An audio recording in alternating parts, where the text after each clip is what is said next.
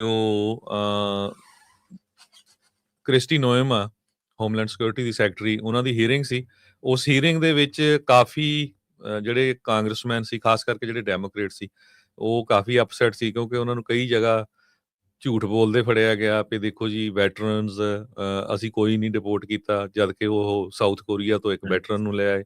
ਫਿਰ ਇੱਕ ਜਿਹੜਾ ਕੇਸ ਬੜਾ ਪੋਪੂਲਰ ਹੋਇਆ ਸੀ, ਜਿਹਦੇ ਤਿੰਨੇ ਮੁੰਡੇ ਮਰੀਨਸ ਆ, ਉਹਦਾ ਫਾਦਰ ਗਾਰਡਨਰ ਸੀ, ਉਹਨੂੰ ਪਿਕਅਪ ਕੀਤਾ।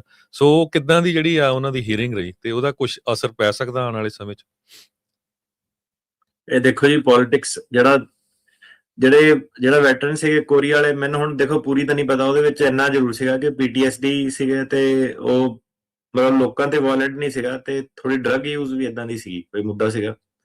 $80 ਦਾ ਸੀਗਾ ਸਿਰਫ ਜੀ। ਹਾਂਜੀ, ਪਰ ਗੱਲ ਉਹ ਨਹੀਂ ਹੈਗੀ। ਗੱਲ ਏਦਾਂ ਕਿ ਪੂਰੇ ਸਿਨੈਰੀਓ ਨਹੀਂ ਪਤਾ ਕਿੱਦਾਂ ਕੀ ਖਬਰ ਚੱਕੀ ਹੈ, ਕਿੱਥੋਂ ਚੱਕੀ ਹੈ। ਹੁਣ ਤੁਹਾਨੂੰ ਪਤਾ ਕਿ ਨੈਸ਼ਨਲ ਨਿਊਜ਼ ਬਣ ਜਾਂਦੀ ਹੈ, ਬੰਦਾ ਇੱਧਰਲੇ ਪਾਸੇ ਉੱਧਰਲੇ ਪਾਸੇ ਦੋਨੋਂ ਪਾਸੇ ਦੀਆਂ ਸੁਣਦਾ। ਬਟ ਇਹ ਹੈ ਕਿ ਵਿੱਚ ਇਹ ਸੀਗਾ ਕਿ ਵੈਟਰਨ ਸੀਗਾ, ਤਾਂ ਕਰਕੇ ਆਪਾਂ ਗੱਲ ਜਿਹੜੀ ਕਰ ਰਹੇ ਹਾਂ। ਜੇ ਕੋਈ ਆਮ ਬੰਦਾ ਹੁੰਦਾ ਹੁਣ ਨੂੰ ਤਾਂ ਉਹਨਾਂ ਨੇ ਕਹਿਣਾ ਸੀ ਕਿ ਸਹੀ ਡਿਪੋਰਟ ਜਿਹੜਾ ਕੀਤਾ। ਬਿਲਕੁਲ। ਤੇ ਵਾਕਈ ਉਹ PTSD ਵਗੈਰਾ ਜਿਹੜੇ ਵੀ ਹੁਣ ਕੰਬੈਟ ਜ਼ੋਨ ਤੋਂ ਜਿਹੜੇ ਆਉਂਦੇ ਆ, ਪ੍ਰੋਬਲਮ ਜਿਹੜੀਆਂ ਹੁੰਦੀਆਂ ਹੀ ਆ। ਤੇ ਅਸਲ ਫਿਰ ਮੁੱਦਾ ਤਾਂ ਉਤੋਂ ਪਰੇ ਆ ਕਿ ਉਹਨਾਂ ਨੂੰ ਰੀਹੈਬਿਲਿਟੇਸ਼ਨ ਦਾ ਇਮੀਗ੍ਰੇਸ਼ਨ ਨਾਲ ਤਾਂ ਨਹੀਂ ਸੰਬੰਧ ਹੈਗਾ। ਮਤਲਬ ਜਿਹੜੇ ਹੋਮਲੈਸ ਪ੍ਰੋਗਰਾਮ ਇਹਨਾਂ ਦੇ ਹੋ ਗਏ ਆ, ਉਹ ਹੁਣ $ਬਿਲੀਅਨਸ ਇੱਧਰਲੇ ਪਾਸੇ ਨੂੰ ਵੀ ਖਰਚੇ, ਇਹਨਾਂ ਨੇ ਲੜਾਈਆਂ ਤੇ ਵੀ ਖਰਚਦੇ ਆ। ਜੇ ਸਹੀ ਪ੍ਰੋਗਰਾਮ ਕਰਨ ਤਾਂ ਉਹ ਪ੍ਰੋਬਲਮ ਵੀ ਸੋਲਵ ਜਿਹੜੀ ਕਰ ਸਕਦੇ ਆ। ਬਾਕੀ ਦੂਜੀ ਗੱਲ ਇਹ ਹੈ ਕਿ ਕਈ ਕਹਿੰਦੇ ਆ ਕਿ ਟਰਾਮਾ ਹੀ ਇੰਨਾ ਜ਼ਿਆਦਾ ਹੁੰਦਾ ਕਿ ਜਿੰਨੇ ਮਰਜ਼ੀ ਪੈਸੇ ਖਰਚ ਲਵੇ ਸਰਕਾਰ, ਕੁਝ ਵੀ ਕਰ ਦੇਵੇ, ਜੇ ਬੰਦਾ ਆਪ ਮੋਟੀਵੇਟਡ ਨਹੀਂ ਹੋਵੇ ਉਹਨੂੰ ਕੋਈ ਸੁਧਾਰ ਨਹੀਂ ਸਕਦਾ। ਹੁਣ ਇਹ ਵੀ ਕਈ ਚੀਜ਼ਾਂ, ਤੇ ਉਹ ਜਿਹੜੀਆਂ ਇਹ ਹੀਅਰਿੰਗ ਜਿਹੜੀਆਂ ਇਹ ਕਰਦੇ ਆ, ਕੰਗਰੈਸ਼ਨਲ ਹੀਅਰਿੰਗਸ ਵਗੈਰਾ ਹੁੰਦੀਆਂ, ਇਹਨਾਂ ਦਾ ਪਰਪਸ ਇਹੀ ਹੁੰਦਾ। ਅੱਜ ਕੱਲ ਸੋਸ਼ਲ ਮੀਡੀਆ ਦਾ ਜ਼ਮਾਨਾ, ਉਹਦੇ ਵਿੱਚ ਸ਼ਾਰਟ ਜਿਹੜੀ ਤੁਸੀਂ ਕਹ ਲਓ ਕਿ ਇੱਕ ਕਲਿੱਕ ਬੇਟ ਟਾਈਪ ਵਾਲਾ, ਜਿਹੜਾ ਉਹਨੇ ਵੀ ਸਿੱਧੇ ਤਰ੍ਹਾਂ ਜਵਾਬ ਨਹੀਂ ਦਿੱਤਾ, ਇਹਨਾਂ ਨੇ ਵੀ ਉਹੀ ਕਿ ਵੈਟਰਨ ਆ। ਤੇ ਬਾਕੀ ਜਦੋਂ ਬੰਦਾ ਪੋਲੀਟੀਕਲ ਆਫਿਸ ਦੇ ਵਿੱਚ ਹੁੰਦਾ, ਇਹਦੇ ਵਿੱਚ ਹੁਣ ਚੱਲਦੇ ਰਹਿਣਾ ਜੀ ਇਹ। ਜੀ ਬਿਲਕੁਲ। ਸੋ ਦੂਸਰਾ ਇਹ ਵੀ ਸੀ ਵੀ 170 ਦੇ ਕਰੀਬ ਜਿਹੜੇ US ਦੇ ਸਿਟੀਜ਼ਨ ਅਰੈਸਟ ਕੀਤੇ ਗਏ ਆਈਸ ਵੱਲੋਂ, ਉਹ ਵੀ ਇਸ਼ੂ ਕਾਫੀ ਉੱਭਰਿਆ। ਉਹ ਆਪਾਂ ਬਾਰ-ਬਾਰ ਜਿੰਨੇ ਵੀ ਸਰੋਤੇ ਆ, ਤੁਸੀਂ ਫਿਰ ਇੱਕ ਵਾਰ ਰਿਮਾਈਂਡ ਕਰਾ ਦਿਓ ਵੀ ਕਿਹੜੀ ਜਿਹੜੀ ID ਆ ਉਹਨਾਂ ਨੂੰ ਜ਼ਰੂਰ ਕੋਲ ਰੱਖਣੀ ਚਾਹੀਦੀ ਹੈਗੀ ਜੀ। ਸੋ ਦੇਖੋ, ਹੁਣ ਐਡੇ ਮਾਸ ਲੈਵਲ ਤੇ ਜਦੋਂ ਪ੍ਰੋਗਰਾਮ ਇਹਨਾਂ ਨੇ ਕਰਨਾ, ਜਿਹੜੇ ਅਨਟ੍ਰੇਨਡ ਬੰਦੇ ਆ ਉਹਨਾਂ ਨੂੰ ਵੈਸਟਾਂ ਪਵਾ ਕੇ, ਜਿਹੜੇ ਤੁਸੀਂ ਕਹ ਲਓ ਕਿ ਸਿੱਧੇ ਲੋਕਾਂ ਨੂੰ ਫੜੋ ਜਾ ਕੇ। ਇਹ ਤਾਂ ਮੈਂ ਸਰਪ੍ਰਾਈਜ਼ ਹਾਂ ਕਿ ਸਿਰਫ 170 ਆ, ਕਹਿਣਾ ਕੋਈ ਹੋਰ ਜ਼ਿਆਦਾ ਗਲਤੀਆਂ ਨਹੀਂ ਹੋਈਆਂ ਜਿਹੜੇ ਹਜ਼ਾਰਾਂ ਦੇ ਹਿਸਾਬ ਨਾਲ ਇਹਨਾਂ ਨੇ, ਕਿਉਂਕਿ ਟ੍ਰੇਨਿੰਗ ਤਾਂ ਇਹਨਾਂ ਦੀ ਕੋਈ ਹੈ ਨਹੀਂ। ਦੂਸਰਾ ਇਹ ਹੈ ਕਿ ਬਰਾਊਨ ਬੰਦਾ ਦੇਖ ਕੇ ਚੱਕ ਲੈਂਦੇ ਆ ਸਿੱਧੇ ਹੀ। ਤੇ ਕਈ ਡਿਪੋਰਟ ਵੀ ਇਹਨਾਂ ਨੇ ਸਿਟੀਜ਼ਨ ਜਿਹੜੇ ਕੀਤੇ ਆ, ਕਈ ਜਿਹੜੇ ਹੁਣ ਤੁਸੀਂ ਦੇਖਿਆ ਹੋਣਾ ਕੋਰਟਾਂ ਦੇ ਆਰਡਰ ਨਾਲ ਵਾਪਸ ਵੀ ਜਿਹੜੇ ਡਿਪੋਰਟ ਹੋਏ ਬੰਦੇ ਲੈ ਕੇ ਆਏ ਆ। ਕਿਲਮਰ ਗਾਰਸੀਆ ਨੂੰ ਹੁਣ ਦੇਖ ਲਓ ਕਿੰਨਾ ਤੰਗ ਕੀਤਾ, ਹੁਣ ਜਾ ਕੇ ਜਿਹੜਾ ਉਹਨੂੰ ਰਿਲੀਜ਼ ਕੀਤਾ ਕੱਲ ਪਰਸੋਂ, ਜਿਹੜੀ ਉਹਦੀ ਖਬਰ ਲੱਗੀ ਸੀ। ਤੇ ਨਾਲ ਜੱਜ ਨੇ ਵੀ ਕਿਹਾ ਵੀ ਉਹਨੂੰ ਦੁਬਾਰਾ ਕਿਉਂ ਨਹੀਂ ਅਰੈਸਟ ਕਰ ਸਕਦੇ ਤੁਸੀਂ? ਹਾਂਜੀ, ਕਿਹਾ ਤਾਂ ਉਹਨੂੰ ਪਹਿਲਾਂ ਵੀ ਸੀਗਾ ਉਹ ਵੀ। ਤੇ ਜਿਹੜੀ ਸਰਕਾਰ ਆ ਉਹ ਵੀ ਬਿਲਕੁਲ ਤੁਸੀਂ ਕਹਿ ਲਓ ਕਿ ਔਨ ਦਾ ਲਾਈਨ ਹੀ ਜਿਹੜਾ ਪੰਗੇ ਲੈ ਲੂ ਕੇ ਦੇਖ ਕੇ ਕਿੱਥੇ ਤੱਕ ਲਾਅ ਸਟ੍ਰੈਚ ਹੋ ਸਕਦਾ। ਆਈਡੀਆਂ ਜਿਹੜੀਆਂ ਸੀਗੀਆਂ ਬੰਦੇ ਨੂੰ ਅਰੈਸਟ ਹੋਣ ਤੋਂ ਬਚਾਉਂਦੀਆਂ ਨਹੀਂ ਹੈਗੀਆਂ, ਕਿਉਂਕਿ ਜਿਹੜਾ ਲਾਅ ਇਹ ਹੈਗਾ ਕਿ ਜਿਹੜਾ ਬੰਦਾ ਕੱਚਾ ਸਟੇਟਸ ਦੀ ਵਾਇਲੇਸ਼ਨ 'ਚ ਹੈਗਾ ਉਹਨੂੰ ਅਰੈਸਟ ਕੀਤਾ ਜਾ ਸਕਦਾ। ਇਹਦੇ ਵਿੱਚ ਥੋੜੀ ਜਿਹੀ ਲੋਕਾਂ ਨੂੰ ਕਨਫਿਊਜ਼ਨ ਹੈਗੀ ਕਿ ਮੇਰਾ ਤਾਂ ਅਸਾਈਲਮ ਆਫਿਸ ਹੈਗਾ, ਮੈਨੂੰ ਨਹੀਂ ਅਰੈਸਟ ਕੀਤਾ ਜਾ ਸਕਦਾ, ਮੈਨੂੰ ਤਾਂ 2 ਸਾਲ ਤੋਂ ਉੱਤੇ ਹੋ ਗਏ, ਮੈਨੂੰ ਨਹੀਂ ਅਰੈਸਟ ਕੀਤਾ ਜਾ ਸਕਦਾ। ਇਹ ਹਰਜੋਤ ਜੀ ਉਹੀ ਪੁਰਾਣੀ ਗੱਲ ਆ ਕਿ ਇੱਕ ਵਾਰੀ ਜਦੋਂ ਸਭ ਤੋਂ ਪਹਿਲਾਂ ਵੀ ਆਪਾਂ ਖਬਰ ਰਨ ਕੀਤੀ ਸੀ ਕਿ ਇਦਾਂ ਹੋ ਸਕਦਾ, ਤੇ ਉਹ ਕਾਫੀ ਉਹਦੀ ਨੁਕਤਾਚੀਨੀ ਵੀ ਕੀਤੀ ਸੀ ਖਬਰ ਦੀ ਲੋਕਾਂ ਨੇ ਕਿ ਨਹੀਂ ਇਹਨਾਂ ਨੂੰ ਕਿਉਂ ਅਰੈਸਟ ਕਰਨਾ। ਅਰੈਸਟ ਉਹ ਕਿਸੇ ਨੂੰ ਵੀ ਕਰ ਸਕਦੇ ਜਿਹੜਾ ਬੰਦਾ ਜਿਹਦਾ ਸਟੇਟਸ ਸ਼ੋ ਨਹੀਂ ਹੁੰਦਾ ਸਿਸਟਮ ਦੇ ਵਿੱਚ। ਸਿਰਫ ਮੁੱਦਾ ਇਹ ਰਹਿ ਜਾਂਦਾ ਕਿ ਬੌਂਡ ਜਿਹੜਾ ਕਿਹਨੂੰ ਮਿਲਣਾ ਅੱਜ ਦੀ ਰੇਟ 'ਚ, ਉਹ ਵੀ ਸਿਚੁਏਸ਼ਨ ਜਿਹੜੀ ਚੇਂਜ ਹੋਈ ਜਾ ਰਹੀ ਹੈ ਟਾਈਮ ਤੋਂ ਟਾਈਮ। ਦੋਨਾਂ ਚੀਜ਼ਾਂ ਦੀ ਮੈਂ ਇਕੱਠੇ ਗੱਲ ਕਰ ਦੂੰਗਾ। ਸੋ ਅਰੈਸਟ ਜਦੋਂ ਉਹਨਾਂ ਨੇ ਕਿਸੇ ਨੂੰ ਕਰ ਲਿਆ ਕਿ ਉਹਨਾਂ ਜਿਹੜਾ ਹੁਣ ਜਿਹਦਾ ਅਸਾਈਲਮ ਪੈਂਡਿੰਗ ਹੈਗਾ ਉਹ ਬੰਦਾ ਸਟੇਟਸ ਦੇ ਵਿੱਚ ਨਹੀਂ ਹੈਗਾ, ਠੀਕ ਹੈ। ਜਿਹਦਾ ਅਸਾਈਲਮ ਆਫਿਸ ਨੇ ਅਸਾਈਲਮ ਦਾ ਕੇਸ ਟਰਮੀਨੇਟ ਕਰਤਾ, ਉਹਨੂੰ ਉਹ ਕਹਿੰਦੇ ਆਈਸ ਤੇ ਹਾਜ਼ਰੀ ਲਾ ਕੇ ਆਓ, ਆਈਸ ਦੇ ਉਹਨਾਂ ਨੇ ਜਾਣਾ ਹੁੰਦਾ। ਉਹ ਹੁਣ ਜਾ ਰਹੇ ਆ ਕਿ ਨਹੀਂ ਜਾ ਰਹੇ ਆ ਇਹ ਉਹਨਾਂ ਤੇ ਆ, ਪਰ ਉਹ ਜਿਹੜੇ ਉਹਨਾਂ ਨੂੰ ਫਿਊਜੀਟਿਵ ਕਈਆਂ ਨੂੰ ਕਰਾਰ ਦੇ ਦਿੱਤਾ ਗਿਆ, ਘਰੋਂ ਆ ਕੇ ਵੀ ਲੋਕੀ ਚੱਕੇ ਆ, ਪਾਰਕਿੰਗ ਲੋਟਾਂ ਚੋਂ ਵੀ ਚੱਕੇ ਆ। ਲੋਕਾਂ ਨੇ ਇਹ ਵੀ ਕਿਹਾ ਕਿ ਇਹ ਤਾਂ ਫੀਮੇਲ ਸੀਗੀ, ਇਹਦੇ ਜਵਾਕ ਛੋਟੇ ਆ, ਉਹ ਵੀ ਚੱਕੇ ਆ। ਤੇ ਉਹਨਾਂ ਨੇ ਜਦੋਂ ਕਹਿਣ ਦੀ ਕੋਸ਼ਿਸ਼ ਕੀਤੀ ਉਹਨਾਂ ਨੂੰ ਕਿ ਇਹਦੇ ਜਵਾਕਾਂ ਦਾ ਕੀ ਬਣੂਗਾ, ਇਹ ਤਾਂ ਸਕੂਲ ਪਾਰਕਿੰਗ ਲੋਟ 'ਚ, ਤੇ ਅਗਲੇ ਕਹਿੰਦੇ ਆ ਕਿ ਨਹੀਂ ਇਹ ਜਿਹੜੇ ਫੋਸਟਰ ਕੇਅਰ ਵਾਲੇ ਟੇਕ ਕੇਅਰ ਕਰੂਗੇ ਜਾਂ ਤੁਹਾਡੀ ਆਪਣੀ ਪ੍ਰੋਬਲਮ ਆ। ਤੇ ਹਸਬੈਂਡ ਵਾਈਫ ਕਈ ਕੇਸਾਂ 'ਚ ਦੋਨੋਂ ਹੀ ਜਿਹੜੇ ਉਹਨਾਂ ਨੇ ਚੱਕੇ ਆ। ਤੇ ਹੁਣ ਇਹਦੇ ਵਿੱਚ ਸਵਾਲ ਇਹ ਆ ਜਾਂਦਾ ਕਿ ਬੌਂਡ ਕਿਹਨੂੰ ਮਿਲਣਾ। ਇਹਦੇ ਵਿੱਚ ਦੱਸਿਆ ਸੀਗਾ ਕਿ ਉਹੀ ਜਿਹੜਾ 235 ਤੇ 236 ਦੋ ਇਹਨਾਂ ਨੇ ਸੈਕਸ਼ਨ ਜਿਹੜੇ ਲਾਏ ਸੀਗੇ। ਇਹ ਕਹਿੰਦੇ ਆ ਕਿ ਜਿਹੜੇ 235 ਥੱਲੇ ਆਏ ਆ ਉਹਨਾਂ ਨੂੰ ਬੌਂਡ ਜਿਹੜਾ ਨਹੀਂ ਜੱਜ ਦੇ ਸਕਦਾ। ਜਿਹੜੇ 236 ਥੱਲੇ ਆਏ ਆ, ਜਿਹੜੇ ਵੀਜ਼ਿਆਂ ਤੇ ਆਏ ਆ, ਇੰਸਪੈਕਟ ਹੋਏ, ਐਡਮਿਟ ਹੋਏ, ਉਹਨਾਂ ਨੂੰ ਜਿਹੜਾ ਬੌਂਡ ਇਹ ਦੇ ਸਕਦੇ ਆ। ਸੋ ਪਹਿਲੀ ਗੱਲ ਤਾਂ ਜਿਹੜੇ ਟੂਰਿਸਟ ਵੀਜ਼ੇ ਤੇ ਆਏ ਆ, ਜਿਹਨਾਂ ਦੇ ਅਸਾਲਮ ਆਫਿਸ ਦੇ ਮੂਹਰੇ ਹੈਗੇ ਆ, ਉਹ ਬੌਂਡ ਜਿਹੜੇ ਲੈ ਸਕਦੇ ਸੀਗੇ। ਜੱਜ ਕੋ ਅਥਾਰਟੀ ਹੈਗੀ ਆ ਹੀਅਰਿੰਗ ਦੇਣ ਦੀ। ਹੁਣ ਜੱਜ ਨੇ ਬੌਂਡ ਦੇਣਾ ਕਿ ਨਹੀਂ ਦੇਣਾ ਅਲੱਗ ਮਸਲਾ, ਪਰ ਉਹ ਇੱਕ ਹੀਅਰਿੰਗ ਮੰਗ ਸਕਦੇ ਆ। ਜਿਹੜੇ ਲੋਕੀ ਕੱਚੇ ਆਏ ਸੀਗੇ, ਇਹਦੇ ਵਿੱਚ ਪਿਛਲੇ 10-15 ਦਿਨਾਂ ਤੋਂ ਕਾਫੀ ਰੌਲਾ। ਜਿਹੜੇ ਬੰਦੇ ਕੱਚੇ ਆਏ ਸੀਗੇ ਉਹਨਾਂ ਨੂੰ ਇੱਕ ਜਿਹੜਾ ਕੈਲੀਫੋਰਨੀਆ ਦਾ ਕੋਰਟ ਸੀਗਾ, ਉਹਨੇ ਕਲਾਸ ਐਕਸ਼ਨ ਦੇ ਵਿੱਚ ਕਹਿ ਦਿੱਤਾ ਕਿ ਇਹ ਜਿਹੜੇ ਲੋਕੀ ਇਹ 236 ਦੇ ਥੱਲੇ ਆਣੇ ਚਾਹੀਦੇ, ਇਹਨਾਂ ਨੂੰ ਵੀ ਜੱਜ ਬੌਂਡ ਦੇਵੇ ਜੀ। ਸਾਨੂੰ ਇਹਦੇ ਵਿੱਚ ਮਿਕਸਡ ਸਕਸੈਸ ਜਿਹੜੀ ਹੋਈ ਆ। ਕਿਸੇ ਟਾਈਮ ਤੇ ਸਿੱਧੇ ਜੱਜ ਜਿਹੜੀਆਂ ਹੀਅਰਿੰਗਾਂ ਦੇ ਦਿੰਦੇ ਸੀਗੇ, ਕਿਸੇ ਟਾਈਮ ਤੇ ਸਿਰਫ ਹੇਬੀਅਸ ਦੇ ਨਾਲ, ਹੇਬੀਅਸ ਦੀ ਜਿਹੜੀ ਰਿਟ ਹੁੰਦੀ ਸੀਗੀ ਉਹਦੇ ਨਾਲ ਹੀਅਰਿੰਗ ਦਿੰਦੇ ਸੀਗੇ। ਹੁਣ ਪਿਛਲੇ ਕੁਝ ਦਿਨਾਂ ਤੋਂ ਉਹੀ ਬੰਦੇ ਬਾਹਰ ਆਏ ਆ ਜਿਨ੍ਹਾਂ ਨੇ ਹੇਬੀਅਸ ਦੀ ਰਿਟ ਕੀਤੀ ਆ, ਜਿਨ੍ਹਾਂ ਦੇ ਆਪਾਂ ਕਲਾਸ ਐਕਸ਼ਨ ਤੋਂ ਬਾਅਦ ਸਿੱਧੇ ਵੀ ਬੌਂਡ ਜਿਹੜੇ ਟਰਾਈ ਕੀਤੇ ਸੀਗੇ। ਉਹਨਾਂ ਦੇ ਜੱਜਾਂ ਨੇ ਬੌਂਡ ਜਿਹੜੇ ਸੀਗੇ, ਉਹਨਾਂ ਨੇ ਕਿਹਾ ਕਿ ਆਪਣੀ ਹੀਅਰਿੰਗ ਜਿਹੜੀ ਰਿਕੁਐਸਟ ਵਾਪਸ ਲੈ ਲਓ, ਕਿਉਂਕਿ ਜਿਹੜੇ ਕੋਰਟ ਹੈਗੇ ਉਹਨਾਂ ਕੋਲ ਅਥਾਰਟੀ ਨਹੀਂ ਹੈਗੀ, ਕਿਉਂਕਿ ਜਿਹੜੀ ਜਜਮੈਂਟ ਆ ਉਹ ਫਾਈਨਲ ਨਹੀਂ ਹੈਗੀ। ਇਹਦੇ ਉੱਤੇ ਹੁਣ 20 ਤਰੀਕ ਜਿਹੜੀ 20 ਦਸੰਬਰ ਉਸ ਤੋਂ ਬਾਅਦ ਜਿਹੜਾ ਫੈਸਲਾ ਜਿਹੜਾ ਇੱਕ ਡਿਊ ਹੈਗਾ ਕਿ ਕਲਾਸ ਐਕਸ਼ਨ ਜਿਹੜਾ ਹੈਗਾ ਕਿ ਉਹ ਫਾਈਨਲ ਜਜਮੈਂਟ ਬਣਦੀ ਹੈ ਕਿ ਨਹੀਂ, ਇਨਫੋਰਸੇਬਲ ਹੈਗੀ ਹੈ ਕਿ ਨਹੀਂ ਹੈਗੀ ਆ। ਕਹਿਣ ਦਾ ਮਤਲਬ ਇਹ ਹੈ ਕਿ ਜੇ ਅੱਜ ਦੀ ਡੇਟ ਦੇ ਵਿੱਚ ਕਿਸੇ ਨੂੰ ਬੌਂਡ ਚਾਹੀਦਾ, ਉਹਨੂੰ ਹੇਬੀਅਸ ਕਾਰਪਸ ਦੀ ਰਿਟ ਦੇ ਨਾਲ ਫੇਰ ਬੌਂਡ ਹੀਅਰਿੰਗ ਕਰਨੀ ਪੈਣੀ ਆ। ਜੇ ਤੁਸੀਂ ਸਿੱਧੇ ਬੌਂਡ ਹੀਅਰਿੰਗ ਮੰਗਦੇ ਆ ਤੇ ਉਹ ਤੁਹਾਡੇ ਜਿਹੜੇ ਸੀਗੇ ਪੈਸੇ ਵੇਸਟ ਹੋ ਸਕਦੇ ਆ। ਉਹ ਤੁਹਾਡਾ ਰਿਸਕ ਹੋਣਾ, ਕਿਉਂਕਿ ਜਿਹੜੇ ਕੋਰਟ ਆ ਉਹਨਾਂ ਨੇ ਆਪਣੀ ਪੋਜੀਸ਼ਨ ਬੜੀ ਕਲੀਅਰ ਕਰਤੀ। ਆਪਾਂ ਕਈ ਕੋਰਟਸ ਦੇ ਵਿੱਚ ਇਹ ਫਾਈਲ ਕਰਕੇ ਦੇਖ ਚੁੱਕੇ ਆ ਕਲਾਸ ਐਕਸ਼ਨ ਦੇ ਆਉਣ ਤੋਂ ਬਾਅਦ, ਤੇ ਉਹ ਉਹਨੂੰ ਰੈਕੋਗਨਾਈਜ਼ ਜਿਹੜੀ ਨਹੀਂ ਕਰ ਰਹੇ। ਸੋ ਹੁਣ ਜਦੋਂ 20 ਤਰੀਕ ਆਉਂਦੀ ਆ ਤੇ 20 ਤਰੀਕ ਤੋਂ ਬਾਅਦ ਜੇ ਆਪਣੀ ਜਜਮੈਂਟ ਜਦੋਂ ਫਾਈਨਲ ਹੋ ਜਾਂਦੀ ਆ, ਉਹਦੇ ਨਾਲ ਇਹ ਫਰਕ ਪਊਗਾ ਕਿ ਸਾਨੂੰ ਹੇਬੀਅਸ ਦੀ ਜਿਹੜੀ ਰਿਟ ਆ ਉਹ ਕਰਨ ਦੀ ਲੋੜ ਜਿਹੜੀ ਨਹੀਂ ਪੈਣੀ, ਕਿਉਂਕਿ ਹੇਬੀਅਸ ਵਾਲੇ ਵੀ ਹੁਣ ਜਿਹੜੇ ਵਕੀਲ ਆ ਕਾਫੀ ਜ਼ਿਆਦਾ ਬਿਜ਼ੀ ਆ, ਅਵੇਲੇਬਿਲਿਟੀ ਉਹਦੀ ਕਾਸਟ ਵੀ ਜਿਹੜੀ ਐਡ ਅਪ ਹੋ ਜਾਂਦੀ ਆ। ਤੇ ਉਹਦੇ ਵਿੱਚ ਕਈ ਸਾਰੀਆਂ ਸਾਨੂੰ ਇਨਕੁਆਇਰੀਆਂ ਆਈਆਂ ਸੀ। ਸਾਰਿਆਂ ਨੂੰ ਮੈਂ ਇਹੀ ਕਿਹਾ ਕਿ 20 ਤਰੀਕ ਦੀ ਤੁਸੀਂ ਵੇਟ ਕਰੋ। ਤੇ ਹੁਣ ਤੁਸੀਂ ਬੌਂਡ ਜਿਹੜਾ ਮੰਗਦੇ ਹੇਬੀਅਸ, ਉਹ ਥੋੜਾ ਜਿਹਾ ਅਨਸਰਟਨ ਇਸ ਵੇਲੇ ਹੈਗਾ। ਜੇ 20 ਤਰੀਕ ਨੂੰ ਪੂਰੀ ਕਲੈਰਿਟੀ ਹੋ ਜਾਂਦੀ ਹੈ ਕਿ ਹੇਬੀਅਸ ਕਰਨ ਦੀ ਲੋੜ ਨਹੀਂ ਪੈਣੀ, ਉਹਨਾਂ ਲੋਕਾਂ ਦੇ ਕਾਫੀ ਪੈਸੇ ਜਿਹੜੇ ਬਚ ਸਕਦੇ ਆ। ਸੋ ਇਹ ਜਿਹੜੇ ਮਸਲੇ ਚੱਲਦੇ ਆ। ਤੇ ਆਈਡੀ ਤੁਸੀਂ ਆਪਣੀ ਜਿਹੜੀ ਮਰਜ਼ੀ ਨਾਲ ਰੱਖੋ ਤਾਂ ਆਇਡੈਂਟੀਫਿਕੇਸ਼ਨ ਵਾਸਤੇ ਆ, ਪਰ ਇਹ ਹੈ ਕਿ ਜੇ ਅੰਡਰਲਾਈਨ ਤੁਸੀਂ ਕੱਚੇ ਆ, ਤੁਹਾਡਾ ਕੇਸ ਚੱਲਦਾ, ਉਹ ਤੁਹਾਨੂੰ ਫੜ ਸਕਦੇ ਆ ਜੀ। ਤੇ ਆਪਾਂ ਕੁਝ ਕੁਐਸਚਨ ਜਿਹੜੇ ਆ, ਨਵੀਂ ਜਿਹੜੀ ਫੋਟੋ ਪਾਲਿਸੀ ਆ USCIS ਦੀ, ਉਹਦੇ ਬਾਰੇ ਥੋੜਾ ਜਿਹਾ ਡਿਟੇਲ ਚ ਦੱਸੋ। ਸੋ ਬਾਈਡਨ ਸਰਕਾਰ ਨੇ ਕੋਵਿਡ ਦੇ ਵਿੱਚ ਪਾਲਿਸੀਆਂ ਜਿਹੜੀਆਂ ਬਣਾਈਆਂ ਸੀਗੀਆਂ ਕਿ 10 ਸਾਲ ਪੁਰਾਣੀ ਫੋਟੋ ਵੀ ਜਿਹੜੀ ਚੱਲ ਸਕਦੀ ਆ। ਤੇ ਟਰੰਪ ਐਡਮਿਨਿਸਟ੍ਰੇਸ਼ਨ ਨੇ ਕਿਹਾ ਕਿ ਫੋਟੋ ਜਿਹੜੀ ਸੀਗੀ 3 ਸਾਲ ਤੋਂ ਜ਼ਿਆਦਾ ਪੁਰਾਣੀ ਨਹੀਂ ਹੋਣੀ ਚਾਹੀਦੀ। ਤੇ ਹੁਣ ਜਿਹੜੀ ਫੋਟੋ ਆ ਸਿਰਫ ਜਿਹੜੇ USCIS ਵਾਲੇ ਉਹੀ ਖਿੱਚੂਗੇ। ਜਿੱਦਾਂ ਪਹਿਲਾਂ ਬੰਦੇ ਨੂੰ ਆਪਸ਼ਨ ਹੁੰਦੀ ਸੀ ਕਿ ਉਹ ਆਪਣੀ ਫੋਟੋ ਨਾਲ ਐਪਲੀਕੇਸ਼ਨ ਦੇ ਲਾ ਦਿੰਦਾ ਸੀਗਾ ਜੀ। ਤੇ ਉਹ ਕਹਿੰਦੇ ਆ ਕਿ ਇਹ ਚੀਜ਼ ਨਹੀਂ ਹੁਣ ਕਰਨੀ, ਸਾਰਿਆਂ ਦੀ ਸੈਂਟਰ ਤੇ ਜਿਹੜੀ ਫੋਟੋ ਖਿੱਚਿਆ ਕਰਨੀ ਆ ਤੇ ਉਹੀ ਫੋਟੋਆਂ ਜਿਹੜੀਆਂ ਯੂਜ਼ ਹੋਣੀਆਂ। ਤੇ ਉਹਨਾਂ ਨੂੰ ਉਹ ਇਹਦੇ ਵਿੱਚ ਇਹ ਕਹਿੰਦੇ ਆ ਕਿ ਇਹਦੇ ਵਿੱਚ ਲੋਕੀ ਝੂਠੀਆਂ ਫੋਟੋਆਂ ਲਾ ਦਿੰਦੇ ਆ, ਫਰਾਡ ਵਗੈਰਾ ਦਾ ਕੰਸਰਨ ਜਿਹੜਾ ਹੋ ਜਾਂਦਾ। ਜਿਹੜੀ ਫੇਸ਼ੀਅਲ ਰੈਕੋਗਨੀਸ਼ਨ ਟੈਕਨੋਲੋਜੀ ਸੀਗੀ ਉਹਦੇ ਕਰਕੇ ਜਿਹੜੇ ਸੀਗੇ ਲੋਕੀ ਕਈ ਝੂਠੀਆਂ ਫੋਟੋਆਂ ਲਾਉਣ ਲੱਗ ਪਏ ਸੀਗੇ। ਤੇ ਉਹ ਕਹਿੰਦੇ ਕਿ ਹੁਣ ਫੋਟੋ ਉਹਨਾਂ ਨੇ ਆਪ ਹੀ ਜਿਹੜੀ ਖਿੱਚ ਕੇ ਜਿਹੜੀ ਲਾਇਆ ਕਰਨੀ ਹੈ, ਤੇ 3 ਸਾਲ ਬਾਅਦ ਫਿਰ ਦੁਬਾਰਾ ਜਿਹੜੀ ਉਹਨਾਂ ਨੂੰ ਦੁਬਾਰਾ ਫੋਟੋਗ੍ਰਾਫ ਲਈ ਜਾਂ ਫਿੰਗਰਪ੍ਰਿੰਟ ਲਈ ਜਿਹੜਾ ਬੁਲਾਇਆ ਜਾਊਗਾ। ਅੱਛਾ, ਇਹ ਪਾਸਪੋਰਟ ਲਈ ਵੀ ਹੋਊਗਾ ਜਾਂ ਜੇ ਕਿਸੇ ਨੇ ਪਾਸਪੋਰਟ ਬਣਾਉਣਾ, ਜਾਂ ਸਿਰਫ ਇਮੀਗ੍ਰੇਸ਼ਨ ਰਿਲੇਟਡ ਮੈਟਰਸ ਆ? USCIS ਉਹਦੇ ਰਿਲੇਟਡ। ਅੱਛਾ, ਠੀਕ ਹੈ। ਸੋ ਇੱਕ ਹੈਗਾ ਵੀ ਹੁਣ ਜਿਹੜਾ ਡਿਪਾਰਟਮੈਂਟ ਆਫ ਹੋਮਲੈਂਡ ਸਿਕਿਉਰਿਟੀ ਨੇ, ਅਸੀਂ ਪਿਛਲੇ ਹਫ਼ਤੇ ਵੀ ਖਬਰ ਸਾਂਝੀ ਕੀਤੀ ਸੀ, ਪਹਿਲਾਂ ਸੋਮਾਲੀਆ ਵਗੈਰਾ ਦਾ ਜਿਹੜਾ TPS ਸਟੇਟਸ ਖਤਮ ਕੀਤਾ। ਹੁਣ ਉਹ ਕਹਿੰਦੇ ਆ ਵੀ ਅਸੀਂ ਹੋਰ ਮੁਲਕਾਂ ਦੇ ਵੀ ਜਿਹੜੇ ਕਰ ਰਹੇ ਹੈਗੇ ਆ, ਉਹਦੇ ਬਾਰੇ ਥੋੜੀ ਜਿਹੀ ਅਪਡੇਟ ਦਿਓ, ਕਿਹੜੇ ਹੋਰ ਮੁਲਕਾਂ ਦੇ ਕਰ ਰਹੇ ਹੈਗੇ। ਸੋ ਦੋ ਚੀਜ਼ਾਂ ਜੀ, ਪਹਿਲੀ TPS ਹੋਰ ਚੀਜ਼ ਆ, ਇੱਕ ਹਿਊਮੈਨਿਟੇਰੀਅਨ ਪੇਰੋਲ ਪ੍ਰੋਸੈਸ ਹੁੰਦਾ। ਓਕੇ, ਦੋਨੋਂ ਹੀ ਦੱਸ ਦਿਓ। ਹਾਂਜੀ। ਸੋ ਇਹ ਜਿਹੜਾ ਸੀਗਾ ਫੈਮਿਲੀ ਰੀਯੂਨੀਫਿਕੇਸ਼ਨ ਪੇਰੋਲ ਪ੍ਰੋਗਰਾਮ ਇਹਨਾਂ ਨੇ ਇੱਕ ਸ਼ੁਰੂ ਕੀਤੇ ਸੀਗੇ, FRP। ਇਹਦੇ ਥੱਲੇ ਉਹ ਜਿਹੜੇ ਕਈ ਦੇਸ਼ ਸੀਗੇ, Colombia, Cuba, Ecuador, El Salvador, Guatemala, Haiti ਤੇ ਹਾਂਡੂਰਸ। ਇਹਦੇ ਜਿਹੜੇ ਸੀਗੇ ਉਹ ਕਹਿੰਦੇ ਕਿ ਜਿਹਨਾਂ ਦੇ ਇਮੀਡੀਏਟ ਫੈਮਿਲੀ ਮੈਂਬਰ ਹੈਗੇ ਆ, ਸਪਾਊਸ ਵਗੈਰਾ ਜਾਂ ਮਾਪੇ ਵਗੈਰਾ ਜਿੱਦਾਂ ਹੈਗੇ, ਉਹ ਡਾਇਰੈਕਟਲੀ ਜਿਹੜੇ ਪੇਰੋਲ ਲੈ ਕੇ ਆ ਸਕਦੇ ਆ। ਫੈਮਿਲੀ ਯੂਨਿਟੀ ਕਰਕੇ ਇਹਨਾਂ ਨੂੰ ਬਾਈਡਨ ਸਰਕਾਰ ਨੇ ਜਿਹੜਾ ਲਾਅ ਕੀਤਾ ਸੀਗਾ, ਉਹਦੇ ਨਾਲ ਹਜ਼ਾਰਾਂ ਚ ਵੀ ਨਹੀਂ ਲੱਖਾਂ ਚ ਜਿਹੜੇ ਲੋਕੀ ਜਿਹੜੇ ਆ ਗਏ ਸੀਗੇ। ਤੇ ਵਰਕ ਪਰਮਿਟ ਵਗੈਰਾ ਵੀ ਇਹਨਾਂ ਨੂੰ ਜਿਹੜੇ ਸੀਗੇ ਇਹਨਾਂ ਨੇ ਦੇਣੇ ਸ਼ੁਰੂ ਕਰਤੇ ਸੀਗੇ। ਇਹ ਕਹਿੰਦੇ ਕਿ ਇਹ ਜਿਹੜੀ ਟਰੰਪ ਸਰਕਾਰ ਆ ਉਹ ਕਹਿੰਦੀ ਕਿ ਇਹ ਜਿਹੜਾ ਪ੍ਰੋਸੈਸ ਗਲਤ ਹੈਗਾ, ਕਿ ਟ੍ਰੈਡੀਸ਼ਨਲ ਜਿਹੜਾ ਪ੍ਰੋਸੈਸ ਹੈਗਾ ਕਿ ਕੇਸ ਬਾਈ ਕੇਸ ਤੁਹਾਨੂੰ ਦੇਣੇ ਪੈਣੇ ਆ।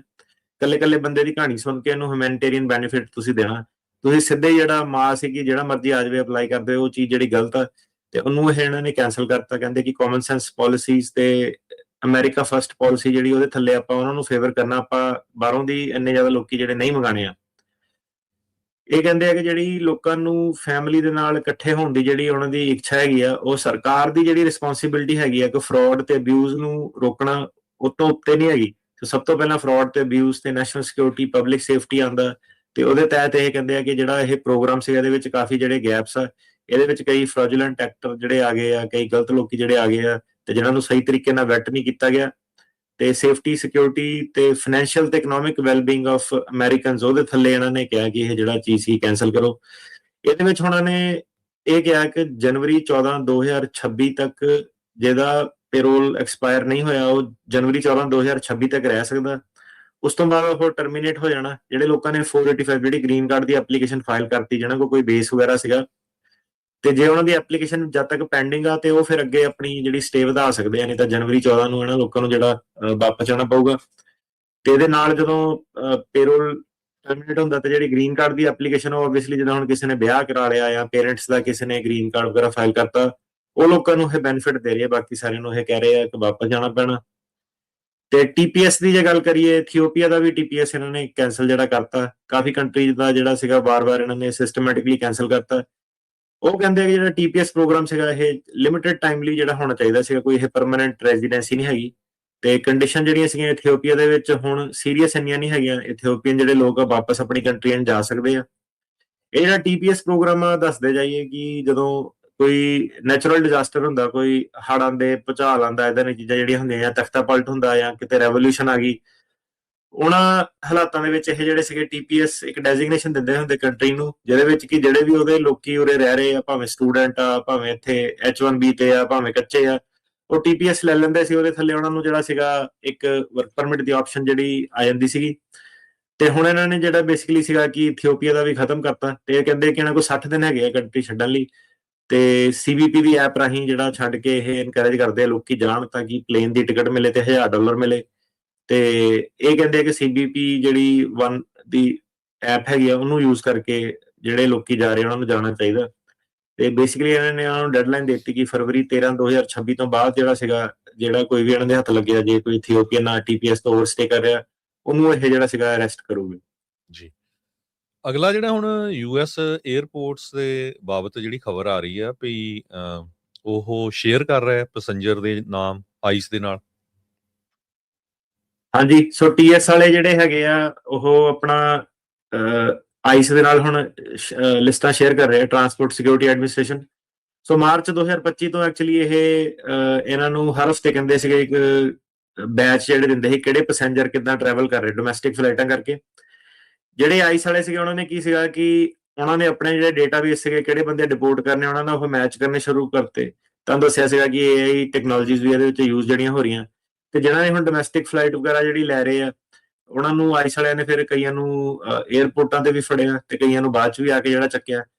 ਤੇ ਇਹਦਾ ਮੁੱਦਾ ਇਹ ਤਾਂ ਕਿਉਂਕਿ ਪਹਿਲਾਂ ਜਿਹੜੇ ਲੋਕੀ ਕਈ ਸਵਾਲ ਪੁੱਛਦੇ ਆ ਕਿ ਡੋਮੈਸਟਿਕ ਟਰੈਵਲ ਕਰ ਸਕਦੇ ਆ ਕਿ ਨਹੀਂ ਕਰ ਸਕਦੇ ਆ।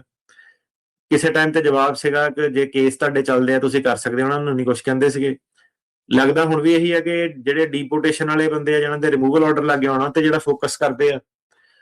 ਪਰ ਹੁਣ ਸਲਾਹ ਇਹੀ ਹੈ ਕਿ ਇਹ ਕਿਉਂਕਿ ਡੇਟਾਬੇਸ ਜਿਹੜਾ ਸਾਰਾ ਦੇ ਰਹੇ, ਸ਼ੇਅਰ ਕਰ ਰਹੇ ਆ, ਡੋਮੈਸਟਿਕ ਜਿਹੜੀ ਫਲਾਈਟ ਆ, ਕੋਈ ਵੀ ਜਿਹੜਾ ਬੰਦਾ ਕੱਚਾ ਉਹ ਟਰੈਵਲ ਨਾ ਕਰੇ, ਕਿਉਂਕਿ ਆਈਸ ਵਾਲਿਆਂ ਨੂੰ ਇਹ ਨੋਟੀਫਾਈ ਜਿਹੜੇ ਕਰ ਦਿੰਦੇ ਆ। ਤੇ ਉਹਦੇ ਵਿੱਚ ਪ੍ਰੋਬਲਮ ਇਹ ਹੋ ਸਕਦੀ ਹੈ ਕਿ ਤੁਹਾਡੀ ਜਿਹੜੀ ਡੈਸਟੀਨੇਸ਼ਨ ਫਲਾਈਟ ਹੈਗੀ ਆ, ਉੱਥੇ ਜਿੱਥੇ ਲੈਂਡ ਹੋਣੀ ਆ, ਉੱਥੇ ਤੁਹਾਨੂੰ ਅਰੈਸਟ ਕੀਤਾ ਜਾ ਸਕਦਾ।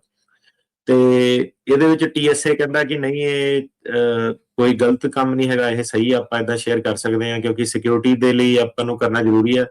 ਪਹਿਲਾਂ ਗੱਲ ਇਹ ਸੀਗੀ ਕਿ ਟੈਰੋਰਿਜ਼ਮ ਦੇ ਰਿਲੇਟਡ ਇਹ ਜਿਹੜੀਆਂ ਪਾਵਰ ਸਾਰੀਆਂ ਸੀਗੀਆਂ, ਤੇ ਹੁਣ ਤੁਸੀਂ ਦੇਖ ਲਓ ਕਿ ਫਿੰਗਰਪ੍ਰਿੰਟ ਸਕੈਨ, ਆਪਣਾ ਰੈਟਨਾ ਸਕੈਨ, ਫੇਸ਼ੀਅਲ ਜਿਹੜਾ ਸੀਗਾ ਉਹ ਸਕੈਨ, 에ਅਰਪੋਰਟ ਤੇ ਵੀ ਕਾਫੀ ਟੈਕਨੋਲੋਜੀ ਅਪਗ੍ਰੇਡ ਜਿਹੜਾ ਤੁਸੀਂ ਦੇਖਿਆ ਹੋਣਾ ਕਿ ਸਾਲ ਦੇ ਅੰਦਰ ਕਰਤਾ। ਇਹਦੇ ਵਿੱਚ ਜਿਹੜੀ ਖਬਰ ਵੀ ਹੁਣ ਬੜੀ ਮਸ਼ਹੂਰ ਹੋਈ ਸੀ, 19 ਸਾਲਾਂ ਦੀ ਜਿਹੜੀ ਸੀਗੀ ਕੁੜੀ ਦੀ ਥੈਂਕਸਗਿਵਿੰਗ ਤੇ ਘਰੇ ਚੱਲੀ ਸੀਗੀ ਬੋਸਟਨ 에ਅਰਪੋਰਟ ਤੋਂ, ਉਹਨੂੰ ਫੜ ਲਿਆ ਸੀਗਾ ਤੇ ਡਿਪੋਰਟ ਕਰਤਾ ਸੀਗਾ ਹੌਂਡੂਰਸ। ਤੇ ਇਹਦਾ ਕੋਈ ਕਨੈਕਸ਼ਨ ਵੀ ਨਹੀਂ ਸੀਗਾ, ਮੇਰੇ ਖਿਆਲ ਬਹੁਤ ਛੋਟੀ ਸੀਗੀ ਜਦੋਂ ਉਰੇ ਅਮਰੀਕਾ ਚ ਆ ਗਈ ਸੀ। ਤੇ ਲੋਕਾਂ ਨੇ ਕਾਫੀ ਜਿਹੜੇ ਸਵਾਲ ਜਵਾਬ ਵੀ ਚੱਕੇ ਕਿ ਜਿਹੜੀ ਕੁੜੀ ਪੜ੍ਹ ਰਹੀ ਆ ਸਾਰਾ ਉਹ ਆ, ਉਹਨੂੰ ਕਿਉਂ ਤੁਸੀਂ ਡਿਪੋਰਟ ਕਰ ਰਹੇ ਆ। ਤੇ ਉਹਦੇ ਵਿੱਚ ਵੀ ਤੁਸੀਂ ਦੇਖ ਲਓ ਕਿ ਦੋ ਤਰਫਾ ਕਮੈਂਟ ਜਿਹੜੇ ਸੀਗੇ, ਤੇ ਕਈ ਲੋਕਾਂ ਦੇ ਥੱਲੇ ਜਿਹੜੇ ਕਮੈਂਟ ਸੀਗੇ ਕਿ ਲੈ ਇਹਨੇ ਤਾਂ ਬੈਨੀਫਿਟ ਯੂਜ਼ ਕਰ ਲਏ, ਹੈਲਥ ਕੇਅਰ ਯੂਜ਼ ਕਰ ਲਈ, ਟੈਕਸ ਪੇਅਰ ਦਾ ਮਨੀ ਯੂਜ਼ ਕਰ ਲਿਆ। ਤੇ ਬੇਸਿਕਲੀ ਜਿਹੜਾ ਸਵਾਲ ਇਹ ਆ ਗਿਆ ਹੁਣ ਕਿ ਕਈ ਲੋਕਾਂ ਦਾ ਕਿ ਜਿਹੜਾ ਟੈਕਸ ਪੇਅਰ ਮਨੀ ਆ ਉਹ ਕਿਉਂ ਵਰਤ ਹੋ ਰਿਹਾ ਇਮੀਗ੍ਰੈਂਟਸ ਦੀ ਜਿਹੜੀ ਸਪੋਰਟ ਕਰਨ ਦੇ ਲਈ, ਕਿ ਉਹ ਹੁਣ ਇਸ ਹਿਸਾਬ ਨਾਲ ਵੇਖਦੇ ਆ ਕਿ ਪਬਲਿਕ ਚਾਰਜ ਤਾਂ ਨਹੀਂ ਆ, ਬੈਨੀਫਿਟ ਕਿੱਧਰ ਨੂੰ ਜਾ ਰਹੇ ਆ, ਤੇ ਜਿਹੜਾ ਆਮ ਲੋਕੀ ਉਹਨਾਂ ਨੂੰ ਇਹੀ ਬੇਸਿਕਲੀ ਕਿਹਾ ਜਾ ਰਿਹਾ ਕਿ ਇਮੀਗ੍ਰੈਂਟ ਆਏ ਤੁਹਾਡੀਆਂ ਜੌਬਾਂ ਲੈ ਰਹੇ ਆ, ਇਹ ਤੁਹਾਡੇ ਪੈਸੇ ਵੇਸਟ ਕਰ ਰਹੇ ਆ, ਤੁਹਾਡੀ ਹੈਲਥ ਕੇਅਰ ਤੇ ਇਹ ਜਿਹੜਾ ਸੀਗਾ ਬਰਡਨ ਪਾ ਰਹੇ ਆ, ਤੁਹਾਡੇ ਐਜੂਕੇਸ਼ਨ ਸਿਸਟਮ ਤੇ ਜਿਹੜਾ ਬਰਡਨ ਪਾ ਰਹੇ ਆ। ਤੇ ਕੈਲੀਫੋਰਨੀਆ ਦਾ ਵੀ ਜਿਹੜਾ ਯੂਸੀ ਸਿਸਟਮ ਸੀਗਾ ਉਹਨਾਂ ਨੂੰ ਵੀ ਇਹ ਜਿਹੜਾ ਮੁਹਿੰਮ ਇਹਨਾਂ ਨੇ ਹੁਣ ਜਿਹੜੀਆਂ ਚਲਾਤੀਆਂ ਕਿ ਜਿਹੜੇ ਕੱਚੇ ਲੋਕੀ ਉਹਨਾਂ ਦੇ ਜਿਹੜੇ ਜਵਾਕ ਉਹਨਾਂ ਨੂੰ ਜਿਹੜੇ ਸਬਸਿਡਾਈਜ਼ ਜਿਹੜੀ ਸੀਗੀ ਐਜੂਕੇਸ਼ਨ ਨਹੀਂ ਦੇਣੀ, ਇਨ ਸਟੇਟ ਟਿਊਸ਼ਨ ਨਹੀਂ ਉਹਨਾਂ ਨੇ ਦੇਣੀ। ਸੋ ਇਦਾਂ ਦੇ ਕਈ ਪ੍ਰੋਗਰਾਮ ਆ ਜਿਹੜੇ ਇਹ ਹੁਣ ਅੱਗੇ ਲੈ ਕੇ ਜਾ ਰਹੇ ਆ। ਤੇ ਸਾਲ ਅਜੇ ਇਹਦਾ ਪਹਿਲਾਂ ਖਤਮ ਨਹੀਂ ਹੋਇਆ, ਜਾਂਦੇ ਜਾਂਦੇ ਵੀ ਜਿਹੜੇ 15 ਕੁ ਦਿਨ ਰਹਿੰਦੇ ਉਹ ਚ ਵੀ ਇਹ ਕਈ ਖਬਰਾਂ ਇਦਾਂ ਦੀਆਂ ਸਰਕਾਰ ਜਿਹੜੀ ਛੁੱਟੀ ਜਾ ਰਹੀ ਬੜੀ ਸਪੀਡ ਨਾਲ ਜਿਹੜੀ ਅੱਗੇ ਜਾ ਰਹੀ ਹੈ। ਤੇ ਦਿੱਕਤ ਇਹਦੇ ਵਿੱਚ ਇਹੀ ਹੈ ਕਿ ਹੁਣ ਤੁਹਾਡੇ ਨਾਲ ਆ ਕੇ ਕਵਰ ਕਰੀਦਾ, ਠੀਕ ਹੈ, ਤੇ ਤੁਸੀਂ ਖਬਰਾਂ ਜਿਹੜੀਆਂ ਸੁਣਿਆ ਕਰੋ, ਠੀਕ ਹੈ, ਸਪੈਸ਼ਲੀ ਜਿਹੜੇ ਆਨਲਾਈਨ ਆਪਣੇ ਟਿਕਟੌਕ ਵਗੈਰਾ ਸੋਸ਼ਲ ਮੀਡੀਆ ਤੇ ਵੀ ਜਿਹੜੇ ਜੁੜਦੇ ਆ ਯੰਗ ਆਡੀਅנס ਜਿਹੜੀ ਹੈਗੀ ਆ। ਤੇ ਇਹਦੇ ਵਿੱਚ ਇੱਕੋ ਗੱਲ ਜਿਹੜੀ ਮੈਂ ਕਹੂੰਗਾ ਕਿ ਕਈ ਵਾਰੀ ਕੀ ਹੁੰਦਾ ਕਿ ਕਮੈਂਟਾਂ ਦੇ ਵਿੱਚ ਕੋਈ ਜੋਕਰ ਬਣਿਆ ਹੁੰਦਾ ਜਾਂ ਕੋਈ ਉਦਾਂ ਹੀ ਜਿਹੜੀ ਫਾਲਤੂ ਗਿਆਨ ਜਿਹੜਾ ਹੁੰਦਾ, ਕਿਉਂਕਿ ਉਹ ਵਾਲਾ ਟਾਈਮ ਜਿਹੜਾ ਹੁਣ ਹੈ ਨਹੀਂਗਾ, ਇਹਨਾਂ ਨੇ ਕਿਸੇ ਨੇ ਤੁਹਾਡੀ ਮਦਦ ਕੁਛ ਨਹੀਂ ਕਰਨੀ, ਠੀਕ ਆ। ਪੈਰਾਲੀਗਲ ਹੋ ਗਿਆ ਕੋਈ, ਜਾਂ ਵਿੱਚ ਜਿਹੜੇ ਕਮਿਊਨਿਟੀ ਦੇ ਬੜੇ ਜਿਹੜੇ ਜਨਤਾ ਦੇ ਰਖਵਾਲੇ ਜਿਹੜੇ ਬਣੇ ਆ, ਤੇ ਖਬਰਾਂ ਜਿਹੜੀਆਂ ਤੁਹਾਡੇ ਮੂਹਰੇ ਐਂ ਲੈ ਕੇ ਆਣੀਆਂ ਜਿੱਦਾਂ ਸੀਗਾ ਤੁਸੀਂ ਹੁਣ ਜਿੱਦਾਂ 에ਅਰਪੋਰਟ ਵਾਲੀ ਆ ਤੁਹਾਨੂੰ ਸਿੱਧੇ ਡਾਇਰੈਕਟਲੀ ਦੱਸਦਾ ਕਿ ਇਹ ਚੀਜ਼ ਏਦਾਂ, ਠੀਕ ਆ। ਕੋਈ ਤੀਰ ਤੁੱਕੇ ਵਾਲੀ ਨਹੀਂ ਕਿ ਜਾਣਾ ਚਾਹੀਦਾ ਨਹੀਂ ਜਾਣਾ ਚਾਹੀਦਾ, ਤੇ ਉਹ ਤੁਸੀਂ ਆਪਣਾ ਜੀ ਸ਼ੋਅ ਤੋਂ ਡਾਇਰੈਕਟ ਜਿਹੜਾ ਫਾਇਦਾ ਚੁੱਕੋ, ਠੀਕ ਆ। ਆਪਣੇ ਜਿਹੜੇ ਕੇਸਾਂ ਵੱਲ ਜਿਹੜਾ ਧਿਆਨ ਦਿਓ। ਤੇ ਇੱਕ ਪਿਛਲੇ ਹਫਤੇ ਖਬਰ ਸ਼ੇਅਰ ਕੀਤੀ ਸੀਗੀ ਕਿ ਪੈਰਾਲੀਗਲ ਜਿਹੜੇ ਨਕਲੀ ਮੈਡੀਕਲ ਵਗੈਰਾ ਜਿਹੜੇ ਵਿੱਚ ਪਾ ਕੇ ਤੇ ਤਰੀਕਾ ਤੁਹਾਡੀਆਂ ਅੱਗੇ ਲੈਣ ਦੀ ਕੋਸ਼ਿਸ਼ ਕਰਦੇ ਆ, ਹੁੰਦੀਆਂ ਨਹੀਂ, ਪਰ ਤੇ ਡਬਲ ਜਿਹੜਾ ਨੁਕਸਾਨ ਹੋ ਜਾਂਦਾ। ਇਸ ਹਫਤੇ ਦੀਆਂ ਖਬਰਾਂ ਸਾਂਝੀਆਂ ਕਰਦੇ ਆ ਕਿ ਜੱਜ ਪੈਰਾਲੀਗਲਾਂ ਨੇ ਕੁਝ ਵਿੱਚ ਫਾਈਲ ਕੀਤਾ ਸੀਗਾ ਤੇ ਜੱਜਾਂ ਨੇ ਰਿਜੈਕਟ ਕਰਤਾ। ਉਹ ਕਹਿੰਦੇ ਨਹੀਂ, ਇਹ ਤੇਰੇ ਵਕੀਲ ਵੱਲੋਂ ਨਹੀਂ ਆਇਆ, ਵਿੱਚੋਂ ਦੀ ਜਿਹੜਾ ਫਾਈਲ ਹੋਇਆ ਉਹਨੂੰ ਆਪਾਂ ਮੰਨਦੇ ਨਹੀਂ। ਅੱਛਾ ਜੀ। ਕਿਸੇ ਦਾ ਵਾਵਾ ਦਾ ਕੇਸ ਕਿਤੇ ਕੁਛ ਪੈਰਾਲੀਗਲ ਵਿੱਚੋਂ ਦੀ ਕਿ ਨਹੀਂ, ਇਹਦਾ ਕੇਸ ਟਰਮੀਨੇਟ ਕਰੋ, ਲੋਕਾਂ ਨੂੰ ਝੂਠ ਜਿਹੜਾ ਕਹਿ ਦਿੰਦੇ ਆ। ਤੇ ਉਹ ਜੱਜ ਨੇ ਸਿੱਧੇ ਕਿਹਾ ਕਿ ਕਹਿੰਦਾ ਕਿ ਤੂੰ ਜਾਂ ਤਾਂ ਵਕੀਲ ਨੂੰ ਆਪਣੇ ਨੂੰ ਟਰਮੀਨੇਟ ਕਰ, ਫੇਰ ਆਪਣਾ ਪ੍ਰੋਸੇ ਆ, ਮਤਲਬ ਆਪਣੇ ਆਪ ਨੂੰ ਜੇ ਆਪ ਰੈਪਰੈਜ਼ੈਂਟ ਕਰਨਾ ਆਪ ਕਰ। ਸੋ ਕੀ ਹੋ ਰਿਹਾ ਸੀਗਾ ਕਿ ਪੈਰਾਲੀਗਲਾਂ ਨੇ ਵਿੱਚੋਂ ਦੀ ਜਿੱਦਾਂ ਹੁਣ ਵਕੀਲ ਕੰਮ ਕਰੇ ਉਹਦੇ ਵਿੱਚ ਜਾ ਕੇ ਸਿਸਟਮ ਦੇ ਵਿੱਚ ਲੋਕਾਂ ਨੂੰ ਜਿਹੜਾ ਸੀਗਾ $500,000 ਲੈ ਕੇ ਗਲਤ ਪਟੀਸ਼ਨਾਂ ਜਿਹੜੀਆਂ ਫਾਈਲ ਕਰਾ ਰਹੇ ਸੀਗੇ। ਉਹ ਮੈਂ ਪਿਛਲੇ ਹਫਤੇ ਵੀ ਖਬਰ ਕੀਤੀ ਸੀ ਤੁਹਾਡੇ ਨਾਲ ਸਾਂਝੀ, ਤੇ ਉਹ ਆਪਣੇ ਸੱਜਣ ਮਿੱਤਰਾਂ ਨਾਲ ਵੀ ਕਰੋ ਕਿ ਇਹਨਾਂ ਨੂੰ ਇੱਕ ਵਿਚੋਲਿਆਂ ਨੂੰ ਵਿੱਚੋਂ ਦੀ ਬਾਹਰ ਕੱਢੋ। ਇਹਨਾਂ ਦਾ ਟਾਈਮ ਜਿਹੜਾ ਸੀਗਾ ਉਹ ਖਤਮ ਹੋ ਗਿਆ। ਇਹਨਾਂ ਨੂੰ ਲੱਗਦਾ ਕਿ ਸ਼ੁਰੂ ਹੋਇਆ ਕਿ ਪਤਾ ਨਹੀਂ ਕੀ ਇਹਨਾਂ ਨੇ ਚੇਂਜ ਕਰ ਦੇਣਾ, ਤੇ ਉਹ ਇਹਨਾਂ ਨੇ ਸਾਰਿਆਂ ਨੇ, ਕਿਸੇ ਨੇ ਆਪਣੇ ਹਰਿਆਣੇ ਦੇ ਵਿੱਚ ਆਫਸ਼ੋਰ ਆਫਿਸ ਬਣਾਇਆ ਹੋਇਆ, ਕਿਸੇ ਨੇ ਪੰਜਾਬ ਦੇ ਵਿੱਚ ਆਫਸ਼ੋਰ ਬਣਾਇਆ ਹੋਇਆ, ਇਹਨਾਂ ਨੇ ਕਾਲ ਸੈਂਟਰ ਜੇ ਬਣਾਏ ਹੋਏ ਆ ਚੰਡੀਗੜ੍ਹ ਇੱਧਰ ਉੱਧਰ, ਉੱਥੇ ਇਹਨਾਂ ਨੇ ਬੰਦੇ ਰੱਖੇ ਹੋਏ ਆ, ਉੱਥੇ ਢਾਂਚੇ ਜਿਹੜੇ ਬਣਦੇ ਆ, ਤੇ ਛਾਪੇ ਪੈਣ ਚ ਥੋੜਾ ਟਾਈਮ ਰਹਿ ਗਿਆ ਇਹਨਾਂ ਦੇ, ਠੀਕ ਹੈ। ਤੇ ਤੁਹਾਨੂੰ ਸਿੱਧੇ ਉਹ ਮੈਂ ਕਈ ਵਾਰੀ ਗੱਲ ਕਹਿ ਰਿਹਾ, ਕਈ ਵਾਰੀ ਕੌੜੀ ਲੱਗ ਜਾਂਦੀ ਆ। ਪੈਰਾਲੀਗਲ ਵੀ ਫਿਰ ਬੈਕਫਾਇਰ ਜਿਹੜਾ ਕਰਦੇ ਆ, ਲੋਕਾਂ ਨੂੰ ਸਿਖਾ ਸਕੂ ਕੇ ਭੇਜਦੇ ਆ। ਤੇ ਉਹ ਚੀਜ਼ ਤੋਂ ਜਿਹੜਾ ਸੀਗਾ, ਜਿਹੜੀ ਸਰਕਾਰ ਹੈਗੀ ਉਹ ਕੋ ਬਿਲੀਅਨਸ ਆਫ ਡਾਲਰਸ ਦੀ ਜਿਹੜੀ ਫੰਡਿੰਗ ਹੈਗੀ ਆ, ਮਤਲਬ ਸਭ ਤੋਂ ਪਹਿਲਾਂ ਉਧਰ ਜਿਹੜਾ ਹੱਥ ਪੈਣਾ ਤੁਹਾਨੂੰ ਸਿੱਧੇ, ਮਤਲਬ ਡਾਇਰੈਕਟਲੀ ਉਹ ਜਿਹੜੀ ਚੀਜ਼ ਸੀਗੀ ਸਾਹਮਣੇ ਕਰਤੀ। ਉਹ ਚੀਜ਼ ਨੂੰ ਪਲੀਜ਼ ਜਿਹੜਾ ਸੀਗਾ ਉਹ ਕਰੋ, ਕਿਉਂਕਿ ਇਹਨਾਂ ਨੇ ਕੀ ਕਰਨਾ ਕਿ ਤੁਹਾਡੀ ਜਿਹੜੀ ਮੇਨ ਆਪਾਂ ਨੂੰ ਪ੍ਰੋਬਲਮ ਆਪਾਂ ਦੇਖਦੇ ਆ ਕੀ ਆ, ਇੱਕ ਦੂਜੇ ਦੀ ਜਿਹੜੀ ਕੇਸ ਆ ਉਹ ਵੇਚ ਦਿੰਦੇ ਆ, ਇੱਕ ਕਹਾਣੀ ਨੂੰ ਦੂਜੀ ਕਹਾਣੀ ਨੂੰ ਵੇਚ ਦਿੰਦੇ ਆ। ਉਹ ਕੰਮ ਜਿਹੜਾ ਉੱਥੇ ਬਹੁਤ ਜ਼ਿਆਦਾ ਗਿਣਤੀ ਜਿਹੜਾ ਚੱਲਦਾ। ਡਾਕਟਰ ਦੀਆਂ ਲੈਟਰਾਂ ਜਿਹੜੀਆਂ ਉਹਨਾਂ ਦੇ ਢਾਂਚੇ ਇਹ ਆਪਾਂ ਆਰਕੇ ਪੈਕੇਟਾਂ ਦੇ ਵਿੱਚ, ਕੋਟਾਂ ਦੇ ਵਿੱਚ ਜਿਹੜਾ ਦੇਖ ਰਹੇ ਆ। ਸੋ ਉਹ ਚੀਜ਼ ਉਧਰ ਨੂੰ ਚੀਜ਼ਾਂ ਜਿਹੜੀਆਂ ਜਾਣੀਆਂ ਸ਼ੁਰੂ ਹੋ ਜਾਣੀਆਂ। ਜਿਹੜੀ ਸਰਕਾਰ ਆ ਉਹ ਬਿਲਕੁਲ ਵੀ ਮਜ਼ਾਕ ਨਹੀਂ ਕਰ ਰਹੀ ਹੈਗੀ। ਉਹਨਾਂ ਨੇ ਮਤਲਬ ਵਾਰਨਿੰਗ ਜਿਹੜੀ ਦੇਤੀ ਹੈ ਕਿ ਇਹ ਇਦਾਂ। ਤੇ ਇਹ ਪਲੀਜ਼ ਤੁਹਾਨੂੰ ਸਾਰਿਆਂ ਨੂੰ ਰਿਕੁਐਸਟ ਜਿਹੜੀ ਹੈਗੀ ਆ, ਇਹਨੂੰ ਖਬਰ ਨੂੰ ਥੋੜਾ ਜਿਹਾ ਸੀਰੀਅਸਲੀ ਲਿਓ, ਠੀਕ ਆ। ਤੇ ਜਿਹੜਾ ਕੇਸ ਹੈਗੇ ਉਹਦੇ ਲੜਨ ਵੱਲ ਜਿਹੜਾ ਫੋਕਸ ਕਰੋ। ਜੱਜ ਕੋਈ ਕੰਟੀਨਿਊਏਸ਼ਨ ਜਾਂ ਕੁਝ ਨਹੀਂ ਦੇ ਰਹੇ, ਤੇ ਉਹਦੇ ਵਿੱਚ ਥੋੜਾ ਜਿਹੜਾ ਸੀਗਾ ਕਿ ਪੈਰਾਲੀਗਲਾਂ ਨੇ ਜਿਹੜਾ ਸੀਗਾ ਲੋਕਾਂ ਨੂੰ ਭੜਕਾਤਾ ਮਾੜਾ ਜਿਹਾ ਕਿ ਨਹੀਂ ਤੂੰ ਵਕੀਲ ਨਾਲ ਫੱਟਾ ਪਾਲਾ, ਏਦਾਂ ਹੋ ਜਾਣਾ ਉਦਾਂ ਹੋ ਜਾਣਾ, ਉਹ ਹੋਣਾ ਕੁਝ ਨਹੀਂ। ਐਂਡ 'ਚ ਵਕੀਲ ਨੇ ਵੀ ਆਪਣਾ ਪਹਿਲੂ ਰੱਖਣਾ ਹੁੰਦਾ, ਤੇ ਲੈ ਦੇ ਕੇ ਜਿਹੜਾ ਇਹ ਹੈਗਾ ਕਿ ਕੇਸ ਦੀ ਜਿਹੜੀ ਤਿਆਰੀ ਕਰੋ, ਜਿਹੜੀ ਤਰੀਕ ਆਉਂਦੀ ਆ ਜੇ ਕੇਸ ਲੜਨਾ ਚਾਹੁੰਦੇ ਆ। ਜਿਹੜਾ ਨਹੀਂ ਲੜਨਾ ਚਾਹੁੰਦਾ ਵਲੰਟਰੀ ਡਿਪਾਰਚਰ ਲਵੇ, CBP1 ਦੀ ਐਪ ਆ, ਟਿਕਟ ਵੀ ਦੇ ਦਿੰਦੇ ਆ, $1000 ਵੀ ਦੇ ਦਿੰਦੇ ਆ, ਉਹ ਕਰੇ। ਸੋ ਵਿੱਚ ਵਿਚਾਲੇ ਜਿਹੜਾ ਸੀਗਾ ਉਹ ਨਾ ਤੁਸੀਂ ਜਿਹੜਾ ਕਰੋ। ਤੇ ਬੌਂਡ ਵਾਲੀ ਜਿਹੜੀ ਰਿਕੁਐਸਟ ਸੀਗੀ 20 ਤਰੀਕ ਤੱਕ ਵੇਟ ਕਰੋ, ਹੇਬੀਅਸ ਵਾਲਾ ਸਾਨੂੰ ਪਤਾ ਲੱਗ ਜਾਊਗਾ, ਤੇ ਉਸ ਤੋਂ ਬਾਅਦ ਜਿਹਨੇ ਬੌਂਡ ਕਰਨਾ ਆਪਾਂ ਬੌਂਡ ਕਰ ਸਕਦੇ ਹਾਂ ਜੀ। ਬਿਲਕੁਲ। ਸੋ ਸਰੋਤਿਓ, ਹੁਣ ਆਪਾਂ ਬ੍ਰੇਕ ਲਵਾਂਗੇ। ਬ੍ਰੇਕ ਤੋਂ ਬਾਅਦ ਤੁਹਾਡੀਆਂ ਕਾਲਸ ਲਵਾਂਗੇ 408 272 5200। ਆਪਾਂ ਕੋਸ਼ਿਸ਼ ਕਰਾਂਗੇ ਜਿੰਨੀਆਂ ਵੀ ਵੱਧ ਤੋਂ ਵੱਧ ਤੁਹਾਡੀਆਂ ਕਾਲਸ ਲਈਆਂ ਜਾ ਸਕਣ। ਕੁਐਸਚਨ ਇੱਕ ਤੇ ਲਿਮਿਟ ਰੱਖਿਓ, ਤੇ ਸਤਿ ਸ੍ਰੀ ਅਕਾਲ ਇੱਕੋ ਵਾਰੀ ਕਰ ਦੇਣੀ ਆ, ਤੇ ਮਿਨੀਮਮ ਜਿਹੜਾ ਬਹੁਤ ਜਿੰਨਾ ਵੀ ਘੱਟ ਤੋਂ ਘੱਟ ਤੁਸੀਂ ਪੁੱਛ ਸਕਦੇ ਆ, ਤੇ ਤਾਂ ਕਿ ਕਿਉਂਕਿ ਫਿਰ ਸਾਰਾ ਦਿਨ ਹੀ ਕਾਲਾਂ ਆਉਂਦੀਆਂ ਰਹਿੰਦੀਆਂ ਆਫਿਸ ਦੇ ਵਿੱਚ ਪੰਜਾਬੀ ਰੇਡੀਓ USA ਦੇ। ਸੋ ਆਪਾਂ ਕੋਸ਼ਿਸ਼ ਕਰਦੇ ਹਾਂ ਜਿੰਨੀਆਂ ਵੱਧ ਤੋਂ ਵੱਧ ਕਾਲਾਂ ਲੈਣੇ। ਸੋ ਲੈਣੇ ਆਪਾਂ ਇੱਕ ਬ੍ਰੇਕ।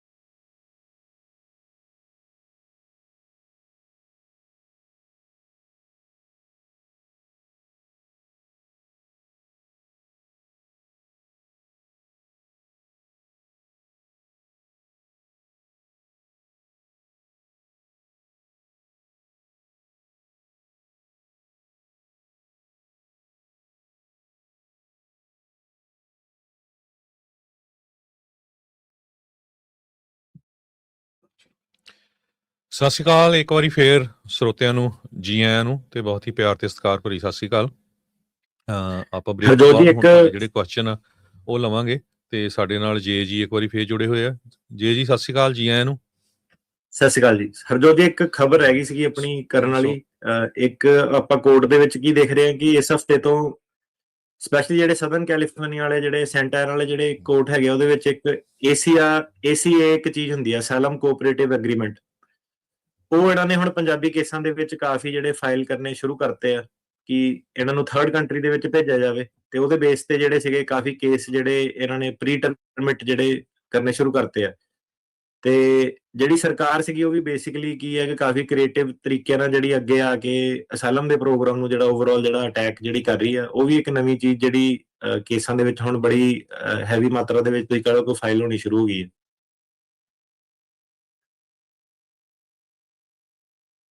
ਆਵਾਜ਼ ਜੀ ਤੁਹਾਡੀ ਕੱਟ ਰਹੀ ਹੈ ਜੀ। ਸੋ ਸਰੋਤਿਓ ਆਪਾਂ ਤੁਹਾਡੀਆਂ ਹੁਣ ਕਾਲਸ ਲਵਾਂਗੇ। ਕਾਲਾਂ ਦੇ ਲਈ ਤੁਸੀਂ ਕਾਲ ਕਰ ਸਕਦੇ ਹੋ 408 272 5200 4082725200। ਇੱਕ ਵਾਰੀ ਦੱਸਦੇ ਜਾਈਏ, ਜੇ ਤੁਸੀਂ ਅਟਾਰਨੀ ਜੇ ਤਿਰਕੀ ਆਣਾ ਉਹਨਾਂ ਦੇ ਆਫਿਸ ਦੇ ਵਿੱਚ ਕਾਲ ਕਰਨੀ ਆ ਤੇ ਵੀਕਡੇਜ਼ ਦੇ ਵਿੱਚ ਮੰਡੇ ਟੂ ਫਰਾਈਡੇ ਤੁਸੀਂ ਉਹਨਾਂ ਦੇ ਆਫਿਸ 415 909 0503 415 909 0503 ਤੇ ਕਾਲ ਕਰ ਸਕਦੇ ਹੋ। ਸੋ ਸਾਡੇ ਅੱਜ ਦੇ ਪਹਿਲੇ ਕਾਲਰ ਰਵਿੰਦਰ ਸਿੰਘ। ਰਵਿੰਦਰ ਜੀ। ਹਾਂਜੀ ਭਾਈ ਸਤਿ ਸ਼੍ਰੀ ਅਕਾਲ ਜੀ। ਜੀ ਭਾਈ ਮੇਰਾ ਕੁਐਸਚਨ ਸੀਗਾ ਜੀ, ਮੈਂ ਨਾ ਮੇਰੇ ਫਾਦਰ ਸਾਹਿਬ ਦਾ ਅਪਲਾਈ ਕੀਤਾ ਸੀਗਾ ਜੀ, ਮੈਂ ਸਿਟੀਜ਼ਨ ਆ ਤੇ ਉਹਨਾਂ ਨੇ ਨਾ ਉਹ ਗਏ ਸੀਗੇ 1991 ਦੇ ਵਿੱਚ ਉਹ ਗਏ ਸੀਗੇ ਜਰਮਨ, ਤੇ ਹੁਣ ਉਹਨਾਂ ਦੇ ਵਾਸਤੇ PCC ਦੀ ਲੋੜ ਪੈਣੀ ਹੈ ਕਿ ਨਹੀਂ ਪੈਣੀ ਹੈ? ਕੀਤੀ ਹੋਈ ਕਿੰਨੀ ਦੇਰ ਰਹੇ ਸੀਗੇ ਉੱਥੇ? ਉੱਥੇ 6 ਸਾਲ ਰਹੇ ਸੀਗੇ ਜੀ। ਹਾਂਜੀ ਪੈਣੀ ਹੈ ਭਾਜੀ। ਭਾਜੀ ਅਸੀਂ ਨਾ PCC ਦੇ ਵਾਸਤੇ ਅਪਲਾਈ ਕੀਤਾ, ਜੋ ਵੀ ਐਪਲੀਕੇਸ਼ਨ ਉਹਦਾ ਪ੍ਰੋਸੈਸ ਹੁੰਦਾ ਉਹ ਅਸੀਂ ਫੋਲੋ ਕੀਤਾ, ਪਰ ਉਹ ਕੋਈ ਉਹਨਾਂ ਨੇ ਫੀਸ ਵੀ ਚੱਕ ਲਈ ਪਰ ਕੋਈ ਜਵਾਬ ਨਹੀਂ ਦਿੰਦੇ ਕੋਈ ਵੀ। ਉਹਨਾਂ ਨੂੰ ਹੁਣ 4 ਮਹੀਨੇ ਹੋ ਗਏ ਘੱਟੋ ਘੱਟ, ਕੋਈ PCC ਨਹੀਂ ਦਿੰਦੇ, ਕੋਈ ਜਵਾਬ ਨਹੀਂ ਦਿੰਦੇ ਉਹ। ਇਹਦੇ ਵਿੱਚ ਭਾਜੀ ਤੁਸੀਂ ਉਹਨਾਂ ਦੇ ਨਾ ਹਾਈ ਕਮਿਸ਼ਨ ਵਾਲਿਆਂ ਨੂੰ ਫੋਲੋ ਅਪ ਕਰਕੇ ਦੇਖੋ, ਜਰਮਨ ਵਾਲਿਆਂ ਦੇ। ਉਹ ਭਾਜੀ ਕਿੱਦਾਂ ਕਰਨਾ, ਮਤਲਬ ਕਿੱਥੋਂ ਲੱਭੀਏ ਉਹ? ਐਮਬੈਸੀ ਵਾਲੇ ਜਿਹੜੇ ਹੁੰਦੇ ਇਹਨਾਂ ਦੇ। ਭਾਜੀ ਐਮਬੈਸੀ ਇੱਥੇ ਮੈਂ ਪੋਰਟਲੈਂਡ ਗਿਆ ਤੇ ਇੱਧਰ ਆਪਣੇ ਸੈਨ ਫਰਾਂਸਿਸਕੋ ਐਮਬੈਸੀ ਨੂੰ ਕੰਟੈਕਟ ਕੀਤਾ, ਪਰ ਉਹ ਕਹਿੰਦੇ ਕਿ ਸਾਡਾ ਇਹਦੇ ਨਾਲ ਕੋਈ ਲੈਣਾ ਦੇਣਾ ਨਹੀਂ। ਕਹਿੰਦੇ ਵੀ ਇਹ ਲੋਕਲ ਜਿਹੜੀ ਪੁਲਿਸ ਆ ਉਹਨਾਂ ਨੇ ਹੀ ਇਹ ਹੱਲ ਕਰਨਾ ਹੈ, ਕਹਿੰਦੇ ਵੀ ਸਾਡਾ ਲੈਣਾ ਦੇਣਾ ਨਹੀਂ PCC ਦੇ ਨਾਲ। ਇਹਦੇ ਵਿੱਚ ਭਾਜੀ ਰੈਸੀਪ੍ਰੋਸਿਟੀ ਇੱਕ ਨਾ ਸਕੈਜੂਲ ਹੁੰਦਾ, ਜਦੋਂ ਤੁਸੀਂ travel.state.gov ਤੇ ਜਾਓਗੇ ਉੱਥੇ ਉਹਨਾਂ ਨੇ ਆਪਣੀ ਵੈਬਸਾਈਟ ਤੇ ਜਰਮਨ ਦਾ, ਹੁਣ ਮੈਨੂੰ ਸਪੈਸੀਫਿਕਲੀ ਤਾਂ ਨਹੀਂ ਯਾਦ, ਉਹਨਾਂ ਨੇ ਪੂਰੀ ਇਨਫੋਰਮੇਸ਼ਨ ਦਿੱਤੀ ਹੁੰਦੀ ਹੈ ਕਿੱਥੇ ਕਿੱਥੇ ਕਿੱਦਾਂ ਕੰਟੈਕਟ ਕਰਨਾ। ਇਹਦੇ ਵਿੱਚ ਭਾਜੀ ਬਾਹਲੀ ਗੱਲ ਆ, ਹੁਣ ਤੁਹਾਨੂੰ ਤਾਂ ਤੁਸੀਂ ਉਹ ਜਿਹੜਾ ਆਪਣਾ ਵਕੀਲ ਆ ਕੋਈ ਲੋਕਲ ਜਰਮਨ ਦਾ ਜਿਹੜਾ ਕਰਦੇ ਆ, ਉਹਨਾਂ ਨੇ ਪੈਸੇ ਲੈ ਕੇ ਤੁਹਾਡਾ ਕੰਮ ਕਰਾ ਦੇਣਾ ਉੱਥੇ, ਹਨਾ। ਉਹਨਾਂ ਨੂੰ ਤੁਸੀਂ ਲੋਕਲ ਹਾਇਰ ਕਰੋ ਤੇ ਉਹਨਾਂ ਦਾ ਕੰਮ ਹੀ ਫਿਰ ਇਹੀ ਆ, ਉਹ ਕਰਾ ਦੂਗੇ ਤੁਹਾਨੂੰ ਇਹ ਚੀਜ਼ਾਂ। ਠੀਕ ਹੈ ਭਾਜੀ, ਥੈਂਕ ਯੂ ਜੀ। ਜੀ ਮਨਦੀਪ ਜੀ। ਹਾਂਜੀ ਭਾਈ ਸਤਿ ਸ਼੍ਰੀ ਅਕਾਲ ਦੋਨੇ ਭਰਾਵਾਂ ਨੂੰ ਜੀ। ਸਤਿ ਸ਼੍ਰੀ ਅਕਾਲ ਭਾਜੀ। ਮੈਂ ਪੁੱਛਣਾ ਸੀ, ਮੇਰੇ ਕੋਲ ਨਾ ਗ੍ਰੀਨ ਕਾਰਡ ਸੀਗਾ, ਵਿਆਹ ਵਾਲਾ ਜੀ, ਤੇ ਮੈਂ ਆਪਣਾ ਸਿਟੀਜ਼ਨ ਕਿੰਨੇ ਕੁ ਟਾਈਮ ਬਾਅਦ ਭਰ ਸਕਦਾ ਜੀ? ਵਿਆਹ ਦੇ ਬੇਸ ਤੇ ਤੁਹਾਡੇ ਕੋਲ ਗ੍ਰੀਨ ਕਾਰਡ ਹੈਗਾ ਤੇ ਸਿਟੀਜ਼ਨ ਦੇ ਨਾਲ ਵਿਆਹ ਕਰਾਇਆ ਹੋਇਆ? ਹਾਂਜੀ। 3 ਸਾਲ ਦੇ ਰੂਲ ਦੇ ਬਾਅਦ 3 ਸਾਲ ਬਾਅਦ ਕਰ ਸਕਦੇ, 2 ਸਾਲ ਤੇ 10ਵੇਂ ਮਹੀਨੇ। 2 ਸਾਲ ਇੱਕ ਭਾਜੀ ਮੈਂ ਪੁੱਛਣਾ ਸੀ, ਜਿਵੇਂ ਮੈਂ ਨਾ 2 ਵਾਰੀ ਕੈਨੇਡਾ ਗਿਆ ਸੀਗਾ, ਜਾਣੀ ਕਿ ਇੱਕ ਵੀਕ ਦੇ ਲਈ। ਇੱਕ ਵਾਰੀ ਮੈਂ ਬਾਇਆ ਬਾਰਡਰ ਗਿਆ ਸੀਗਾ, ਇੱਕ ਵਾਰੀ ਜਾਨੀ ਬਾਏ ਫਲਾਈਟ ਤੇ ਗਿਆ ਸੀ। ਇਹਨਾਂ ਕੋਈ ਉਹ ਕਲੌਕ ਤਾਂ ਨਹੀਂ, ਕੋਈ ਰੀਸੈਟ ਵਗੈਰਾ ਹੁੰਦਾ? ਦੁਬਾਰਾ ਦੱਸਿਓ ਭਾਜੀ ਇੱਕ ਵਾਰੀ। ਹਫਤੇ ਲਈ ਗਏ ਸੀ 2 ਵਾਰੀ ਕੈਨੇਡਾ, ਮੇਰੇ ਖਿਆਲ ਨਾਲ ਇਹ ਤਾਂ ਨਹੀਂ ਕੰਮ। ਨਹੀਂ ਮਤਲਬ as a green card holder ਹੀ ਗਏ ਸੀ, ਗ੍ਰੀਨ ਕਾਰਡ ਤੇ ਵਾਪਸ ਆਏ, ਰਾਈਟ? ਹਾਂਜੀ। ਇੱਕ ਵਾਰੀ ਬਾਏ ਬਾਰਡਰ ਗਿਆ ਸੀ, ਮਤਲਬ ਆਪਣਾ ਇੱਕ ਰੋਡ ਤੇ। ਜਦੋਂ 6 ਮਹੀਨੇ ਤੋਂ ਵੱਧ ਜਾਂਦਾ ਉਦੋਂ ਰੀਸੈਟ ਹੁੰਦਾ। ਧੰਨਵਾਦ ਜੀ। ਗੁਰਪ੍ਰੀਤ ਸਿੰਘ ਜੀ। ਸਤਿ ਸ਼੍ਰੀ ਅਕਾਲ ਜੀ।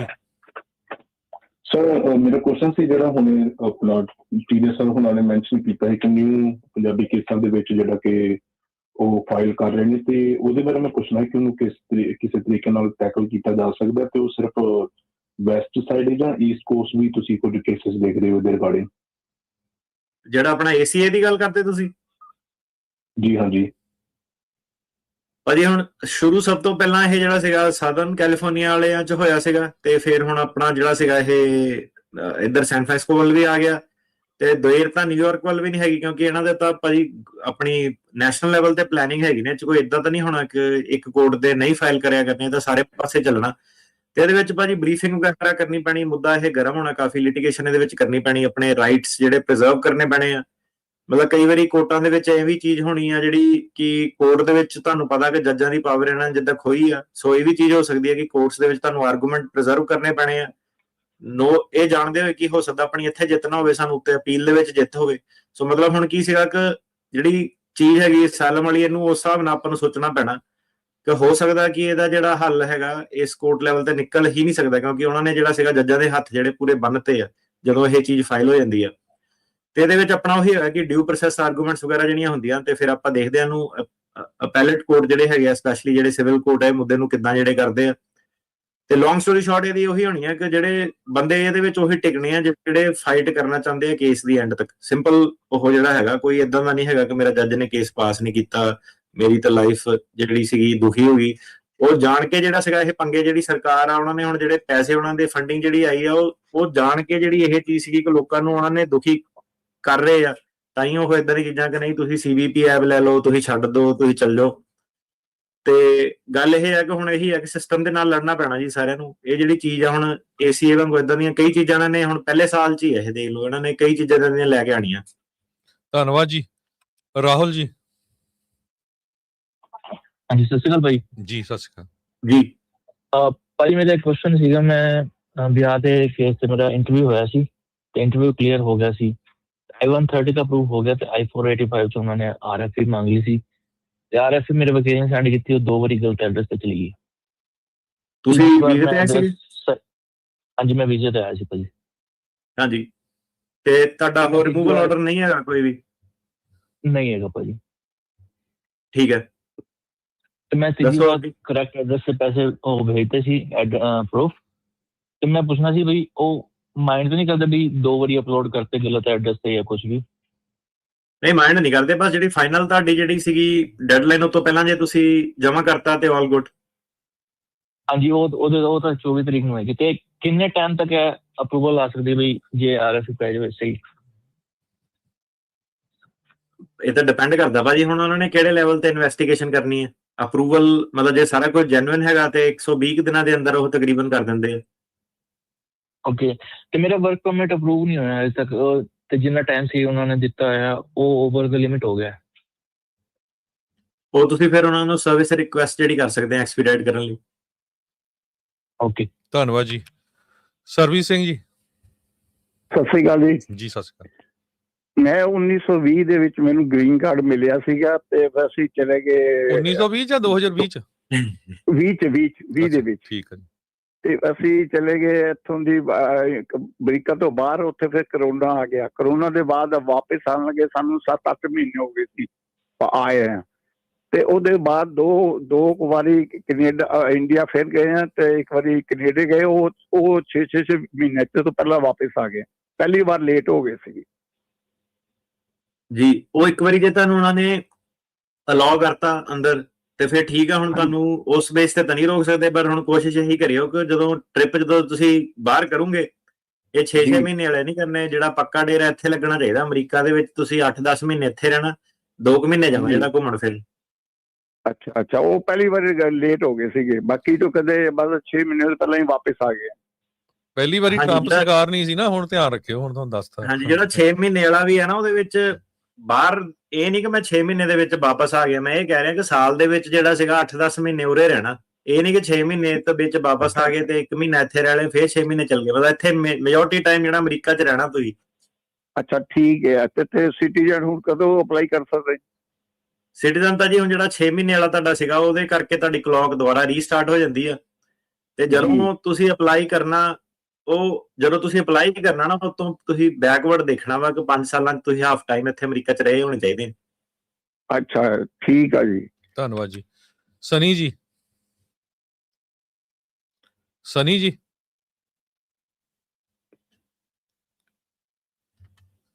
ਸੁੱਚਾ ਸਿੰਘ ਜੀ। ਸਨੀ ਜੀ, ਹੈਲੋ। ਹਾਂਜੀ ਹਾਂਜੀ ਭਾਜੀ, ਆਪਣਾ ਮੇਰਾ ਬ੍ਰਦਰ ਜਿਸ ਤਰ੍ਹਾਂ ਸੁੱਚਾ ਸਿੰਘ ਜੀ। ਹੈਲੋ। ਹਾਂਜੀ। ਹਾਂਜੀ। ਭਾਜੀ ਮੇਰੇ ਬ੍ਰਦਰ ਦੀ ਮੈਰਿਜ ਹੋਈ ਹੈ ਜਿਸ ਤਰ੍ਹਾਂ ਜੂਨ 'ਚ ਅਮਰੀਕਨ ਸਿਟੀਜ਼ਨ ਦੇ ਨਾਲ, ਜੀ ਤੇ ਉਹਨਾਂ ਨੇ ਆਹੀ ਸਾਲ 'ਚ ਮੈਰਿਜ ਕੀਤੀ ਹੈ। ਉਹ ਇੰਡੀਆ ਵਾ ਤੇ ਇੱਥੋਂ ਸਿਟੀਜ਼ਨ ਨਾਲ ਗੋਰੀ ਨਾਲ ਵਿਆਹ ਹੋਇਆ।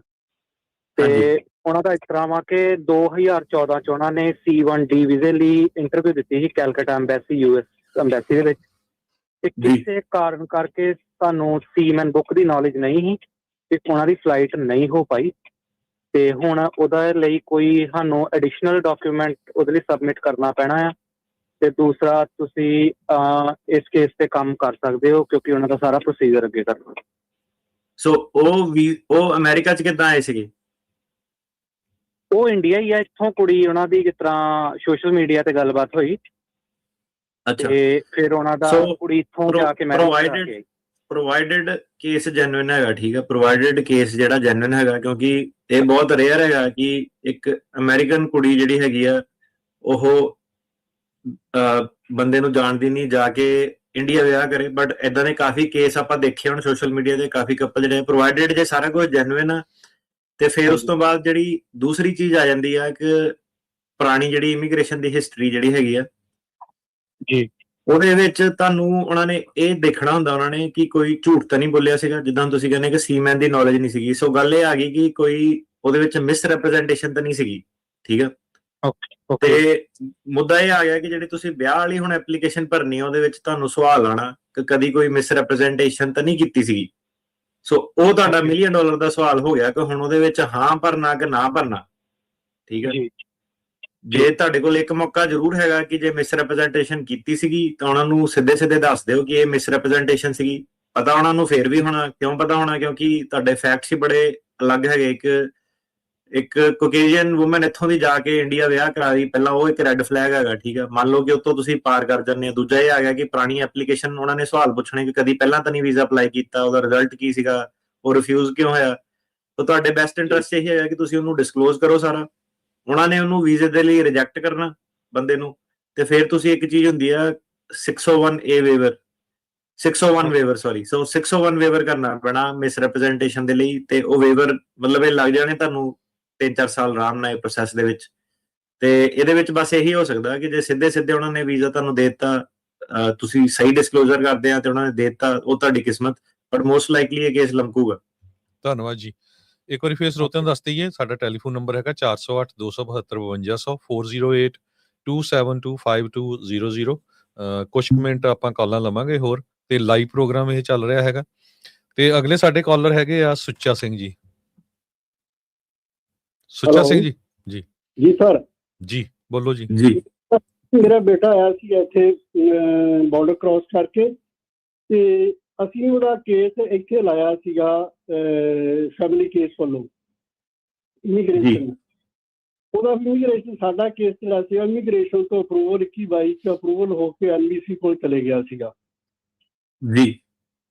ਤੇ ਮੁੜ ਕੇ ਹਜੇ ਤੱਕ ਉਹਦਾ ਕੋਈ ਨਹੀਂ ਪ੍ਰੋਸੈਸ ਲੱਭਾ ਹੋਇਆ ਹੈ। ਤੇ ਕੁਝ ਇਹਦੇ ਬਾਰੇ ਤੁਸੀਂ ਇਹ ਕਹਿ ਰਹੇ ਕਿ ਤੁਸੀਂ ਉਰੇ ਪੱਕੇ ਆ ਤੇ ਤੁਸੀਂ ਆਪਣੇ ਬੇਟੇ ਦਾ ਫਾਈਲ ਕੀਤਾ? ਹਾਂਜੀ, ਅਸੀਂ ਬੇਟੇ ਦਾ ਫਾਈਲ ਕੀਤਾ ਸੀ। ਇੱਥੇ ਆਇਆ ਹੋਇਆ ਸੀਗਾ, ਸਾਡੇ ਆਉਣ ਤੋਂ ਪਹਿਲਾਂ ਇੱਥੇ ਸੀਗਾ ਉਹ। ਨਹੀਂ, ਅੱਛਾ ਭਾਜੀ, ਤੁਸੀਂ ਨਾ ਇੱਥੇ ਕਿੱਥੇ ਏਦਾਂ ਉਦਾਂ ਕੁਛ ਨਹੀਂ ਪਤਾ ਲੱਗਦਾ ਬੰਦੇ ਨੂੰ। ਜਿਹੜਾ ਸਵਾਲ ਦਾ ਇਹ ਦੱਸੋ, ਆਇਆ ਕਿੱਦਾਂ ਸੀਗਾ? ਬਾਰਡਰ ਟੱਪ ਕੇ ਆਇਆ ਸੀਗਾ? ਟੱਪ ਕੇ ਆਇਆ ਸੀਗਾ ਜੀ। ਬਾਰਡਰ ਟੱਪ ਕੇ ਆਇਆ ਸੀਗਾ। ਤੇ ਤੁਸੀਂ ਸਿਟੀਜ਼ਨ ਹੈ ਕਿ ਗ੍ਰੀਨ ਕਾਰਡ ਹੋਲਡਰ? ਨਹੀਂ, ਅਸੀਂ ਜਦੋਂ ਅਪਲਾਈ ਕੀਤਾ ਸੀ ਉਦੋਂ ਅਸੀਂ ਗ੍ਰੀਨ ਕਾਰਡ ਸੀਗਾ, ਹੁਣ ਅਸੀਂ ਸਿਟੀਜ਼ਨ ਆ। ਤੇ ਇਹ ਅਨਮੈਰਿਡ ਰਿਹਾ ਥਰੂ? ਅਨਮੈਰਿਡ, ਹਾਂਜੀ ਅਨਮੈਰਿਡ। ਤੇ ਹੁਣ ਤੁਸੀਂ ਇਹ ਕਹਿੰਦੇ ਕਿ ਤੁਹਾਡਾ ਜਿਹੜਾ ਉੱਥੇ ਨੰਬਰ ਬੋਲਣ ਲੱਗ ਪਿਆ, ਰਾਈਟ, ਆਪਣਾ ਇੰਡੀਆ ਦੇ ਵਿੱਚ? ਨਹੀਂ, ਉਹ ਆ ਨਹੀਂ ਨਾ ਰਿਹਾ ਹਾਲੀ। NBC ਕੋਲ ਸਾਡਾ ਕੇਸ ਚਲੇ ਗਿਆ ਸੀਗਾ 21-22 ਚ ਅਪਰੂਵ ਹੋ ਕੇ ਇਮੀਗ੍ਰੇਸ਼ਨ ਤੋਂ। ਹਾਂਜੀ, ਨਹੀਂ ਇਹਨੂੰ ਤਾਂ ਭਾਜੀ ਟਾਈਮ ਲੱਗਦਾ, ਤੁਹਾਨੂੰ ਪਤਾ। ਤੇ ਇਹਦੇ ਵਿੱਚ ਕੰਟਰੀ ਆਊਟ ਉਹਨੂੰ ਕਰਨਾ ਪੈਣਾ ਵੇਵਰ ਲੈ ਕੇ। ਸੋ ਅਜੇ ਤਾਂ ਇਹਦਾ ਕੁਝ ਨਹੀਂ ਹੋਣਾ ਉਹਦਾ। ਠੀਕ ਹੈ ਸਰ, ਠੀਕ ਹੈ। ਧੰਨਵਾਦ ਜੀ। ਗੁਰਦੀਪ ਸਿੰਘ ਜੀ। ਹੈਲੋ। ਹਾਂਜੀ ਗੁਰਦੀਪ ਜੀ। ਸਤਿ ਸ੍ਰੀ ਅਕਾਲ ਜੀ। ਸਤਿ ਸ਼੍ਰੀ ਅਕਾਲ। ਭਾਜੀ ਗੱਲ ਪੁੱਛਣੀ ਸੀ, ਜਿਵੇਂ ਅਸੀਂ 2021 ਦਸੰਬਰ 'ਚ ਆਏ ਸੀ ਫੈਮਿਲੀ ਦੇ ਨਾਲ, ਤੇ ਸਾਡਾ ਕੇਸ ਅਸੀਂ ਲਾਤਾ ਸੀ ਇੱਥੇ ਆ ਕੇ 2-3 ਮਹੀਨੇ ਬਾਅਦ ਅਪਲਾਈ ਕਰਤਾ ਸੀ ਸਾਲਾਂ ਦਾ, ਤੇ ਵਰਕ ਪਰਮਿਟ ਆ ਗਿਆ ਸੀ ਤੇ ਸਭ ਕੁਝ ਹੋ ਗਿਆ। ਪਰ ਹਾਲੇ ਤੱਕ ਨਾ ਤੇ ਸਾਡੀ ਕੋਈ ਤਰੀਕ ਆਈ ਨਾ ਕੁਛ ਆਇਆ। ਤੇ ਕੀ ਕਰਨਾ? ਤੁਸੀਂ ਚਾਹੁੰਦੇ ਤਰੀਕ ਲੈ ਕੇ ਆਣੀ? ਨਾ, ਅਸੀਂ ਤਾਂ ਚਾਹੁੰਦੇ ਨਹੀਂ। ਬਸ ਫੇਰ ਕਾਹਦੀ ਟੈਨਸ਼ਨ ਆ, ਜੇ ਚਾਹੁੰਦੇ ਨਹੀਂ ਤਾਂ ਫਿਰ ਨਹੀਂ ਆਈ ਤਾਂ ਫਿਰ ਵਧੀਆ, ਫੇਰ ਸਵਾਲ ਕਾਹਦਾ ਹੋਇਆ ਇਹਦੇ ਵਿੱਚ। ਨਹੀਂ ਭਾਈ, ਉਹ ਪੁੱਛਣਾ ਸੀ ਕਿ ਜਿਵੇਂ ਹੁਣ ਮੇਰਾ ਬੇਟਾ ਹੈ, ਉਹ ਮਤਲਬ ਵੱਡਾ ਹੈ, ਮਤਲਬ 25 ਸਾਲ ਦਾ ਹੈਗਾ, ਤੇ ਉਹਦੇ ਮੈਰਿਜ ਵਾਸਤੇ ਕੋਈ ਲੱਭਦੇ ਪਿਆ ਤੇ ਉਹਦੇ ਕੋਲ ਵਿਆਹ ਹੋ ਜਾਵੇ ਉਹਦਾ, ਤੇ ਮਤਲਬ ਹੈ ਕਿ ਭਾਈ ਕੋਈ ਸਾਨੂੰ ਟੈਨਸ਼ਨ ਤੇ ਨਹੀਂ ਨਾ, ਮੈਂ ਬਸ ਇਸੇ ਕਰਕੇ ਪੁੱਛਣਾ ਚਾਹੁੰਦਾ। ਮੈਂ 2-3 ਵਾਰ ਤੁਹਾਡੇ ਆਫਿਸ ਵੀ ਕਾਲ ਕੀਤੀ ਸੀ, ਪਰ ਉੱਥੇ ਤੁਹਾਡੇ ਨਾਲ ਅਸੀਂ ਗੱਲ ਕਰਨਾ ਚਾਹੁੰਦੇ ਹਾਂ, ਸਾਡੇ 2-3 ਕੇਸ ਹੈਗੇ ਆ, ਤੇ ਉਹਦੇ ਵਾਸਤੇ ਸਾਨੂੰ ਪਲੀਜ਼ ਤੁਸੀਂ ਆਪਣਾ ਟਾਈਮ ਦੇ ਦਿਓ ਕਿਸੇ ਤਰੀਕੇ। ਨਹੀਂ ਉਹ ਭਾਜੀ ਆਫਿਸ ਦੇ ਵਿੱਚ ਕਰੋ ਤੁਸੀਂ, ਉਹਨਾਂ ਨੇ ਕੰਸਲਟੇਸ਼ਨ ਤੁਹਾਡੀ ਸੈੱਟ ਕਰ ਦੇਣੀ ਆ। ਜੇ ਉਦਾਂ ਸਵਾਲ ਪੁੱਛਣੇ ਆ ਆਫਿਸ ਫ੍ਰੀ ਵੀ ਦੱਸ ਦਿੰਦਾ ਵਾ, ਤੇ ਉਹ ਤੁਸੀਂ ਉਹਨਾਂ ਨੂੰ ਪੁੱਛ ਸਕਦੇ ਹੋ। ਗੱਲ ਕਰਨੀ ਭਾਜੀ, ਬਸ ਹੋਰ ਕੁਝ ਨਹੀਂ। ਬਸ ਹਾਂਜੀ, ਅਸੀਂ ਤੁਹਾਨੂੰ ਮਿਲਣਾ ਚਾਹੁੰਦੇ, ਅਸੀਂ ਪਰਸਨਲੀ ਤੁਹਾਨੂੰ ਮਿਲਣਾ ਚਾਹੁੰਦੇ ਭਾਈ। ਤੁਸੀਂ ਈਮੇਲ ਕਰ ਦਿਓ ਉਹਨਾਂ ਦੇ ਉੱਤੇ, ਫਿਰ ਟਾਈਮ ਅਪਾਇੰਟਮੈਂਟ ਬਣਾ ਲਿਓ, ਤੁਸੀਂ ਕਾਲ ਕਰ ਲਓ ਉਹ। ਤੇ ਦੂਜਾ ਇਹ ਹੈ ਕਿ ਟੈਨਸ਼ਨ ਵਾਲੀ ਕੋਈ ਇਹਦੇ ਵਿੱਚ ਗੱਲ ਮੈਨੂੰ ਤਾਂ ਲੱਗ ਨਹੀਂ ਰਹੀ। ਵਿਆਹ ਜਦੋਂ ਮੁੰਡੇ ਦਾ ਹੋ ਗਿਆ, ਸਿਟੀਜ਼ਨ ਨਾ ਉਹ ਪੱਕਾ ਹੋ ਸਕਦਾ ਆਪਣਾ, ਤੇ ਤੁਹਾਨੂੰ ਤਰੀਕ ਛੇਤੀ ਚਾਹੀਦੀ ਨਹੀਂ। ਇਹਦੇ ਵਿੱਚ ਆਪਾਂ ਮਿਲ ਕੇ ਕੀ ਕਰਨਾ ਫਿਰ, ਆਪਣਾ ਕੋਈ ਤੁਸੀਂ ਚੱਲਣ ਦਿਓ ਇਹਨੂੰ ਆਰਾਮ ਨਾਲ, ਏਦਾਂ ਹੀ ਸਿਸਟਮ ਨੂੰ। ਧੰਨਵਾਦ ਜੀ। ਮੈਨੂੰ ਤਾਂ ਲੱਗਦਾ ਅੱਜ ਕੱਲ ਜੀ ਬਹੁਤ ਸਾਰੇ ਲੋਕ ਅਰਦਾਸਾਂ ਕਰਦੇ ਵੀ ਸਾਡੀ ਤਰੀਕ ਨਾ ਆਵੇ, ਇਹ ਕਹੀ ਜਾਂਦੇ ਵੀ ਸਾਡੀ ਆਈ ਨਹੀਂ ਹੈ। ਨਹੀਂ ਰਹੇ ਉਹ ਕਈ ਵਾਰੀ ਏਦਾਂ ਹੁੰਦਾ ਕਿ ਲੈ ਭਾਜੀ ਮੇਰੀ ਤਰੀਕ ਨਹੀਂ ਆਉਂਦੀ, ਤੇ ਆਪਣਾ ਹੁਣ ਜਿਹੜੇ ਕਈ ਕਲਾਇੰਟ ਵੀ ਮੇਰੀ ਤਰੀਕ ਨਹੀਂ ਆਉਂਦੀ ਏਦਾਂ। ਪਹਿਲਾਂ ਮੈਂ ਉਹਨਾਂ ਨੂੰ ਐਕਸਪਲੇਨ ਕਰਦਾ ਸੀ ਨਹੀਂ ਸਾਰਿਆਂ ਦਾ ਡਿਲੇ ਹੁੰਦਾ ਏਦਾਂ। ਮੈਂ ਕਿਹਾ ਪਹਿਲਾਂ ਪੁੱਛ ਤਾਂ ਲਵਾਂ, ਤਰੀਕ ਚਾਹੀਦੀ ਨਹੀਂ, ਉਹ ਅੱਧਿਆਂ ਨੂੰ ਤਾਂ ਤਰੀਕ ਚਾਹੀਦੀ ਨਹੀਂ ਹੁੰਦੀ। ਤਾਂ ਮੈਂ ਕਿਹਾ ਜੇ ਤੈਨੂੰ ਤਰੀਕ ਚਾਹੀਦੀ ਨਹੀਂ, ਤੂੰ ਕਿਉਂ ਦੁਖੀ ਹੋਈ ਫਿਰਦਾ ਕਿ ਜੇ ਤੈਨੂੰ ਆਪ ਨੂੰ ਨਹੀਂ ਤਰੀਕ ਚਾਹੀਦੀ ਤਾਂ ਫਿਰ ਚੱਲ ਲੈਂਦੇ ਏਦਾਂ ਹੀ। ਰਕੇਸ਼ ਸ਼ਰਮਾ ਜੀ, ਸਤਿ ਸ੍ਰੀ ਅਕਾਲ ਜੀ ਦੋਨੋਂ ਵੀਰੇ ਨੂੰ। ਸਤਿ ਸ਼੍ਰੀ ਅਕਾਲ ਜੀ। ਹਾਂਜੀ ਟਰਕਿਆਣਾ ਭਾਜੀ, ਬਹੁਤ ਮਿਹਰਬਾਨੀ ਤੁਹਾਡੀ ਜੀ ਇਨਫੋਰਮੇਸ਼ਨ ਲਈ, ਹਮੇਸ਼ਾ ਸੁਣੀਦਾ ਜੀ ਤੁਹਾਡਾ। ਮੈਂ ਸਰ ਹਾਂਜੀ ਸਰ, 2 ਕੁਐਸਚਨ ਹੈ ਸਰ। ਮੈਂ 16 ਚ ਆਇਆ ਸੀਗਾ ਜੀ ਫੈਮਿਲੀ ਨਾਲ, ਆਪਣੀ ਵਾਈਫ ਤੇ ਬੇਟੀ ਨਾਲ B1 ਵੀਜ਼ਾ ਤੇ ਸਰ, ਤੇ 17 ਚ ਸਰ ਅਸਾਈਲਮ ਲਗਾਤਾ ਸੀਗਾ। 45 ਦਿਨ ਦਾ ਸਰ ਓਵਰਸਟੇ ਹੋ ਗਿਆ ਸੀ ਸਾਡਾ ਜੀ, ਪਰ ਵਿਦਿਨ 1 ਈਅਰ ਟਾਈਮ ਫਰੇਮ ਲਗਾਤੀ ਸੀ ਸਰ ਅਸਾਈਲਮ। ਤੇ ਸਰ USCIS ਚ ਇੰਟਰਵਿਊ ਆਈ ਸੀਗੀ ਅਕਤੂਬਰ ਚ, ਉਹਨਾਂ ਨੇ ਸਰ ਕੇਸ ਰੈਫਰ ਕਰਤਾ ਕੋਰਟ ਚ ਸਰ। ਮਾਸਟਰ ਹੀਅਰਿੰਗ ਹੈਗੀ ਹੈ ਸਰ 27 ਚ, ਤੇ ਮੈਂ ਸਰ ਤੇ ਵਾਈਫ ਦਾ ਸਰ U ਵੀਜ਼ਾ ਲੱਗਿਆ ਹੋਇਆ ਇਸੀ ਸਾਲ ਮਾਰਚ ਚ ਲਗਾਇਆ ਸੀ ਉਹਨਾਂ ਨੇ ਸਰ, 10 ਮਹੀਨੇ ਹੋ ਗਏ। ਉਹਦੀ ਸਿਰਫ ਹਾਲੇ ਸਾਨੂੰ ਰਸੀਦ ਆਈ ਹੈ ਸਰ ਰਿਸੀਵਿੰਗ ਦੀ। ਤੇ ਸਰ ਮੇਰਾ ਸਰ ਪਹਿਲਾਂ ਇਹ ਹੈ ਜੀ, ਵਾਈਫ RN ਹੈਗੀ ਹੈ ਸਰ, ਐਜ਼ ਏ ਨਰਸ ਕੰਮ ਕਰ ਰਹੀ ਹੈ ਨਿਊ ਜਰਸੀ ਚ, ਤੇ ਸਰ ਅਸੀਂ ਕੈਨੇਡਾ PR ਕਰਨਾ ਚਾਹੁੰਦਾ ਜੀ ਮੈਂ ਆਪਣੀ ਵਾਈਫ ਦੇ ਥਰੂ। ਉਹ ਡਿਪੈਂਡੈਂਟ ਹੈ ਸਰ ਮੇਰੀ ਐਪਲੀਕੇਸ਼ਨ ਤੇ, ਕੀ ਮੈਂ ਕਰ ਸਕਦਾ ਸਰ? ਮੇਰੀ ਵਾਈਫ PR ਕਰ ਸਕਦੀ ਹੈ ਸਰ ਕੈਨੇਡਾ? ਮੈਨੂੰ ਭਾਜੀ ਕੈਨੇਡਾ ਦਾ ਰੂਲ ਨਹੀਂ ਪਤਾ ਹੈਗਾ ਕੀ ਹੈ, ਕਿ ਕੈਨੇਡਾ ਦੀ ਇਮੀਗ੍ਰੇਸ਼ਨ ਆਬਵੀਅਸਲੀ ਮੈਂ ਨਹੀਂ ਕਰਦਾ, ਪਰ ਮੈਂ ਤੁਹਾਨੂੰ ਇਹ ਜ਼ਰੂਰ ਦੱਸ ਸਕਦਾ ਕਿ ਜਦੋਂ ਕਿਸੇ ਬੰਦੇ ਨੂੰ ਆਫਰ ਆਫ ਪਰਮਨੈਂਟ ਰੈਜ਼ੀਡੈਂਸ ਹੋਵੇ, ਭਾਵੇਂ ਉਹਨੇ ਅਪਲਾਈ ਕੀਤਾ ਭਾਵੇਂ ਨਹੀਂ ਕੀਤਾ, ਜਦੋਂ ਕਿਉਂਕਿ ਜਿਹੜਾ ਆਪਣਾ ਅਸਾਈਲਮ ਦੇ ਫਾਰਮ ਹੁੰਦੇ ਨਾ, ਜਦੋਂ ਤੁਹਾਡੀ ਤਰੀਕ ਆਉਂਦੀ ਹੈ ਫਾਰਮ ਦੇ ਵਿੱਚ ਪੁੱਛਿਆ ਜਾਂਦਾ ਕਿ ਤੁਸੀਂ ਕਦੀ ਕਿਸੇ ਕੰਟਰੀ ਦੀ ਪਰਮਨੈਂਟ ਰੈਜ਼ੀਡੈਂਸ ਅਪਲਾਈ ਤਾਂ ਨਹੀਂ ਕੀਤੀ ਸੀ, ਐਲੀਜੀਬਲ ਤਾਂ ਨਹੀਂ ਹੋਏ। ਜਦੋਂ ਤੁਹਾਨੂੰ ਆਫਰ ਹੋਇਆ, ਮਤਲਬ ਐਪਲੀਕੇਸ਼ਨ ਫਾਈਲ ਕਰਨ ਦੀ ਤੁਹਾਡੇ ਕੋਲ ਆਪਸ਼ਨ ਹੋਈ, ਤੇ ਉਹਦੇ ਬੇਸ ਤੇ ਤੁਹਾਨੂੰ ਅਮਰੀਕਾ ਦੇ ਵਿੱਚ ਅਸਾਈਲਮ ਨਹੀਂ ਮਿਲ ਸਕਦਾ, ਫਿਰ ਤੁਹਾਨੂੰ ਸਿਰਫ ਵਿਦਹੋਲਡਿੰਗ ਮਿਲ ਸਕਦੀ। ਸੋ ਤੁਹਾਡੇ ਅਸਾਈਲਮ ਦੀ ਕੇਸ ਨੂੰ ਜਿਹੜਾ ਸੀਗਾ ਇੱਥੇ ਰੋਕਦਾ। ਤੁਸੀਂ ਕੈਨੇਡੀਅਨ ਇਮੀਗ੍ਰੇਸ਼ਨ ਲਾਇਰ ਨਾਲ ਆਪਣੀ ਗੱਲ ਕਰੋ, ਦੇਖੋ ਕੀ ਆਪਸ਼ਨਸ ਤੁਹਾਡੀਆਂ ਹੈਗੀਆਂ। ਜੇ ਤੁਹਾਨੂੰ ਕੈਨੇਡਾ ਦੀ PR ਮਿਲਦੀ ਆ ਗੁੱਡ, ਕਿਉਂਕਿ ਜਦੋਂ ਤੁਸੀਂ ਕੈਨੇਡਾ 'ਚ ਪੱਕੇ ਸਿਟੀਜ਼ਨ ਬਣ ਜਾਂਦੇ ਆ ਤੇ ਅਮਰੀਕਾ ਦੀਆਂ ਆਪਸ਼ਨਸ ਖੁੱਲ ਜਾਂਦੀਆਂ ਉਹਨਾਂ। ਬਹੁਤ ਮਿਹਰਬਾਨੀ ਟਰਕਿਆਣਾ ਭਾਜੀ। ਬਸ ਬੇਟੀ ਸਰ 20 ਸਾਲ ਦੀ ਹੈ ਜੀ, ਤੇ ਇਹੀ ਹੈ ਜੀ ਜੇ ਉੱਥੇ ਚਲੇ ਗਏ ਸਰ ਤੇ 45 ਦਿਨ ਦਾ ਓਵਰਸਟੇ ਸੀਗਾ, ਕੋਈ ਬਾਹਰ ਲੱਗੂਗੀ ਸਰ ਸਾਡੇ ਤੇ ਜੀ? ਨਹੀਂ 45 ਦਿਨ ਦਾ ਓਵਰਸਟੇ ਨਹੀਂ ਸੀਗਾ, ਤੁਸੀਂ 6 ਮਹੀਨੇ ਦੀ ਤੁਹਾਨੂੰ ਐਂਟਰੀ ਮਿਲੀ ਸੀਗੀ, ਤੇ ਤੁਸੀਂ ਸਾਲ ਦੇ ਖਤਮ ਹੋਣ ਤੋਂ 45 ਦਿਨ ਪਹਿਲਾਂ ਆਇਆ ਸੀ, ਰਾਈਟ? ਸਰ 3 ਨਵੰਬਰ ਤੱਕ ਜਿੱਦਾਂ ਐਂਟਰੀ ਸੀਗੀ ਸਰ, 3 ਨਵੰਬਰ ਨੂੰ 6 ਮਹੀਨੇ ਹੋ ਗਏ, ਤੇ 2017 ਜਨਵਰੀ ਚ ਸਰ USCIS ਨੇ ਕੇਸ ਰਿਸੀਵ ਕਰ ਲਿਆ ਸੀ ਸਾਡਾ। ਨਹੀਂ ਬਾਹਰ ਨਹੀਂ ਲੱਗਣੀ ਫਿਰ, 45 ਦਿਨ ਦੀ ਓਵਰਸਟੇ ਦੀ ਬਾਹਰ ਨਹੀਂ ਹੁੰਦੀ। ਤੇ ਬਟ ਇਹ ਆ ਕਿ ਦੇਖੋ ਇੱਕ ਹੋਰ ਚੀਜ਼ ਜਿਹੜੀ ਹੁੰਦੀ ਹੈ ਇੰਟੈਂਟ ਦੇ ਬੇਸ ਤੇ ਇੱਕ ਬਾਰ ਜ਼ਰੂਰ ਹੁੰਦੀ ਹੈ ਕਿ ਬੰਦੇ ਦੀ ਟੈਂਪਰੇਰੀ ਇੰਟੈਂਟ ਸੀਗਾ, ਇਹਨੇ ਉਹਨੂੰ ਫੋਲੋ ਨਹੀਂ ਕੀਤਾ, ਓਵਰਸਟੇ ਕਰ ਗਿਆ। ਮਤਲਬ ਕਹਿੰਦਾ ਇਦਾਂ ਕਿ ਤੁਸੀਂ ਦੁਬਾਰਾ ਉਹਨਾਂ ਨੇ ਟੂਰਿਸਟ ਵੀਜ਼ੇ 'ਚ ਨਹੀਂ ਆਉਣ ਦੇਣਾ, ਕਿਉਂਕਿ ਤੁਸੀਂ ਟਰਮਸ ਜਿਹੜੀਆਂ ਵਾਇਲੇਟ ਕੀਤੀਆਂ ਆਲਰੇਡੀ, ਰਾਈਟ? ਸੋ ਗੱਲ ਸੇਮ ਹੀ ਆ ਜਾਂਦੀ ਹੈ ਕਿ ਉਹਨਾਂ ਨੇ ਐਂਟਰ ਨਹੀਂ ਕਰਨ ਦੇਣਾ ਇਹਦੇ ਵਿੱਚ, ਪਰ ਜਦੋਂ ਤੁਸੀਂ ਕੈਨੇਡਾ ਪੱਕੇ ਹੋ ਜਾਂਦੇ ਆ ਤਾਂ E2 ਵੀਜ਼ਾ ਵਗੈਰਾ ਉਹ 'ਚ ਤੁਹਾਡੀਆਂ ਆਪਸ਼ਨ ਜਿਹੜੀਆਂ ਖੁੱਲ ਜਾਂਦੀਆਂ। ਧੰਨਵਾਦ ਜੀ। ਅਨੂਪ ਸਿੰਘ ਜੀ। ਹਾਂਜੀ ਸਤਿ ਸ਼੍ਰੀ ਅਕਾਲ ਜੀ। ਸਤਿ ਸ਼੍ਰੀ ਅਕਾਲ ਜੀ। ਹਾਂਜੀ ਤਰਕੇਨ ਸਾਹਿਬ ਜੀ, ਮੇਰੇ ਨਾ 2005 ਚ ਡੈਪੂਟੇਸ਼ਨ ਲੱਗੀ ਸੀ ਜੀ, ਤੇ ਮੈਂ ਵਿਆਹ ਕੀਤਾ ਸੀ, ਵੀਜ਼ੇ ਤੇ ਆਇਆ ਸੀ, ਤੇ 2011 ਚ ਫਿਰ ਮੈਂ I-30 130 ਲਾਈ, ਉਹ ਅਪਰੂਵ ਹੋ ਗਈ। ਤੇ ਆ ਹੁਣ ਜਦੋਂ ਟਰੰਪ ਆਇਆ ਉਦੋਂ ਮੈਂ ਵਕੀਲ ਨੂੰ ਪੁੱਛਿਆ ਜਿਹਨਾਂ ਕੋਲ ਕੇਸ ਲਾਇਆ, ਉਹ ਕਹਿੰਦਾ ਜੀ, ਮੈਂ ਕਿਹਾ ਮੈਨੂੰ ਇਹਨਾਂ ਨੇ ਰਿਪੋਰਟ ਕਿਉਂ ਨਹੀਂ ਕੀਤਾ ਅਜੇ ਤੱਕ? ਤੇ ਉਹ ਕਹਿੰਦਾ ਤੈਨੂੰ ਕਰਨਾ ਹੁੰਦਾ ਤੇ ਕਰ ਦੇਣਾ ਸੀ, ਹੁਣ ਤੇਰਾ ਸਹੀ ਹੈ। ਫਿਰ ਮੈਂ ਕਾਲ ਕੀਤੀ ਏਜੰਟ ਨੰਬਰ ਤੇ, ਆਪਣਾ ਇਹ ਨੰਬਰ ਪਾਇਆ, ਤੇ ਉਹ ਕਹਿੰਦੇ ਤੇਰੀ ਡੈਪੂਟੇਸ਼ਨ ਰਿਮੂਵਲ ਹੋ ਗਈ। ਜਦ ਕਿ ਮੈਂ ਨਾ ਕੋਈ ਵਕੀਲ ਨੇ ਪੇਪਰ ਪਾਇਆ ਤੇ ਨਾ ਹੀ ਮੈਂ ਕੋਈ ਪਾਇਆ। ਅੱਛਾ, ਤੇ ਇਹਦਾ ਕੋਈ ਦੱਸ ਸਕਦੇ ਹੋ? ਦੇਖੋ ਭਾਜੀ, ਤੁਸੀਂ ਕਾਲ ਤੇ ਉਹਨਾਂ ਨੇ ਤੁਹਾਨੂੰ ਕਿਸੇ ਨੇ ਵੀ ਨਹੀਂ ਇਹ ਚੀਜ਼ ਦੱਸਣੀ ਕਿ ਤੇਰੀ ਡੈਪੂਟੇਸ਼ਨ ਟੁੱਟ ਗਈ ਹੈ, ਠੀਕ ਹੈ।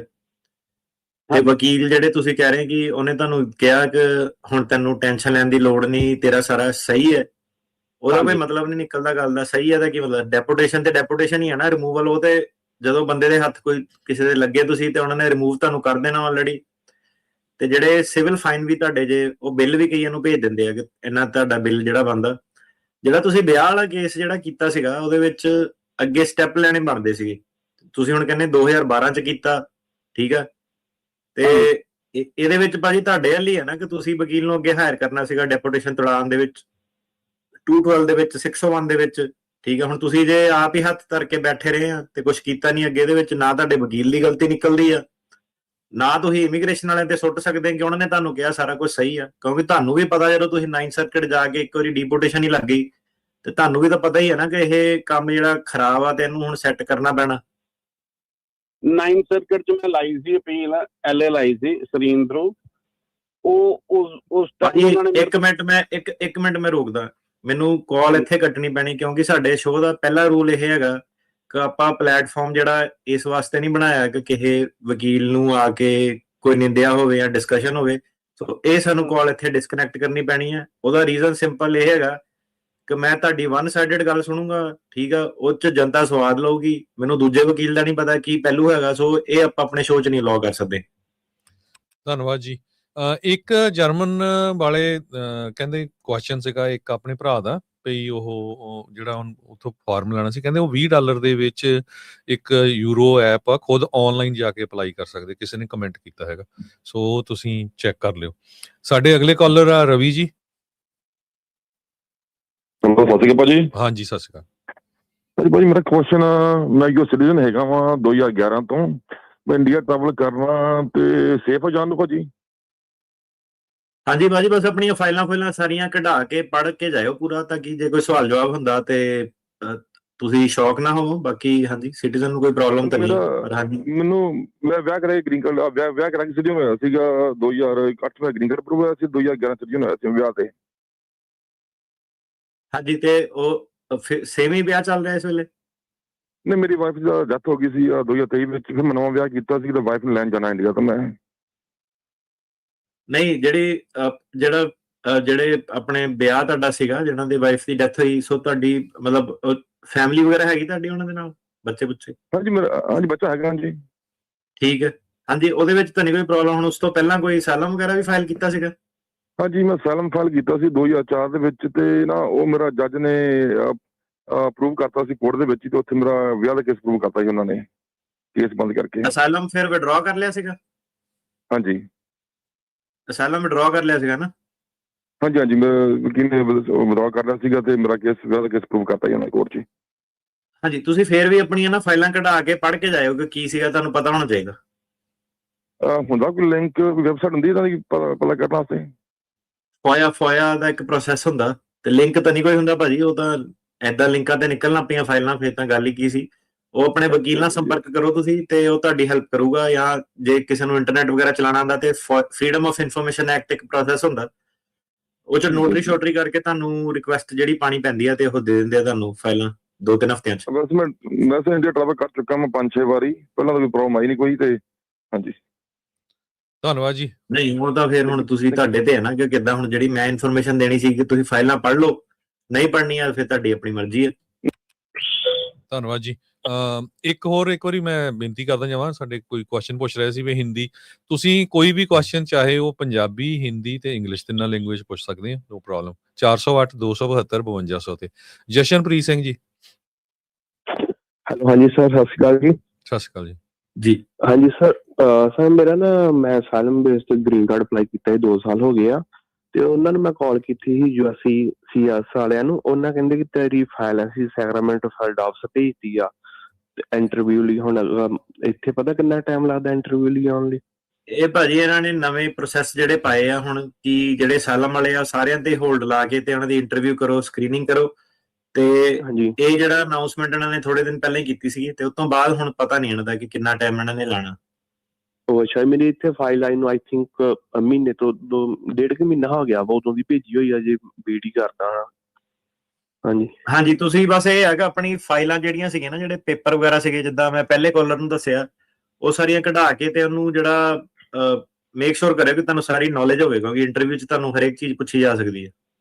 ਹਾਂਜੀ ਉਹ ਮੇਰੇ ਤੋਂ ਹੈਗੀਆਂ ਸਾਰੀਆਂ ਜੋ ਵੀ ਆਪਣੇ ਜਦੋਂ ਸਾਇਲਮ ਗ੍ਰਾਂਟ ਹੋਇਆ ਸਾਰਾ ਪੇਪਰ ਵਰਕ ਮੇਰੇ ਤੋਂ ਪਿਆ ਇੱਥੇ ਘਰੇ ਹੀ। ਹਾਂਜੀ ਹਾਂਜੀ ਬਸ ਠੀਕ ਹੈ ਫਿਰ ਆਪਣਾ ਉਹੀ ਹੈ ਵੇਟ ਕਰੋ ਕਿੱਦਾਂ ਤੇ ਦੈਟਸ ਅਬਾਊਟ ਇਟ ਹਨਾ। ਵਕੀਲ ਨੂੰ ਤੁਸੀਂ ਨਾਲ ਖੜ ਸਕਦੇ ਜੇ ਤੁਹਾਨੂੰ ਲੱਗਿਆ ਨਹੀਂ ਤੇ ਹਾਂ ਆਪ ਹੀ ਸੈਲਫ ਸਟੱਡੀ ਕਰੋ। ਧੰਨਵਾਦ ਜੀ। ਅਗਲੇ ਸਾਡੇ ਕਾਲਰ ਆ ਸੰਘੇੜਾ ਜੀ।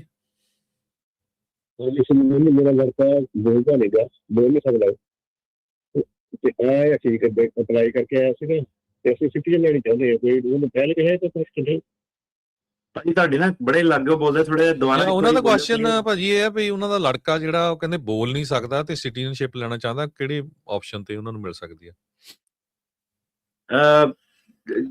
ਲੈਂਗੁਏਜ ਜੇ ਤੁਹਾਡੇ ਜੈਨੂਇਨ ਇਸ਼ੂ ਹੈਗਾ ਤੁਹਾਨੂੰ ਫਿਰ ਮੈਡੀਕਲ ਡਾਕੂਮੈਂਟੇਸ਼ਨ ਆਪਣੀ ਕਰਨੀ ਪੈਣੀ ਹੈ ਕਿ ਇਹੋ ਜਿਹੇ ਲੈਂਗੁਏਜ ਵਾਲਾ ਜਿਹੜਾ ਟੈਸਟ ਆ ਉਹ ਜੇ ਮਾਫ ਕਰ ਦੇਣ ਉਹਦੇ ਬੇਸ ਦੇ ਉੱਤੇ। ਤੇ ਹਾਂਜੀ ਉਹ ਡਿਸੇਬਿਲਿਟੀ ਅਕੋਮੋਡੇਸ਼ਨ ਜਿਹੜਾ ਉਹਦੇ ਫਾਰਮ ਵਗੈਰਾ ਸਹੀ ਤਰ੍ਹਾਂ ਨਾਲ ਭਰਿਓ ਤੇ ਜੇ ਉਹਨਾਂ ਦੀ ਲੈਜਿਟ ਉਹਦੀ ਡਿਸੇਬਿਲਿਟੀ ਆ ਤੇ ਫਿਰ ਉਹ ਉਹਨੂੰ ਐਕਸਕਿਊਜ਼ ਕਰ ਸਕਦੇ ਆ।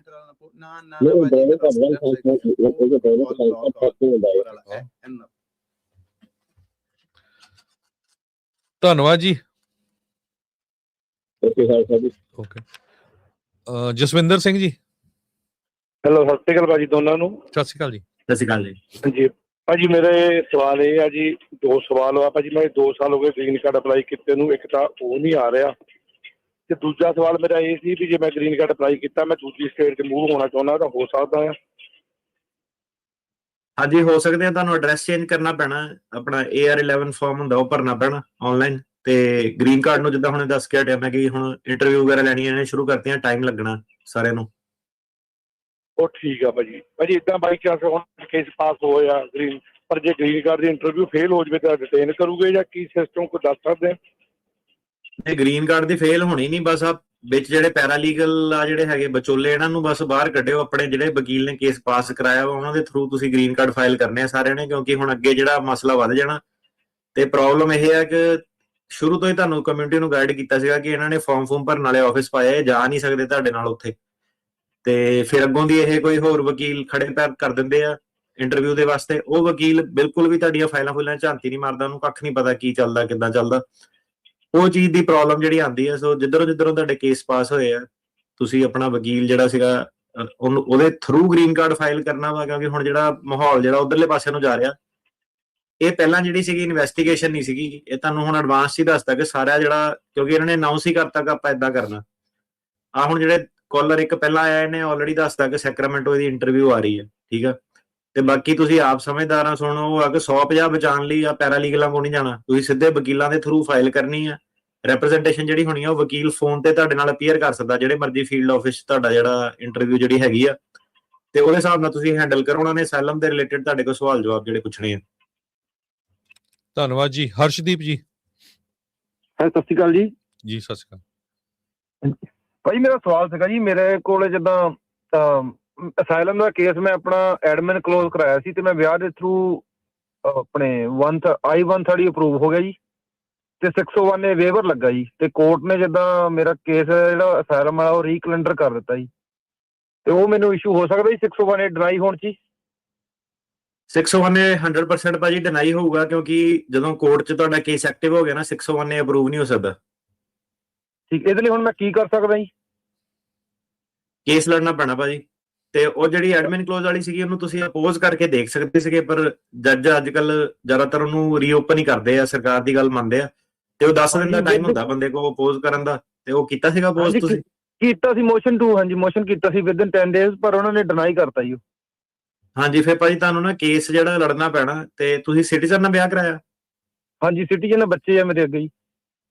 ਤੁਸੀਂ ਭਾਜੀ ਇੱਕ ਸੀਰੀਅਸਲੀ ਜਿਹੜਾ ਸੀਗਾ ਨਾ, ਆਪਣੀ ਪੰਜਾਬੀ ਕਮਿਊਨਿਟੀ ਕਾਫੀ ਭੱਜਦੀ ਆ ਉਹ ਸਲਾਹ ਤੋਂ, ਪਰ ਨਾ ਤੁਸੀਂ ਇੱਕ ਵਾਰੀ ਆਪਣੇ ਵਕੀਲ ਨਾਲ ਬਹਿ ਕੇ ਗੱਲ ਕਰ ਲਿਓ। ਕਈ ਵਾਰੀ ਨਾ ਵਲੰਟਰੀ ਡਿਪਾਰਚਰ ਜਿਹੜਾ ਹੁੰਦਾ ਉਹ ਲੈਣੀ ਬੈਟਰ ਆਪਸ਼ਨ ਹੁੰਦੀ ਹੈ। ਜਦ I-130 ਵਗੈਰਾ ਅਪਰੂਵ ਆ ਨਾ, ਤੇ ਉਹਨਾਂ ਬਹਿ ਕੇ ਇੱਕ ਵਾਰੀ ਪੁੱਛਿਓ ਕਿ 12 ਬੂਰਾਂ ਲੱਗਦੀਆਂ ਕਿ ਨਹੀਂ ਲੱਗਦੀਆਂ। ਤੇ ਜੇ ਤੁਹਾਨੂੰ ਉਹ ਵਲੰਟਰੀ ਡਿਪਾਰਚਰ ਦਿੰਦੇ ਆ ਤੇ ਤੁਹਾਡੇ ਤੇ ਜਿਹੜੀ 3 ਈਅਰ ਬਾਰ ਜੇ ਨਹੀਂ ਲੱਗਦੀ ਆ ਤੇ ਤੁਸੀਂ ਆਪਣੀ ਕੰਟਰੀ ਜਾ ਕੇ ਵੀ ਜਿਹੜਾ ਉਹ ਆਪਣਾ ਜਿਹੜਾ ਵੀਜ਼ਾ ਲੈ ਕੇ ਆ ਸਕਦੇ ਹੋ। ਉਹ 'ਚ ਤੁਸੀਂ ਮੇਰੇ ਹਿਸਾਬ ਨਾਲ ਉਸ ਹਿਸਾਬ 'ਚ ਸੌਖੇ ਰਹੋਗੇ। ਤੁਸੀਂ ਇੱਕ ਵਾਰੀ ਉਹਨਾਂ ਜਿਹੜੀ ਆਪਣੇ ਵਕੀਲ ਨਾਲ ਬਹਿ ਕੇ ਗੱਲ ਕਰ ਲਓ। ਵਕੀਲ ਭਾਜੀ ਜਿਹੜਾ ਮੇਰਾ ਵਕੀਲ ਸੀ ਉਹ ਜਿੱਦਾਂ ਸਿਆਣਾ ਹੋ ਗਿਆ, ਉਹਨੇ ਆਪਣੇ ਆਪ ਨੂੰ ਕੋਰਟ ਚੋਂ ਵੀ ਵਿਡਰਾਅ ਕਰ ਲਿਆ ਕਿ ਉਹ ਮੈਨੂੰ ਕਹਿੰਦਾ ਤੂੰ ਆਪਣਾ ਨਵਾਂ ਅਟਾਰਨੀ ਹਾਇਰ ਕਰ ਲਾ। ਮੇਰਾ ਜਿਹੜਾ ਉਹ ਅਸਾਈਲਮ ਦਾ ਕੇਸ ਉਹ ਵਾਸ਼ਿੰਗਟਨ ਸਟੇਟ 'ਚ ਸੀ, ਸਿਆਟਲ। ਤੇ ਹੁਣ ਮੈਨੂੰ ਕਹਿੰਦਾ ਤੇਰਾ ਜਿੱਦਾਂ 50-50 ਹੈ, ਡਿਨਾਈ ਹੋ ਵੀ ਸਕਦਾ ਜਿੱਦਾਂ ਹੁਣ ਕਰੰਟ ਐਡਮਿਨਿਸਟ੍ਰੇਸ਼ਨ ਥੋੜੀ ਸਟਰੋਂਗ ਨਹੀਂ ਹਾਂਜੀ ਸੋ ਭਾਜੀ ਉਹਦੇ ਵਿੱਚ ਤਾਂ ਤੁਸੀਂ ਨਾ ਫਿਰ ਵਲੰਟਰੀ ਡਿਪਾਰਚਰ ਜਿਹੜਾ ਤੁਸੀਂ ਉਹਦੇ ਵਿੱਚ ਰਿਸਕ ਨਾ ਲਓ, ਕਿਉਂਕਿ ਤੁਹਾਡੇ ਕੋਲ ਫਿਰ ਆਪਸ਼ਨ ਜਿਹੜੀ ਹੈਗੀ ਆ। ਤੇ ਜੇ ਤੁਸੀਂ ਆਪਣਾ ਇੰਡੀਆ ਰੋਕ ਸਕਦੇ ਆ ਥੋੜੀ ਦੇਰ, ਹੈ ਨਾ, ਜੇ ਤੁਹਾਡੇ ਤੇ ਬਾਹਰ ਨਹੀਂ ਲੱਗਦੀ, ਕੁਛ ਕੁ ਮਹੀਨੇ ਲੱਗਣੇ ਆ। ਸੋ ਉਹਦੇ ਵਿੱਚ ਕੀ ਆ ਕਿ ਉਹ ਸਲਾਹ ਨਹੀਂ ਜਿੱਦਾਂ ਕਈ ਵਾਰੀ ਵਕੀਲ ਦਿੰਦੇ ਕਿ ਉਹਨਾਂ ਨੂੰ ਲੱਗਦਾ ਪਤਾ ਨਹੀਂ ਇੰਡੀਆ ਕੰਪਲਿਕੇਟਡ ਜਾਂ ਫੈਮਿਲੀ ਬੇਸ ਕੰਪਲਿਕੇਟਡ, ਲੋਕੀ ਪ੍ਰੈਕਟਿਸ ਕਰਦੇ ਨਹੀਂ ਜਾਂ ਆਪਣੀ ਕਮਿਊਨਿਟੀ ਤੁਸੀਂ ਕਹਿ ਲਓ ਕਿ ਪੈਰਾਲੀਗਲਾਂ ਥਰੂ ਹੀ ਕਰਦੀ ਆ ਫਾਰਮ ਭਰਨ ਵਾਲੀ। ਸੋ ਉਹਦੇ ਵਿੱਚ ਇਹ ਹੈ ਕਿ ਤੁਸੀਂ ਜੇ ਵਕੀਲ ਨਹੀਂ ਹੈਗਾ, ਵਕੀਲ ਹਾਇਰ ਕਰੋ ਪਹਿਲਾਂ ਤਾਂ, ਤੇ ਆ ਜਿਹੜੀ ਵਲੰਟਰੀ ਡਿਪਾਰਚਰ ਵਾਲੀ ਆਪਸ਼ਨ ਆ ਜਿਹੜੀ ਪਰਸੂ ਕਰੋ ਆਪਣੀ ਓਬਵੀਅਸਲੀ ਵਾਈਫ ਵਗੈਰਾ ਨਾਲ ਗੱਲ ਕਰਕੇ ਪਹਿਲਾਂ ਕਿ ਇੰਡੀਆ ਵਾਲਾ ਜਿਹੜਾ ਸਿਨੈਰੀਓ ਹੈਗਾ 5-6 ਮਹੀਨੇ ਤੁਹਾਨੂੰ ਉੱਥੇ ਰੁਕਣਾ ਪੈਣਾ ਇੰਡੀਆ ਦੇ ਵਿੱਚ। ਪਰ ਮੇਰੇ ਹਿਸਾਬ ਨਾਲ ਉਹ ਤੁਹਾਡੇ ਲਈ ਬੈਟਰ ਆ। ਵਾਸ਼ਿੰਗਟਨ ਦਾ ਜਿਹੜਾ ਕੋਰਟ ਆ ਉਹ ਸਟ੍ਰਿਕਟ ਵੀ ਹੈਗਾ ਵਾ ਤੇ ਆਪਣੇ ਉਦਾਂ ਕੇਸ ਪਾਸ ਹੋਇਆ, ਪਰ ਉਹ ਵਾਕਈ ਜਿਹੜਾ ਹੈਗਾ 50-50 ਸਿਨੈਰੀਓ ਜਿਹੜਾ ਉਹਦੇ ਵਿੱਚ ਹੋ ਜਾਣਾ, ਤੁਹਾਨੂੰ ਰਿਸਕ ਲੈਣ ਦੀ ਉਹਦੇ ਵਿੱਚ ਲੋੜ ਨਹੀਂ ਹੈਗੀ ਮੇਰੇ ਹਿਸਾਬ ਨਾਲ।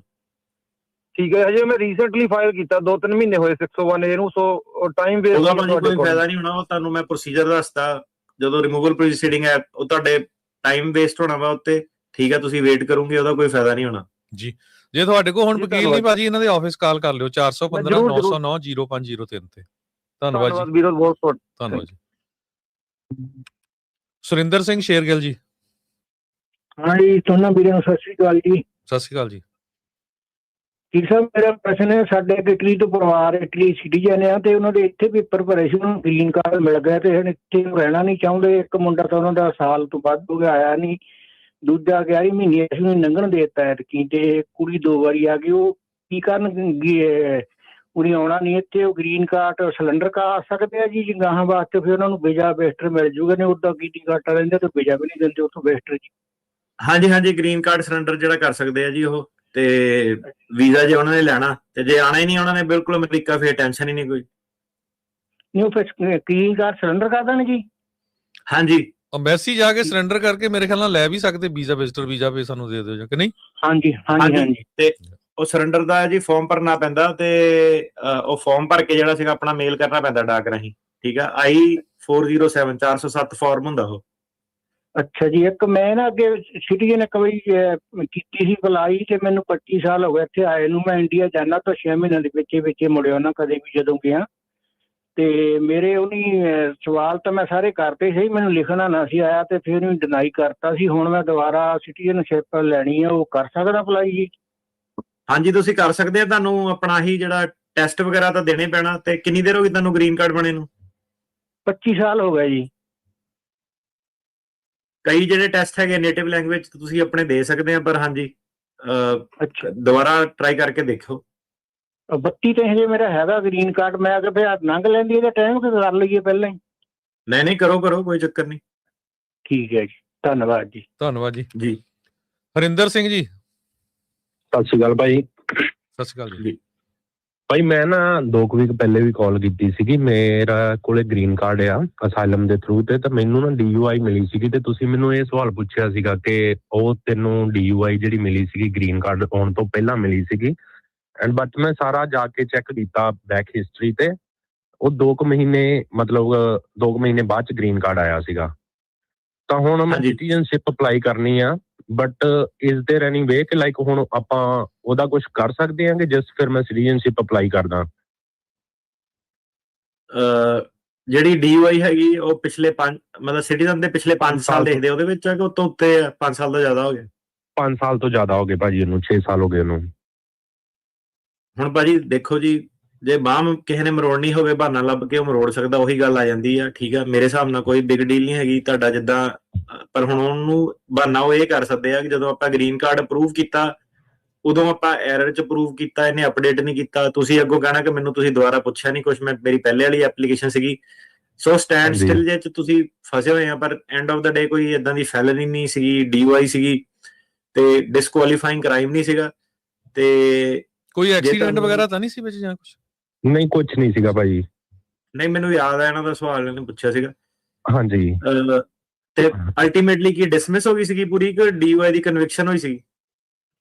ਕਨਵਿਕਸ਼ਨ ਹੋਈ ਸੀਗੀ, ਬਟ ਹਾਂਜੀ, ਜੋ ਵੀ ਤੁਸੀਂ ਉਹਨੂੰ ਸਟੇਟ ਚਾਰजेस ਸੀਗੇ ਉਹਨਾਂ ਨੇ ਮੇਰਾ ਲਾਇਸੈਂਸ ਸਸਪੈਂਡ ਕੀਤਾ ਸੀਗਾ। ਦੈਨ ਫਿਰ ਜੋ ਵੀ ਉਹਨਾਂ ਦੇ ਚਾਰजेस ਸੀਗੇ, ਜੋ ਵੀ ਸੀਗੇ ਕੋਰਟ ਵੱਲੋਂ ਆਪਾਂ ਉਹ ਹਾਂਜੀ ਮਤਲਬ ਭਾਜੀ, ਮੇਰੇ ਹਿਸਾਬ ਨਾਲ ਹਾਂਜੀ। ਕੋਈ ਇਹਦੇ ਵਿੱਚ ਪ੍ਰੋਬਲਮ ਉਦਾਂ ਦੇਖੋ ਦੇਖਣ ਨੂੰ ਤਾਂ ਇਹ ਲੱਗਦਾ ਨਹੀਂ ਕੋਈ ਐਡਾ ਮਸਲਾ, ਕਿਉਂਕਿ ਤੁਸੀਂ ਕੋਈ ਜਾਣ ਬੁੱਝ ਕੇ ਤਾਂ ਗਲਤੀ ਕੀਤੀ ਨਹੀਂ ਕਿ ਤੁਸੀਂ ਇੰਟੈਂਸ਼ਨਲੀ ਕੋਈ ਉਹ ਕੀਤਾ। ਤੇ ਤੁਸੀਂ ਜੇ ਤੁਸੀਂ ਸਿਟੀਜ਼ਨਸ਼ਿਪ ਕਰਨੀ ਹੈ, ਤੁਸੀਂ ਆਪਣਾ ਫੁੱਲ ਡਿਸਕਲੋਜ਼ਰ ਕਰ ਦਿਓ ਉਹਨਾਂ ਨੂੰ, ਆਹ ਚੀਜ਼ਾਂ ਹੋਈਆਂ ਸੀਗੀਆਂ, ਏਦਾਂ ਹੋਈਆਂ ਸੀਗੀਆਂ, ਉਹ ਕਰਨਾ ਵੀ ਤੁਹਾਨੂੰ ਪੈਣਾ। ਤੇ ਰਿਸਕ ਇਹਦੇ ਵਿੱਚ ਇਹੀ ਹੁੰਦਾ ਕਿ ਜੇ ਫਾਲਤੂ ਦੇ ਵਿੱਚ ਉਹ ਪੈ ਗਏ ਕਿ ਪਹਿਲਾਂ ਆਪਾਂ ਕੋ ਐਰਰ। ਤੇ ਗ੍ਰੀਨ ਕਾਰਡ ਮਿਲਿਆ ਕਿੱਦਾਂ ਸੀਗਾ ਤੁਹਾਨੂੰ, ਕਿਹੜੇ ਬੇਸ ਤੇ? ਅਸਾਈਲਮ ਬੇਸ ਤੇ ਮਿਲਿਆ ਸੀ ਭਾਈ। ਮੈਂ ਕਹਿੰਦਾ ਬੇਟੇ ਕਰ ਲੈਣੇ। ਦੇਖੋ ਹੁਣ ਕੀ ਹੁੰਦਾ ਕਿ ਵਕੀਲਾਂ ਤੇ ਡਾਕਟਰਾਂ ਦਾ ਇਦਾਂ ਦਾ ਕੰਮ ਆ ਕਿ ਜਦੋਂ ਲੋਕੀ ਪ੍ਰੋਬਲਮ 'ਚ ਪੈਂਦੇ ਨਾ, ਉਦੋਂ ਇਹਨਾਂ ਦਾ ਕੰਮ ਵੱਧਦਾ। ਠੀਕ ਹੈ, ਸਿੱਧੀ ਗੱਲ ਆ, ਤੁਹਾਨੂੰ ਮੈਂ ਦੱਸ ਰਿਹਾ। ਹਾਂਜੀ ਹਾਂਜੀ। ਤੁਹਾਡੇ ਫਾਇਦੇ ਲਈ ਉਹ ਹੈ ਕਿ ਜੇ ਤੁਸੀਂ ਵੇਟ ਕਰ ਸਕਦੇ ਆ ਕਿ ਮੁਸੀਬਤ 'ਚ ਪਓਏ ਨਾ, ਠੀਕ ਆ, ਤੇ ਉਹ ਤੁਹਾਡੇ ਲਈ ਬੈਟਰ ਆ। ਕਿਉਂਕਿ ਜੇ ਹੁਣ ਉਧਰੋਂ ਦੀ ਇਹ ਗ੍ਰੀਨ ਕਾਰਡ ਤੋਂ ਸ਼ੁਰੂ ਹੋ ਗਏ ਆਲ ਦਾ ਵੇ, ਮਤਲਬ ਹਾਰਡ ਟਾਈਮ, ਤਾਂ ਮੈਂ ਕਿਹਾ ਜੇ ਹੁਣ ਸਰਕਾਰ ਕੋ ਮੈਂ ਕਿਹਾ ਫੰਡਿੰਗ ਹੀ ਇਹਨਾਂ ਕੋ ਇੰਨੀ ਅਫਸਰ ਨੌਕਰੀਆਂ ਵਾਧੂ, ਇਹਨਾਂ ਕੋ ਕੋਈ ਏਦਾਂ ਦਾ ਹੈ ਨਹੀਂ ਕਿ ਇਹਨਾਂ ਨੂੰ ਕਾਹਲੀ ਆ ਕੋਈ ਇਹ ਸ਼ਾਰਟ ਸਟਾਫ ਦਾ ਜਾਂ ਕੁਛ। ਤੇ ਤੁਹਾਡੀ ਮਰਜ਼ੀ ਆ, ਹੁਣ ਚ ਏਦਾਂ ਕਿ ਤੁਸੀਂ ਅਪਲਾਈ ਕਰੋਗੇ ਕੁਛ ਨਹੀਂ ਹੋਣਾ, ਸਿੱਧੇ ਉਹਨਾਂ ਨੇ ਕਰ ਦੇਣਾ ਕਿ ਅੱਗੇ ਫਰਦਰ ਨਹੀਂ ਦੇਖਣਾ। ਪਰ ਇਹ ਸਰਕਾਰ ਦੀ ਉਦਾਂ ਇਹ ਹੈ ਕਿ ਇਹ ਅਸਾਈਲਮ ਵਾਲਿਆਂ ਨੂੰ ਕਾਫੀ ਹਾਰਡ ਟਾਈਮ ਜਿਹੜਾ ਦੇ ਰਹੇ ਆ। ਠੀਕ ਹੈ ਭਾਈ, ਥੈਂਕ ਯੂ, ਧੰਨਵਾਦ। ਠੀਕ ਹੈ, ਹਾਂਜੀ। ਫੰਡਿੰਗ ਦਾ ਆਪਣੇ ਜੀ ਕ੍ਰਿਸਟੀ ਨੋਇਮ ਤੋਂ ਉਹਨੇ ਕਿਹਾ ਵੇ ਫੀਮਾ ਦੀ ਉਹਨੇ ਟ੍ਰਾਂਸਫਰ ਕਰ ਲਈ ਉਧਰ, ਜਿਹੜੀ ਐਮਰਜੈਂਸੀ ਮੈਨੇਜਮੈਂਟ ਵਾਲੀ ਸੀ। ਹਾਂਜੀ, ਪਰਮਿੰਦਰ ਕੌਰ ਜੀ। ਸਤਿ ਸ਼੍ਰੀ ਅਕਾਲ ਵੀਰ ਜੀ। ਸਤਿ ਸ਼੍ਰੀ ਅਕਾਲ ਜੀ। ਸਤਿ ਸ਼੍ਰੀ ਅਕਾਲ ਜੀ। ਵੀਰ ਜੀ, ਮੇਰਾ ਨਾ ਬ੍ਰਦਰ ਇੱਥੇ ਹੈਗਾ, ਉਹਨੇ ਅਸਾਈਲਮ ਦਾ ਕੇਸ ਹੈ, 10 ਸਾਲ ਹੋ ਗਏ ਨੇ, ਤੇ ਅਗਲੇ ਸਾਲ ਉਹਦੀ ਤਾਰੀਖ ਹੈਗੀ ਸਤੰਬਰ 'ਚ। ਤੇ ਰੀਸੈਂਟਲੀ ਨਾ ਸਾਡੇ ਸਟੋਰ ਹੈਗੇ, ਤੇ ਉਹ ਰੀਸੈਂਟਲੀ ਮੇਰੀ ਮਦਰ ਨੂੰ ਵਿਜ਼ਿਟ ਕੀਤਾ ਸੀ ਉਹਨੇ ਸਟੋਰ ਤੇ ਕਿਸੇ ਨੇ ਮਦਰ ਤੇ ਅਟੈਕ ਕੀਤਾ ਨਾਈਫ ਦੇ ਨਾਲ, ਤੇ ਉਹ ਬ੍ਰਦਰ ਬਚਾਉਂਦਾ ਸੀਗਾ, ਤੇ ਉਹਨੇ ਬ੍ਰਦਰ ਤੇ ਵੀ ਅਟੈਕ ਕੀਤਾ। ਤੇ ਇਹ ਪੁੱਛਣਾ ਸੀਗਾ, ਉਹ ਯੂ ਵੀਜ਼ਾ ਲਾ ਸਕਦਾ ਆ? ਡੂ ਯੂ ਰਿਕਮੈਂਡ ਕਿ ਉਹ ਲਾ ਦੇਵੇ ਨਾਲ ਯੂ ਵੀਜ਼ਾ? ਨਹੀਂ, ਦੋ ਤਿੰਨ ਚੀਜ਼ਾਂ ਆਈਆਂ ਤੁਹਾਡੇ ਸਵਾਲ ਦਾ, ਮੈਂ ਸਮਝਿਆ ਨਹੀਂ। ਪਹਿਲੀ ਗੱਲ ਤਾਂ ਜਿੱਤੇ ਅਟੈਕ ਹੋਇਆ ਹੁੰਦਾ ਉਹ ਯੂ ਵੀਜ਼ਾ ਲਗਾ ਸਕਦਾ ਹੈਗਾ, ਉਹ 'ਚ ਕੋਈ ਦੋ ਰਾਏ ਨਹੀਂ ਹੈਗੀ, ਕਿਉਂਕਿ ਆਰਮਡ ਰੋਬਰੀ ਜਾਂ ਇਹ ਫੈਲਨੀਅਸ ਅਟੈਕ ਹੈਗਾ ਉਹ ਲਾ ਸਕਦਾ ਹੈਗਾ। ਹੁਣ ਦੂਜੀ ਗੱਲ, ਮੈਨੂੰ ਐਡਰੈਸ ਵਾਲੀ ਨਹੀਂ ਚੀਜ਼ ਸਮਝ ਆਈ, ਉਹਦੇ ਕੇਸ ਕੂਸ ਦੇ ਨਾਲ ਕਨਫਲਿਕਟ ਕਰਦੀ ਹੈ? ਨਹੀਂ, ਉਹਦਾ ਕੇਸ ਆਲਰੇਡੀ ਮੈਂ ਕਿਹਾ ਅਸਾਈਲਮ ਦਾ ਚੱਲ ਰਿਹਾ 10 ਸਾਲ ਤੋਂ, ਉਹ ਇੱਥੇ ਹੀ ਆ। ਨਹੀਂ, ਜਿਹੜੀ ਤੁਸੀਂ ਉਹ ਗੱਲ ਦੱਸੀ ਨਾ ਕਿ ਸਟੋਰ ਦੇ ਵਿੱਚ ਆਇਆ ਸੀਗਾ, ਮਦਰ ਸੀਗੇ, ਮੈਂ ਕਿਹਾ ਐਡਰੈਸ ਦਾ ਵੀ ਕੋਈ ਗੜਬੜ, ਮਤਲਬ ਇਹਦੇ ਵਿੱਚ ਲੋਕੇਸ਼ਨ ਦਾ ਵੀ ਕੋਈ ਰੌਲਾ ਹੈ? ਜਾਂ ਲੋਕੇਸ਼ਨ ਉਹ ਡਿਫਰੈਂਟ ਲੋਕੇਸ਼ਨ ਤੇ ਸੀਗਾ, ਬਿਕਾਜ਼ ਉਹ ਮੇਰੀ ਮਦਰ ਨੂੰ ਮਿਸਿਸਿਪੀ ਵਿਜ਼ਿਟ ਕਰਨ ਗਿਆ ਸੀ। ਵੈਸੇ ਅਸੀਂ ਕੈਲੀਫੋਰਨੀਆ ਰਹਿੰਦੇ ਆ, ਤੇ ਉਹਦਾ ਕੌਨਕਰਡ 'ਚ ਕੇਸ ਚੱਲਦਾ ਆ, ਤੇ ਉਹ ਮਿਸਿਸਿਪੀ ਵਿਜ਼ਿਟ ਕਰਨ ਗਿਆ ਸੀ, ਤੇ ਉੱਥੇ ਕਿਸੇ ਨੇ ਮਦਰ ਤੇ ਅਟੈਕ ਕੀਤਾ, ਤੇ ਮਦਰ ਨੂੰ ਬਚਾਉਂਦੇ ਉਹਨੇ ਉਹਦੇ ਤੇ ਵੀ ਅਟੈਕ ਕੀਤਾ, ਬ੍ਰਦਰ ਤੇ ਵੀ। ਠੀਕ ਹੈ, ਤੇ ਇਹਦੇ ਵਿੱਚ ਹੁਣ ਦੇਖੋ ਯੂ ਵੀਜ਼ਾ ਬਣਦਾ ਹੈਗਾ। ਹੁਣ ਦੂਸਰਾ ਮੁੱਦਾ ਆ ਗਿਆ ਐਡਰੈਸ ਵਾਲਾ, ਕਿ ਬੰਦਾ ਮਿਸਿਸਿਪੀ ਰਹਿੰਦਾ ਕੋਈ ਕੌਨਕਰਡ ਰਹਿੰਦਾ ਹੈਗਾ, ਇਹ ਮੇਨ ਮੁੱਦਾ ਆ ਗਿਆ। ਠੀਕ ਆ, ਇਹ ਸਰਕਾਰੀ ਵਕੀਲ ਛੱਡਦੇ ਨਹੀਂ ਹੈਗੇ ਇਸ ਚੀਜ਼ ਨੂੰ। ਤੇ ਉਹਦੇ ਵਿੱਚ ਜੇ ਤਾਂ ਉਹਦੇ ਕੋਲ ਪੂਰਾ ਪ੍ਰੂਫ ਹੈਗਾ ਕਿ ਕਦੋਂ ਟਿਕਟ ਲਈ, ਕਿੱਥੇ ਰਹਿੰਦਾ, ਕੌਨਕਰਡ ਕਿੱਥੇ ਰਹਿੰਦਾ, ਤੇ ਕੋਈ ਪ੍ਰੋਬਲਮ ਨਹੀਂ ਹੈਗੀ, ਹਨਾ। ਪਰ ਜੇ ਐਡਰੈਸ ਦਾ ਮੁੱਦਾ ਹੈਗਾ ਤੇ ਉਹ ਮਿਸਿਸਿਪੀ ਰਹਿੰਦਾ ਹੈਗਾ, ਮੰਨ ਲਓ, ਮੈਂ ਇਹ ਨਹੀਂ ਕਹਿ ਰਿਹਾ ਤੁਹਾਨੂੰ ਕਿਉਂ ਰਹਿੰਦਾ ਹੈਗਾ ਉੱਥੇ, ਪਰ ਮੈਂ ਇਹ ਕਹਿ ਰਿਹਾ ਕਿ ਜੋ ਮਿਸਿਸਿਪੀ ਰਹਿੰਦਾ ਹੈਗਾ ਤੇ ਤੁਹਾਨੂੰ ਆਪਣਾ ਕੇਸ ਮਿਸਿਸਿਪੀ ਮੂਵ ਕਰਨਾ ਚਾਹੀਦਾ। ਅੱਛਾ ਜੀ, ਐਕਚੁਅਲੀ ਨਾ ਮਦਰ ਤੁਹਾਡੇ ਆਫਿਸ ਦੇ ਵਿੱਚ ਮਦਰ ਤੁਹਾਡੇ ਆਫਿਸ 'ਚ ਕਾਲ ਕਰ ਰਹੇ ਸੀਗੇ 2 ਦਿਨ ਤੋਂ ਲਗਾਤਾਰ, ਕਿ ਉਹ ਚਾਹੁੰਦੇ ਸੀਗੇ ਕਿ ਇਨ ਪਰਸਨ ਤੁਹਾਡੇ ਨਾਲ ਮਿਲ ਕੇ ਜਾਂ ਜਿੱਦਾਂ ਵੀ ਅਸੀਂ ਤੁਹਾਡੇ ਨਾਲ ਡਿਸਕਸ ਕਰ ਲਈਏ ਡਿਟੇਲ 'ਚ, ਤੇ ਪਰ ਕੋਈ ਰਿਸਪੌਂਡ ਨਹੀਂ ਮਿਲਿਆ। ਮੇਬੀ ਬਿਜ਼ੀ ਹੋਊਗਾ office, because she was calling again and again, ਤੇ ਉਹਨਾਂ ਨੂੰ ਨਹੀਂ ਕੋਈ ਰਿਸਪੌਂਡ ਮਿਲਿਆ। ਤੇ ਉਹ ਚੈੱਕ ਕਰ ਲੈਣਾ। ਵੈਸੇ ਇੰਸਟਰਕਸ਼ਨਸ ਤਾਂ ਮੇਰੀ ਇਹੀ ਹੈਗੀਆਂ ਕਿ 24 ਆਵਰਸ 'ਚ ਕਾਲ ਕਰਨਾ। ਤੁਸੀਂ ਉਹਨਾਂ ਨੂੰ ਇੱਕ ਹੁਣੇ ਵੀ ਜੇ ਕਾਲ ਕਰ ਸਕਦੇ ਆ, ਜਿਹੜਾ ਸਾਡਾ ਆਫਿਸ ਦਾ ਨੰਬਰ ਹੈਗਾ, ਤੇ ਵੌਇਸਮੇਲ ਛੱਡ ਦਿਓ, ਤੇ ਮੈਂ ਉਹਨਾਂ ਨੂੰ ਕਹਿ ਦਊਂਗਾ, ਤੇ ਮੰਡੇ ਨੂੰ ਕਰ ਲਓਗੇ ਕਾਲ। ਠੀਕ ਹੈ ਵੀਰ ਜੀ, ਧੰਨਵਾਦ ਜੀ। ਹਰਪ੍ਰੀਤ ਸਿੰਘ ਜੀ। ਇੱਕ ਭਾਜੀ ਮੈਂ ਬਸ ਇਹਦੇ ਵਿੱਚ ਗੱਲ ਕਹਿਣੀ ਆ ਸਾਰਿਆਂ ਨੂੰ, ਠੀਕ ਹੈ? ਤੇ ਦੇਖੋ ਯਾਰ, ਸਾਰੇ ਜਣਿਆਂ ਨੂੰ ਪਤਾ ਨਾ ਕੀ ਗੱਲ ਮੈਂ ਕਹਿ ਰਿਹਾ, ਕਿ ਕਿੱਦਾਂ ਸਵਾਲ ਮੇਰੇ ਕੋਲ ਡਾਇਰੈਕਟਲੀ ਪੁੱਛ ਲਿਆ ਕਰੋ ਕਿ ਇਹ ਦੋ ਮਸਲੇ ਜਿਹੜੇ ਹੈਗੇ ਆ। ਹੁਣ ਔਨ 에ਅਰ ਫਿਰ ਕਈ ਵਾਰੀ ਕੀ ਹੋ ਜਾਂਦਾ ਕਿ ਉਹ ਦੋ ਕੰਬਾਈਨਡ ਕੁਐਸਚਨ ਹੋ ਜਾਂਦੇ ਆ, ਤਾਂ ਕਰਕੇ ਮੈਂ ਵੀ ਥੋੜਾ ਜ਼ਿਆਦਾ ਜਿਹੜਾ ਡੂੰਘਾਈ 'ਚ ਪੈ ਜਾਂਦਾ ਕਿ ਅੱਛਾ ਆਹ ਵਾਲਾ ਸਵਾਲ ਦਾ ਕਿੱਦਾਂ। ਸੋ ਹਰਜੋਤ ਜੀ, ਕੀ ਆ ਕਿ ਹੁਣ ਕੇਸ ਕਿਸੇ ਦਾ ਨਿਊਯਾਰਕ ਚੱਲਦਾ, ਕਿਸੇ ਦਾ ਚੱਲਦਾ ਕੈਲੀਫੋਰਨੀਆ। ਉਹਨਾਂ ਨੇ ਜਿਹੜਾ ਨਿਊਯਾਰਕ ਵਾਲਾ, ਉਹਨੇ ਗਾਰਡੀਅਨਸ਼ਿਪ ਉਰੇ ਲਵਾ ਲਈ, ਠੀਕ ਆ? ਉਹ ਕੋਰਟ ਨੂੰ ਕਹਿ ਰਿਹਾ ਕਿ ਮੈਂ ਆਹ ਗਾਰਡੀਅਨ ਦੇ ਨਾਲ ਰਹਿਣਾ ਉਰੇ, ਇਮੀਗ੍ਰੇਸ਼ਨ ਜਿਹੜਾ ਗਾਰਡੀਅਨਸ਼ਿਪ ਵਾਲਾ ਕੋਰਟ ਆ ਉਹਦੇ ਬੇਸ ਤੇ 360 ਕਰ ਰਿਹਾ, ਠੀਕ ਆ। ਯੂ ਵੀਜ਼ੇ 'ਚ ਹਮਲਾ ਹੋਇਆ ਇੰਡੀਆਨਾ ਸਟੋਰ ਤੇ। ਮੈਂ ਅੰਕਲ ਨੂੰ ਵਿਜ਼ਿਟ ਕਰਨ ਗਿਆ ਸੀਗਾ, ਮੈਂ ਹੈਲਪ ਕਰਨ ਦਿਆ ਸੀਗਾ, ਪਤਾ ਨਹੀਂ ਆਈਸ ਕਿੱਥੋਂ ਦੀ ਆ ਗਈ। ਉਹ ਜਿਹੜੀ ਆ ਹੈਲਪ ਵਾਲੀ ਜਿਹੜੀ ਇੱਕ ਗੱਲ ਹੈਗੀ ਨਾ ਕਿ ਮੈਂ ਹੈਲਪ ਕਰਨ ਦਿਆ ਸੀਗਾ ਰਿਸ਼ਤੇਦਾਰ ਦੀ, ਮੈਂ ਘੁੰਮਣ ਗਿਆ ਸੀਗਾ, ਇਹ ਪਲੀਜ਼ ਸਾਰੇ ਜਣੇ ਬਹਾਨਾ ਨਾ ਮਾਰਿਆ ਕਰੋ। ਤੁਸੀਂ ਦੇਖੋ ਹੁਣ ਤੁਹਾਡੇ ਸਾਹਮਣੇ ਮੈਂ ਤੁਹਾਡੇ ਮੋਹਰੇ ਮੈਂ ਰੱਖਦਾ, ਤੁਹਾਨੂੰ ਸੁਣ ਕੇ ਕਿਦਾਂ ਲੱਗਦਾ ਕਿ ਮੈਂ ਹੈਲਪ ਕਰਨ ਦਿਆ ਸੀਗਾ, ਮੈਂ ਹੈਲਪ ਕਰਨ ਦਿਆ ਸੀਗਾ। ਇਹ ਪਤਾ ਕਿਉਂ ਬਹਾਨਾ ਲੱਗਦਾ ਹੈ? ਕਿਉਂਕਿ ਇਹ ਇਮੀਗ੍ਰੇਸ਼ਨ ਨੇ ਤੇ ਵਕੀਲਾਂ ਨੇ ਹਜ਼ਾਰਾਂ ਵਾਰੀ ਸੁਣਿਆ ਆ। ਪਤਾ ਤੁਹਾਨੂੰ ਵੀ ਆ ਕਿ ਬੰਦਾ ਉੱਥੇ ਇੰਡੀਆਨਾ ਰਹਿੰਦਾ ਵਾ, ਇਮੀਗ੍ਰੇਸ਼ਨ ਨੂੰ ਵੀ ਪਤਾ ਹੈਗਾ ਵਾ ਇੰਡੀਆਨਾ ਰਹਿੰਦਾ। ਇਮੀਗ੍ਰੇਸ਼ਨ ਦੇ ਕੋਰਟ ਨੇ ਕਿਹਾ ਕਿ ਤੁਸੀਂ ਐਡਰੈਸ 5 ਦਿਨਾਂ 'ਚ ਅਪਡੇਟ ਕਰਨਾ ਹੈਗਾ, ਠੀਕ ਆ। ਜਿਹੜੀ ਟੈਕਸ ਰਿਟਰਨ ਹੈਗੀ ਆ ਉਹ ਨਿਊਯਾਰਕ ਦੀ ਚੱਲ ਰਹੀ ਆ। ਜੇ ਹੁਣ ਤੁਸੀਂ ਦੇਖੋ ਉਹ ਸਾਰੇ ਜਿਹੜੇ ਆਪਣੇ ਨਾ ਸਿਸਟਮ ਜਿਹੜੇ ਸੌਰਟ ਆਊਟ ਕਰੋ, ਠੀਕ ਆ। ਇਹਦੇ ਵਿੱਚ ਡਰਾਈਵਰ ਲਾਇਸੈਂਸ ਕਈ ਵਾਰੀ ਯੂਟਾ ਦਾ ਦਿੱਤਾ ਹੁੰਦਾ, ਠੀਕ ਆ। ਉਹ ਸਾਰੀਆਂ ਚੀਜ਼ਾਂ ਨੂੰ ਇਹ ਟਾਰਗੇਟ ਕਰ ਰਹੇ ਆ। ਕਈ ਵਾਰੀ ਤੁਹਾਨੂੰ ਦੱਸਿਆ ਕਿ ਉਹ ਸੱਜਣ ਮਿੱਤਰਾਂ ਦੇ ਆਖੇ ਲੱਗ ਕੇ ਕਿ ਇਹ ਨਹੀਂ ਕਿ ਡਰਾਈਵਰ ਲਾਇਸੈਂਸ ਇੱਧਰੋਂ ਲੈ ਲਿਆ, ਕੰਮ ਕਿਤੇ ਹੋਰ ਕਰ ਲਿਆ। ਤੇ ਲੋਕਾਂ ਨੂੰ ਅਜੇ ਵੀ ਇਹੀ ਹੈ ਕਿ ਨਹੀਂ ਮੇਰਾ ਪੱਕਾ ਐਡਰੈਸ ਉਹ ਆ। ਪੱਕਾ ਐਡਰੈਸ ਕੁਛ ਨਹੀਂ ਹੁੰਦਾ, ਜਿੱਥੇ ਤੁਸੀਂ ਰਹਿੰਦੇ ਹੁੰਦੇ ਆ ਇਮੀਗ੍ਰੇਸ਼ਨ ਪਰਪਸ ਲਈ ਉਹੀ ਤੁਹਾਡਾ ਐਡਰੈਸ। ਐਡਰੈਸ ਦੀ ਇਹਨਾਂ ਨੇ ਜਿਹੜਾ ਕਾਨੂੰਨ ਬਣਾਇਆ ਸੀਗਾ ਕਿ ਜੇ ਐਡਰੈਸ ਦਾ ਘਪਲਾ ਹੈਗਾ ਉਹਦੇ ਵਿੱਚ ਇਹਨਾਂ ਨੇ 6 ਮਹੀਨੇ ਤੱਕ ਦੀ ਸਜ਼ਾ ਵੀ ਜਿਹੜੀ ਦਿੱਤੀ ਸੀਗੀ, ਉਹਦਾ ਬੌਂਡ ਨਾਲ ਕੋਈ ਲੈਣਾ ਦੇਣਾ ਨਹੀਂ ਹੈਗਾ। ਉਹ ਚੀਜ਼ ਦੇ ਵਿੱਚ ਵੀ ਲੋਕੀ ਜਿਹੜੇ ਸੀਗੇ ਹੁਣ ਕਈ ਫੜ ਹੋਏ ਆ। ਤੇ ਤੁਸੀਂ ਉਹ ਪਲੀਜ਼ ਆਪਣੇ ਜਿਹੜੇ ਐਡਰੈਸ ਆ ਉਹ ਸੈੱਟ ਕਰੋ। ਕਈ ਵਾਰੀ ਲੋਕਾਂ ਨੂੰ ਲੱਗਦਾ ਕਿ ਪਤਾ ਨਹੀਂ ਆਈਸ ਨੂੰ ਐਡਰੈਸ ਦੇਣਾ ਨਹੀਂ, ਉਹਨਾਂ ਨੂੰ ਜੈਨੂਇਨਲੀ ਲੱਗਦਾ ਕੋਈ ਘਪਲਾ ਨਹੀਂ ਕਰਨਾ ਚਾਹੁੰਦੇ, ਉਹਨਾਂ ਨੂੰ ਲੱਗਦਾ ਕਿ ਇਹ ਇੱਕ ਟੈਕਟਿਕ ਹੈਗਾ ਕਿ ਇਹਨਾਂ ਬਚ ਜਾਊਗੇ ਤੇ ਉਹ ਜਿਹੜਾ ਸੀਗਾ ਹੋਰ ਫਸ ਜਾਂਦੇ ਆ। ਸੋ ਆਪਣੇ ਐਡਰੈਸ ਜਿਹੜੇ ਹੈਗੇ ਆ ਨਾ ਕਿੱਥੋਂ ਆ ਉਹ ਪਲੀਜ਼ ਉਹਨਾਂ ਨੂੰ ਸੈੱਟ ਕਰਕੇ ਰੱਖੋ। ਇਹਦਾ ਬਹੁਤ ਜ਼ਿਆਦਾ ਪੰਗਾ ਜਿਹੜਾ ਅੱਜ ਕੱਲ ਆਪਾਂ ਵੇਖ ਰਹੇ ਹਾਂ। ਧੰਨਵਾਦ ਜੀ। ਹਰਪ੍ਰੀਤ ਸਿੰਘ ਜੀ, ਸਤਿ ਸ਼੍ਰੀ ਅਕਾਲ। ਸਤਿ ਸ਼੍ਰੀ ਅਕਾਲ ਜੀ। ਭਾਈ ਮੇਰਾ ਕੁਐਸਚਨ ਸੀਗਾ, ਮੈਂ 2015 'ਚ ਆਇਆ ਸੀਗਾ ਇੱਥੇ ਤਾਂ ਮੇਰਾ ਕੇਸ ਪਾਸ ਹੋ ਗਿਆ 13 ਮਹੀਨੇ ਪਹਿਲੇ, 13-14 ਮਹੀਨੇ ਪਹਿਲੇ। ਤੇ ਜਿਨ੍ਹਾਂ ਨੇ ਮੇਰਾ ਬੌਂਡ ਭਰਿਆ ਸੀ, ਗਰੰਟਰ ਸੀਗਾ, ਤਾਂ ਉਹ ਤਾਂ ਮੇਰਾ ਜਿਹੜਾ ਬੌਂਡ ਸੀਗਾ ਮੈਨੂੰ ਉਦੋਂ ਪਿਆ ਸੀ $25,000 ਤੇ ਜਿਹਦੇ ਅਕਾਊਂਟ 'ਚੋਂ ਟ੍ਰਾਂਸਫਰ ਹੋਇਆ ਸੀ ਉਹ ਕਹਿੰਦੇ ਉਹਦੇ ਅਕਾਊਂਟ 'ਚ ਹੀ ਜਾਣੇ। ਤਾਂ ਉਹ ਬੰਦਾ ਹੁਣ ਫੋਨ ਨਹੀਂ ਚੱਕਦਾ, ਵਿੱਚ ਕਹਿੰਦਾ ਮੈਂ $10,000 ਲੈਣਾ। ਮੈਂ ਕਿਹਾ 8 ਲੈ ਲਾ, ਬਟ ਉਹ ਹੁਣ ਫੋਨ ਹੀ ਨਹੀਂ ਚੱਕਦਾ। ਆਪਾਂ ਇਹ 'ਚ ਕੁਝ ਕਰ ਸਕਦੇ ਹਾਂ? ਭਾਜੀ ਤੁਹਾਨੂੰ ਜਦੋਂ $15,000 ਮਿਲਣਦੇ ਆ ਤੇ ਤੁਸੀਂ 17,000 ਪਿੱਛੇ 15,000 ਕਿਉਂ ਗਵਾਇਆ? ਮੈਂ ਜਸਟ ਇੱਕ ਵਾਰ ਕਹਿਤਾ, ਉਹ ਗੁੱਸਾ ਹੀ ਕਰ ਗਿਆ ਉਸ ਗੱਲ ਦਾ। ਤੋਂ ਇੱਥੇ ਫੋਨ ਹੀ ਨਹੀਂ ਚੱਕਦਾ, ਨਾ ਮੈਸੇਜ ਦਾ ਜਵਾਬ ਦਿੰਦਾ।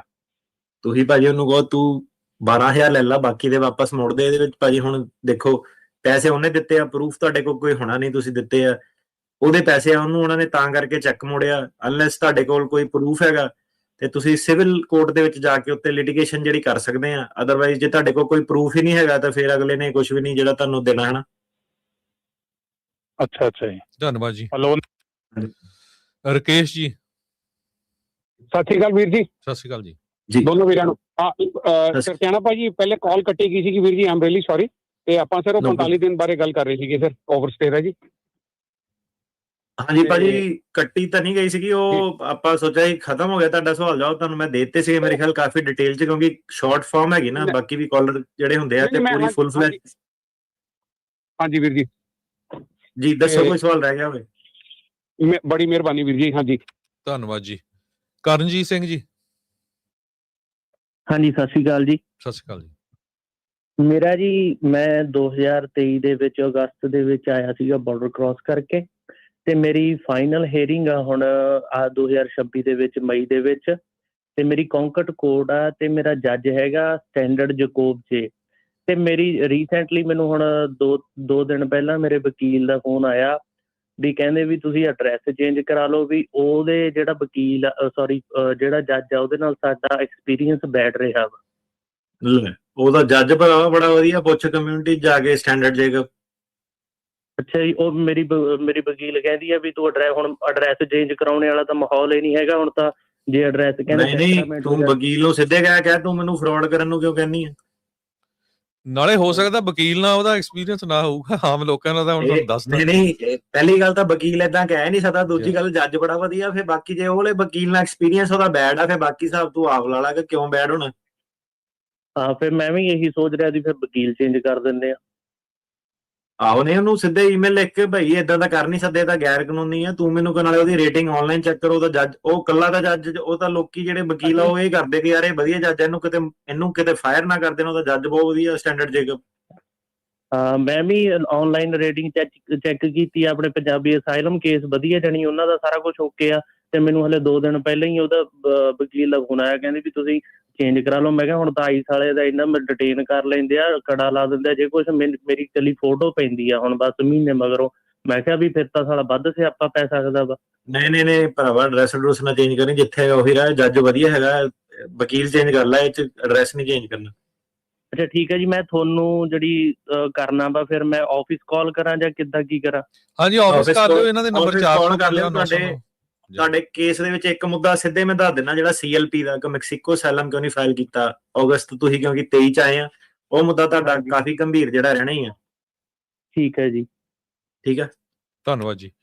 ਸੋ ਇੱਕ ਵਾਰੀ ਫੇਰ ਦੱਸਦੇ ਜਾਈਏ, ਅਟਾਰਨੀ ਜੇ ਤਿਰਕਿਆਣਾ ਉਹਨਾਂ ਦੇ ਆਫਿਸ ਦਾ ਨੰਬਰ ਹੈਗਾ 4159090503 4159090503। ਅਗਲੇ ਕਾਲਰ ਆ ਜੋਗਾ ਸਿੰਘ ਜੀ। ਭਾਈ ਸਤਿ ਸ੍ਰੀ ਅਕਾਲ ਜੀ। ਸਤਿ ਸ੍ਰੀ ਅਕਾਲ ਜੀ। ਮੈਂ 11 ਸਾਲ ਹੋ ਗਏ ਸਿਟੀਜ਼ਨ ਹੋਏ ਨੂੰ, ਮੈਂ 3 ਵਾਰੀ ਆਇਆ ਇੰਡੀਆ ਜੀ। ਹੁਣ ਕਹਿੰਦੇ ਆਹ ਚਾਹੀਦੇ ਆ ਪੇਪਰ ਪੁਰਾਣੇ ਚੇਤੇ ਕਰਨੀ ਚਾਹੀਦੀ, ਉਹ ਤਾਂ ਮੇਰੀ ਬਹੁਤ 26-27 ਸਾਲ ਹੋ ਗਏ। ਨਹੀਂ ਪੇਪਰ ਤਾਂ ਨਿਕਲਿਆ ਨਹੀਂ ਸਿਸਟਮ ਚੋਂ ਭਾਜੀ, ਉਹ ਤੁਸੀਂ ਕਢਾਓ ਜੀ। ਭਾਜੀ ਉਹ ਇੰਨਾ 26-27 ਸਾਲ ਹੋ ਗਏ, ਫੇਰ ਵੀ ਚੇਤੇ ਕਰਨੇ ਚਾਹੀਦੇ ਆ। ਬਿਲਕੁਲ। ਤੁਸੀਂ ਅਸਾਈਲਮ ਲਿਆ ਸੀ? ਹਾਂਜੀ ਅਸਾਈਲਮ। ਨਹੀਂ ਦੇਖੋ ਭਾਜੀ, ਐਸਾ ਚ ਕੋਈ ਰੂਲ ਕੋਈ ਲਾਅ ਨਹੀਂ ਹੈਗਾ ਕਿ ਕਰਨੇ ਚਾਹੀਦੇ ਆ, ਪਰ ਬੰਦੇ ਨੂੰ ਹੁਣ ਮੈਂ ਕਿਹਾ ਜੇ ਬੇਸਿਕ ਜਿਹਾ ਪੁੱਛ ਲੈਣ, ਠੀਕ ਹੈ। ਹੁਣ ਮੈਂ ਕਿਹਾ ਅਗਲੇ ਲਾਅ ਹੁਣ ਤੁਸੀਂ ਕਹਿ ਰਹੇ ਕਿ ਕਰਨੇ ਚਾਹੀਦੇ ਕਿ ਨਹੀਂ, ਮੈਂ ਤਾਂ ਪਹਿਲਾਂ ਹੀ ਕਹਿਤਾ ਕਿ ਕਰਨੇ ਚਾਹੀਦੇ ਆ। ਹੁਣ ਤੁਹਾਡੇ ਤੇ ਆ ਕਿ ਤੁਸੀਂ ਉਹ ਮੈਂ ਤਾਂ ਕਾਲ ਕੀਤੀ ਹੈ ਕਰਨੇ ਚਾਹੀਦੇ, ਤੁਸੀਂ ਕਹਿੰਦੇ ਆ। ਮੈਂ ਕਿਹਾ ਮੈਨੂੰ ਜ਼ਿਆਦਾ ਲੌਂਗ ਟਾਈਮ ਹੋ ਗਿਆ ਨਾ, 26-27 ਸਾਲ ਸ਼ਾਇਦ। ਮੈਂ ਕਿਹਾ ਭਾਜੀ ਉਹ ਤਾਂ 40-40 ਸਾਲਾਂ ਦੇ ਆਇਆਂ ਨੂੰ ਚੱਕੀ ਜਾਂਦੇ ਜਿਹੜੇ ਗ੍ਰੀਨ ਕਾਰਡ ਹੋਲਡਰ ਆ। ਕਿੰਨੀਆਂ ਆਪਾਂ ਖਬਰਾਂ ਕਰਦੇ, ਤੁਸੀਂ ਸੁਣਦੇ ਹੀ ਆ ਅਪਡੇਟ ਅਮਰੀਕਾ ਚ। ਉਹ ਭਾਈ ਕੋਈ ਐਡਾ ਖਾਸ ਕੰਮ ਨਹੀਂ ਹੈਗਾ। ਤੁਸੀਂ ਜਿਹੜਾ ਫੋਇਆ ਦਾ ਇੱਕ ਪ੍ਰੋਸੈਸ ਹੁੰਦਾ, ਉਹ ਐਡਾ ਕੋਈ ਕੰਪਲਿਕੇਟਡ ਪ੍ਰੋਸੈਸ ਨਹੀਂ ਹੈਗਾ। ਤੁਸੀਂ ਉਹਨੂੰ ਕਢਾ ਲਓ ਫਾਈਲਾਂ ਨੂੰ, ਠੀਕ ਹੈ। ਤੇ ਉਹ ਫਾਈਲਾਂ ਵੈਸੇ ਵੀ ਬੰਦੇ ਕੋਲ ਹੋਣੀਆਂ ਚਾਹੀਦੀਆਂ ਵਾ, ਠੀਕ ਹੈ। ਉਹ ਵੈਸੇ ਵੀ ਬੰਦੇ ਕੋਲ ਹੋਣੀਆਂ ਚਾਹੀਦੀਆਂ ਹਮੇਸ਼ਾ ਸੇਵਡ, ਤੇ ਤੁਸੀਂ ਉਹਨੂੰ ਕਢਾ ਕੇ ਰੱਖੋ, ਠੀਕ ਹੈ, ਫਾਈਲਾਂ ਨੂੰ। ਪਹਿਲੀ ਗੱਲ ਤਾਂ ਮੈਂ ਤਾਂ ਕਾਲ ਕੀਤੀ ਹੋਇਆ, ਲੌਂਗ ਟਾਈਮ ਹੋ ਗਿਆ ਕਰਕੇ ਚਲੋ ਕਰ ਲੈਂਦੇ ਹਾਂ। ਹਾਂਜੀ ਧੰਨਵਾਦ। ਹਾਂਜੀ ਧੰਨਵਾਦ। ਦਾਰਾ ਸਿੰਘ ਜੀ।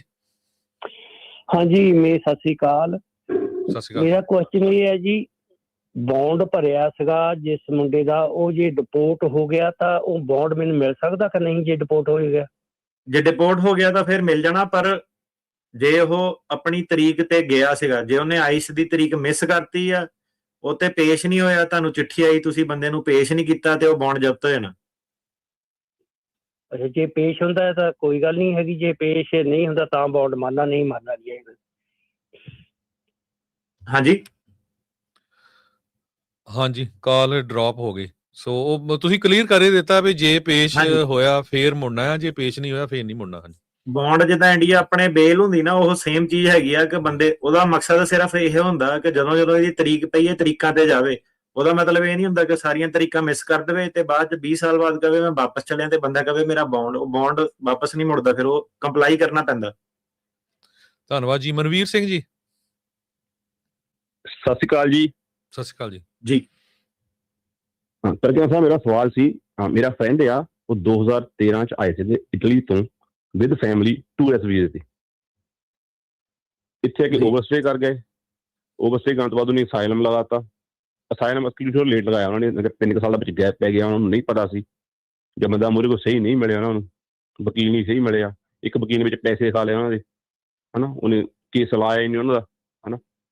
ਤੇ ਉਸ ਤੋਂ ਬਾਅਦ ਫਿਰ ਹੁਣ ਇਹ ਭਾਜੀ ਵਕੀਲਾਂ ਤੇ ਲੋਕੀ ਸੁੱਟ ਦਿੰਦੇ, ਪਰ ਮੈਨੂੰ ਇਹ ਵਕੀਲ ਵਾਲੀ ਗਲਤੀ ਲੱਗਦੀ ਨਹੀਂ ਜਿਹਨੇ 3 ਸਾਲ ਕੇਸ ਲਾਇਆ ਨਹੀਂ। ਹਾਂਜੀ ਚਲੋ ਤੁਹਾਡਾ ਕੁਐਸਚਨ ਪੁੱਛੋ ਹੁਣ। ਹਾਂਜੀ 16 ਚ ਉਹਨੇ ਆਪਣਾ ਅਸਾਈਲਮ ਲਗਾਤਾ ਉਹਨਾਂ ਨੇ, 16 ਦੇ ਵਿੱਚ 16 ਤੋਂ ਲੈ ਕੇ ਹੁਣ ਤੱਕ ਹਜੇ ਤੱਕ ਉਹਨਾਂ ਦੀ ਕੋਈ ਅਪਡੇਟ ਨਹੀਂ ਹੋਏਗੀ। 2 ਸਾਲ ਪਹਿਲਾਂ ਉਹ ਅਸਾਈਲਮ ਕੋਰਟ ਮੁਰੇ ਉੱਥੇ ਗਏ ਸੀਗੇ ਸੈਨ ਫਰਾਂਸਿਸਕੋ, ਉੱਥੇ ਜਾ ਕੇ ਉਹਨਾਂ ਨੇ ਅਪੀਲ ਕੀਤੀ ਸੀ ਵੀ ਮੇਰਾ ਜਿਹੜਾ ਕੇਸ ਆ ਇਮੀਗ੍ਰੇਸ਼ਨ ਕੋਰਟ ਮੁਰੇ ਕੀਤਾ ਜਾਵੇ, ਫਾਸਟ ਕੀਤਾ, ਪਰ ਹਜੇ ਤੱਕ ਕੋਈ ਹੋਈ ਨਹੀਂ ਗੱਲਬਾਤ। ਸੋ ਉਹ ਥੋੜੀ ਜਿਹੀ ਵਰੀ ਹੈ ਕਿ ਵੀ ਹੁਣ ਖਬਰਾਂ ਸੁਣਦੇ ਨਾ ਵੀ ਕਦੀ ਇਦਾਂ ਹੋ ਗਈ ਕਦੀ ਉਦਾਂ ਹੋ ਗਈ। ਭਾਜੀ ਜਿਹੜਾ ਅਸਾਈਲਮ ਆਫਿਸ ਆ, ਉਹ ਜਿਹੜੇ ਬੰਦੇ ਨੇ ਕੇਸ ਟਾਈਮ ਸਰ ਨਹੀਂ ਲਾਇਆ, ਉਹਦਾ ਆਲਮੋਸਟ 99.9% ਆਫ ਦਾ ਟਾਈਮ ਉਹ ਕੋਰਟ ਨੂੰ ਹੀ ਰੈਫਰ ਕਰਦੇ ਆ। ਸੋ ਇਹ ਬੰਦੇ ਨੂੰ ਤਾਂ ਉਹੀ ਸ਼ੁਕਰਗੁਜ਼ਾਰ ਹੋਣਾ ਚਾਹੀਦਾ ਕਿ ਸਾਲਮ ਆਫਿਸ 'ਚ ਪੈਂਡਿੰਗ ਹੈ ਜਿਹੜਾ, ਇਹਨਾਂ ਨੂੰ ਛੇਤੀ ਵਾਲਾ ਤਾਂ ਸਵਾਲ ਬਣਦਾ ਹੀ ਨਹੀਂ ਇਹਨਾਂ ਦਾ, ਕਿਉਂਕਿ ਜਿਹਨੇ ਲਾਏ 3 ਸਾਲ ਬਾਅਦ ਆਏ ਤਾਂ ਕੋਈ ਰੀਜ਼ਨ ਹੀ ਨਹੀਂ ਇਦਾਂ ਹੁੰਦਾ। ਉਹ ਤਾਂ ਛੋਟੀ ਮੋਟੀ ਕੇਸ ਹੋਵੇ, ਕੋਈ ਮਹੀਨਾ ਲੇਟ ਹੋਵੇ ਉੱਤੇ ਉਹ ਵਿਵਾਦ ਪਾ ਦਿੰਦੇ ਆ ਕਿ ਕੀ ਹੋਇਆ, ਐਮਰਜੈਂਸੀ ਸੀਗੀ, ਡਾਕਟਰ ਸੀਗਾ, ਜੇਲ੍ਹ 'ਚ ਸੀਗਾ ਬੰਦਾ, ਕਿੱਦਾਂ ਸੀਗਾ ਹਨਾ। 3 ਸਾਲ ਜਿਹੜੇ ਬੰਦੇ ਨੇ ਲੇਟ ਲਾਇਆ ਉਹ ਤਾਂ 1 ਈਅਰ ਡੈਡਲਾਈਨ ਜਿਹੜੀ ਉਹਦੀ ਮਿਸ ਹੈਗੀ ਸਿੱਧੇ। ਤੇ ਇਹਦੇ ਵਿੱਚ ਅਸਾਈਲਮ ਆਫਿਸ ਨੇ ਇੱਕ ਤਰ੍ਹਾਂ ਤੁਸੀਂ ਕਹਿ ਲਓ ਕਿ ਫੇਵਰ ਹੀ ਕਰ ਰਿਹਾ ਉਹਨਾਂ ਨੂੰ ਕਿ ਜਿਹੜਾ ਡਿਲੇ ਚੱਲਦਾ ਪਿਆ। ਧੰਨਵਾਦ ਜੀ। ਇੱਕ ਸਾਡੇ ਸੋਸ਼ਲ ਮੀਡੀਆ ਤੇ ਕੁਐਸਚਨ ਆ ਵੀ ਕਹਿੰਦੇ what if I have no medical for asylum application can it affect my case? Medical ਨਾਲ ਕਿਹੜਾ ਬੰਦੇ ਦੀ ਗਾਰੰਟੀ ਹੋ ਜਾਂਦੀ ਕੇਸ ਹੋਣਾ, ਉਹ ਤਾਂ ਸਾਰੇ ਓਵਰਆਲ ਪਹਿਲੂ ਜਿਹੜੇ ਦੇਖਦੇ ਆ, ਬਿਨਾਂ ਮੈਡੀਕਲਾਂ ਦੇ ਵੀ ਕੇਸ ਪਾਸ ਹੋਏ ਆ।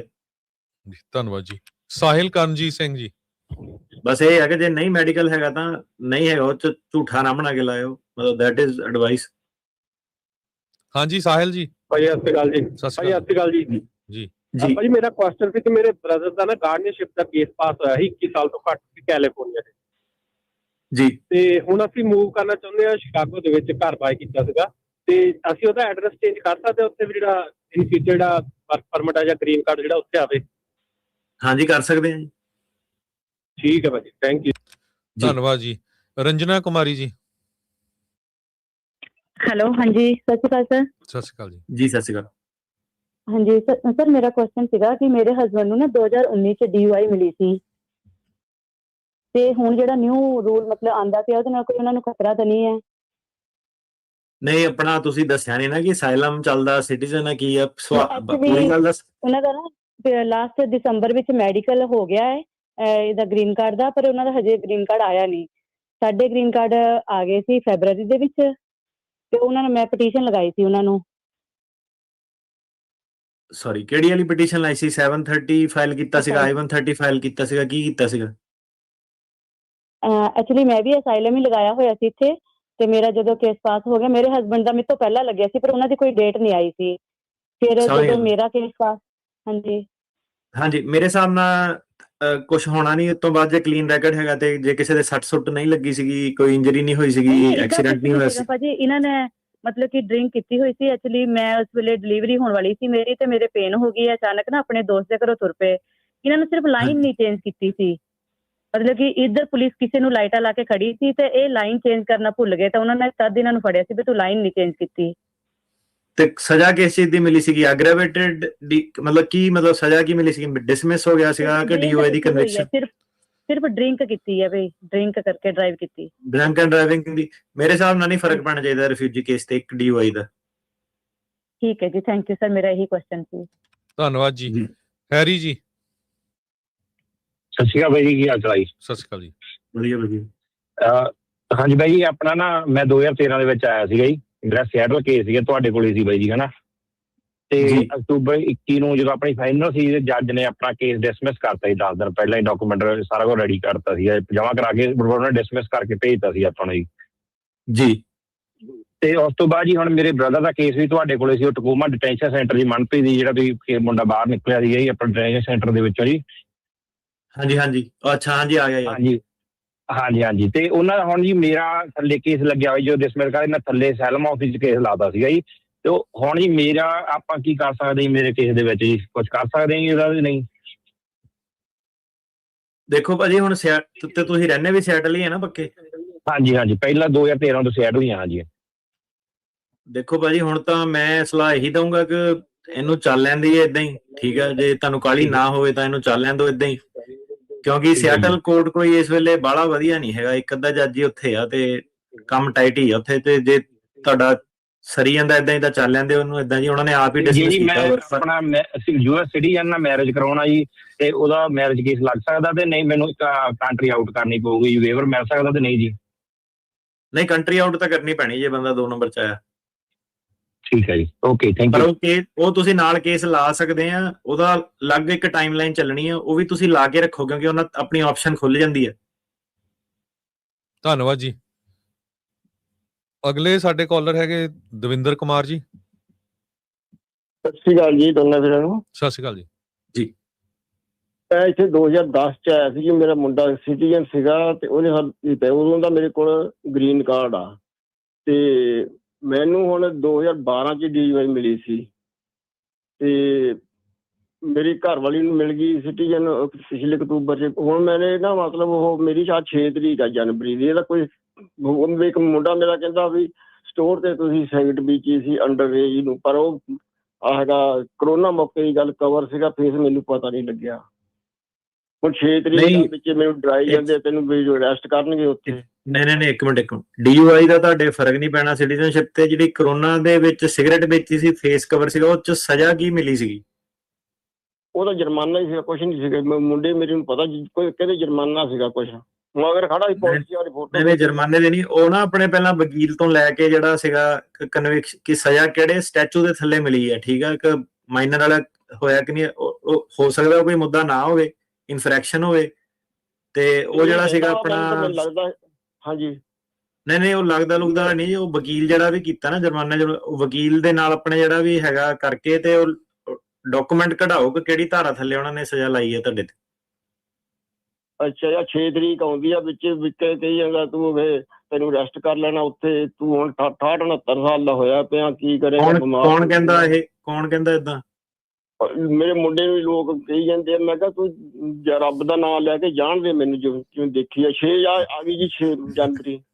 ਨਹੀਂ ਭਾਜੀ, ਤੁਸੀਂ ਏਦਾਂ ਕਰੋ ਆਪਣਾ ਨਾ ਉਹਨੂੰ ਤੁਸੀਂ ਜਿਹੜੀ ਆਪਣੀ ਤਰੀਕ ਹੈ ਨਾ ਉਹਨੂੰ ਅੱਗੇ ਕਰੋ ਕਿ ਮੈਂ ਆਹ ਹੀ ਕਰ ਨਹੀਂ ਸਕਦਾ। ਤੁਸੀਂ ਆਪਣਾ ਜਿਹੜਾ ਸੀਗਾ ਇਹਨੂੰ ਫਾਈਲ ਤੁਸੀਂ ਵਕੀਲ ਕੋ ਕਰਾਇਆ ਹੈ, ਪੈਰਾਲੀਗਲ ਕੋ ਕਰਾਇਆ? ਇਹਨੇ ਡਾਇਰੈਕਟ ਮੁੰਡੇ ਮੇਰੇ ਨੇ ਭਰਿਆ ਹੋਇਆ ਸੀਗਾ, ਉਹਦਾ ਵਕੀਲ ਗੋਰਾ, ਉਹਨੇ ਇੰਟਰਵਿਊ ਤੇ ਜਾਣਾ। ਉਹਨੇ ਵਿੱਚ ਲਿਖਿਆ ਹੋਇਆ ਨਾ ਸਾਰਾ ਕਿ ਆਹ ਚੀਜ਼ਾਂ ਹੋਈਆਂ ਸੀਗੀਆਂ DUI ਬਾਰੇ, ਤੇ ਇਹਦੇ ਬਾਰੇ ਦੱਸਿਆ ਉਹਨੇ ਟਿਕਟਾਂ ਬਾਰੇ ਸਭ ਕੁਝ? ਹਾਂਜੀ ਲਿਖਿਆ ਜੀ। ਤੇ ਟਿਕਟ ਵੀ ਉਹਨੇ ਲਾਈ ਹੈ ਨਾਲ ਕਾਪੀ ਹੈ ਨਾ? ਹਾਂਜੀ ਬਸ ਫਿਰ ਠੀਕ ਆ, ਫਿਰ ਚੱਲ ਜਾ। ਹਾਂਜੀ ਬਸ ਫਿਰ ਹੁਣ ਕਰ ਲਓ। ਜੇ ਉਹਨਾਂ ਨੇ ਨਹੀਂ ਕਰਨਾ, ਉਹਨਾਂ ਨੇ ਅਰੈਸਟ ਰੁਸਟ ਕੁਝ ਨਹੀਂ ਕਰਨਾ ਇਹਦੇ ਵਿੱਚ। ਉਹਨਾਂ ਤੁਹਾਨੂੰ ਜਿਹੜਾ notice of intent to deny ਹੈ ਇਦਾਂ ਦਾ ਉਹ ਡਾਕੂਮੈਂਟ ਦਿਓਗੇ ਤੇ ਉਸ ਤੋਂ ਬਾਅਦ ਤੁਸੀਂ ਵਕੀਲ ਕਰ ਸਕਦੇ ਆ। ਉਹ ਮੈਨੂੰ ਕਹਿੰਦੇ ਤੈਨੂੰ ਅਰੈਸਟ ਕਰਨਾ। ਨਹੀਂ ਹੁੰਦੇ ਮਹਾਰਾਜ, ਤੁਸੀਂ ਕੋਈ ਅਰੈਸਟ ਨਹੀਂ ਹੁੰਦੇ। ਨਹੀਂ ਹੁੰਦੇ ਅਰੈਸਟ, ਤੁਸੀਂ ਜਾਓ ਜੀ, ਕੋਈ ਚੱਕਰ ਨਹੀਂ। ਵੀ ਗ੍ਰੀਨ ਕਾਰਡ ਸਿਲੰਡਰ ਕਰਕੇ 2 ਸਾਲ ਵਾਸਤੇ ਤੁਸੀਂ ਇੰਡੀਆ ਚਲੇ ਜਾਓ। ਮੈਂ ਕਿਹਾ ਨਹੀਂ ਉਹ ਕੁਝ ਨਹੀਂ, ਐਡੀ ਦੂਰ ਨਹੀਂ ਜਾਣੀ ਗੱਲਬਾਤ, ਕੋਈ ਨਹੀਂ, ਜਾਓ ਤੁਸੀਂ ਆਰਾਮ ਨਾਲ। ਧੰਨਵਾਦ ਜੀ। ਗੁਰਵੇਸ਼ ਸਿੰਘ ਜੀ। ਵੀਰ ਸਾਹਿਬ 2002 ਜਾਂ 2003 ਦੇ ਵਿੱਚ ਕੇਸ ਫੇਲ ਹੋਇਆ ਸੀ ਤੇ 2009 ਦੇ ਵਿੱਚ ਬੰਦਾ ਵਾਪਸ ਚਲ ਗਿਆ ਸੀ। ਉਹ ਹੁਣ ਇਸ ਦੁਨੀਆ 'ਚ ਵੀ ਹੈ ਨਹੀਂ, ਤੇ ਉਹਨਾਂ ਦਾ ਬੌਂਡ ਵਾਪਸ ਆ ਸਕਦਾ ਜੀ? ਜਿਹੜਾ ਕੇਸ ਫੇਲ ਹੋਇਆ ਸੀਗਾ ਉਸ ਤੋਂ ਬਾਅਦ ਅਪੀਲ ਵਗੈਰਾ ਕਦੋਂ ਫੇਲ ਹੋਈ ਸੀਗੀ ਉਹਨਾਂ ਦੀ? ਕੀਤੀ ਨਹੀਂ ਸੀ ਅਪੀਲ ਜੀ, ਕੋਈ ਨਹੀਂ ਕੀਤਾ ਸੀ। ਪਰ ਉਹ ਫਿਰ ਭਾਜੀ ਜਾਣਾ ਹੁੰਦਾ ਨਾ ਉਦੋਂ, ਜਿਹੜਾ ਛੱਡ ਕੇ ਜਾਣਾ ਹੁੰਦਾ। ਹੁਣ ਜਿੱਦਾਂ ਓਵਰਸਟੇ ਕੀਤਾ, ਮੈਨੂੰ ਨਹੀਂ ਲੱਗਦਾ ਆ ਸਕਦਾ। ਬਾਕੀ ਮੰਗਣ 'ਚ ਕੋਈ ਹੱਦ ਨਹੀਂ, ਟਰਾਈ ਕਰ ਲਓ। ਤਾਂ ਮੈਂ ਕਿਹਾ ਟਾਈਮ ਹੀ ਬਹੁਤ ਜ਼ਿਆਦਾ ਹੋ ਗਿਆ ਜਿੱਦਾਂ ਤੁਸੀਂ ਦੱਸਦੇ। ਹਾਂਜੀ ਉਹ ਤਾਂ ਹੁਣ ਦੁਨੀਆ 'ਚ ਵੀ ਹੈ ਨਹੀਂ ਹੁੰਦੇ। ਹਾਂਜੀ ਉਹ ਮੇਰੇ ਹਿਸਾਬ ਨਾਲ ਤਾਂ ਕੰਪਲਾਈ ਕੀਤਾ ਨਹੀਂ। ਹਾਂਜੀ ਬਾਕੀ ਜਿਹੜੇ ਬੌਂਡ ਵਾਲਾ ਸਿੱਧੇ ਜਿਹੜੇ ਇਹ ਕਰਨ ਦਾ ਕੰਮ ਕਰਦੇ ਆ, ਵਾਪਸ ਕਰਾਉਣ ਦਾ, ਉਹਨਾਂ ਤੁਸੀਂ ਗੱਲ ਕਰ ਲਓ। ਮੇਰੇ ਹਿਸਾਬ ਨਾਲ ਤਾਂ ਨਹੀਂ ਆ ਸਕਦਾ। ਅੱਛਾ ਜੀ, ਠੀਕ ਹੈ ਜੀ, ਹਾਂਜੀ ਥੈਂਕ ਯੂ ਜੀ, ਧੰਨਵਾਦ ਜੀ। ਸਾਰੇ ਮੈਂ ਕਿਹਾ DUI ਵਾਲੇ ਚੱਲਦੇ ਆ ਹੁਣ DUI ਇਹ ਵੀ ਦੱਸਦੇ ਜਾਈਏ ਬਹੁਤ ਖਤਰਨਾਕ ਆ। ਸਾਰੇ ਜਣੇ ਧਿਆਨ ਰੱਖੋ, ਕੋਈ ਡਰਿੰਕ ਕਰਕੇ ਡਰਾਈਵ ਨਾ ਕਰੋ ਪਲੀਜ਼। ਇੱਕ ਤਾਂ ਚਲੋ ਇਮੀਗ੍ਰੇਸ਼ਨ ਵਾਲਾ ਤਾਂ ਰੌਲਾ ਹੈਗਾ ਹੀ ਹੈਗਾ, ਜਿਹੜੇ ਸਿਟੀਜ਼ਨ ਵੀ ਆ $20,000 ਤੱਕ ਪੈਂਦੀ ਆ, ਫਿਰ ਤੁਹਾਨੂੰ ਸਜ਼ਾ ਵੀ ਹੁੰਦੀ ਆ ਤੇ ਸਫਾਈ ਵੀ ਕਰਨੀ ਪੈਂਦੀ ਆ। ਇੰਸ਼ੋਰੈਂਸ 3-4 ਸਾਲ, ਹੁਣ ਤਾਂ ਇੰਸ਼ੋਰੈਂਸ ਕੰਪਨੀਆਂ ਵੀ 10-10 ਸਾਲ ਕਾਊਂਟ ਕਰਨ ਲੱਗ ਪਈਆਂ। ਸੋ ਇਹ ਤੋਂ ਬਚਣਾ ਹੀ ਚਾਹੀਦਾ। ਸੁਖਵਿੰਦਰ ਸਿੰਘ ਜੀ। ਹੈਲੋ, ਸਤਿ ਸ਼੍ਰੀ ਅਕਾਲ ਭਾਜੀ। ਸਤਿ ਸ਼੍ਰੀ ਅਕਾਲ ਜੀ। ਹਾਂਜੀ ਭਾਜੀ, ਮੇਰੀ ਨਾ ਫਾਈਨਲ ਹੀਅਰਿੰਗ ਹੈਗੀ ਆ ਅਗਸਤ 2026 ਚ, ਕੌਂਕੜ ਕੋਰਟ ਵਿੱਚ ਹੀ ਆ, ਤੇ ਜੱਜ ਹੈਗੀ ਆ ਸਾਰਾ ਟੋਰੇਸ। ਹਾਂਜੀ ਤੇ ਹਾਂਜੀ ਤੇ ਭਾਜੀ ਦਸੰਬਰ ਜੀ ਮੈਂ ਹੁਣ ਵਿਆਹ ਕਰਵਾਇਆ, ਤੇ ਮੈਂ ਪੁੱਛਣਾ ਸੀ ਕਿਹੜਾ ਕੇਸ ਚੱਲਣ ਦੇਵਾਂ, ਜਿੱਦਾਂ ਕਿਹੜਾ ਲਾਵਾਂ, ਵਿਆਹ ਵਾਲਾ ਜਾਂ?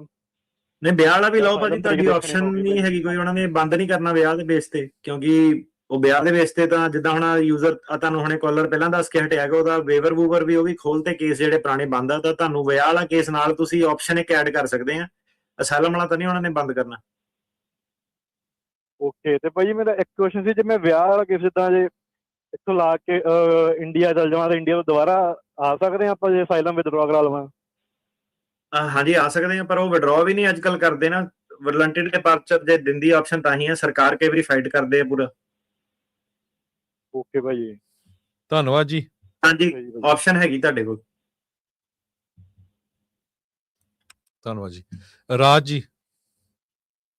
ਸਤਿ ਸ਼੍ਰੀ ਅਕਾਲ ਭਾਜੀ। ਭਾਜੀ ਮੈਂ ਨਾ 2 ਵੀਕ ਪਹਿਲਾਂ ਕਾਲ ਕੀਤੀ ਸੀ ਭਾਜੀ ਉਹਨਾਂ ਨੂੰ।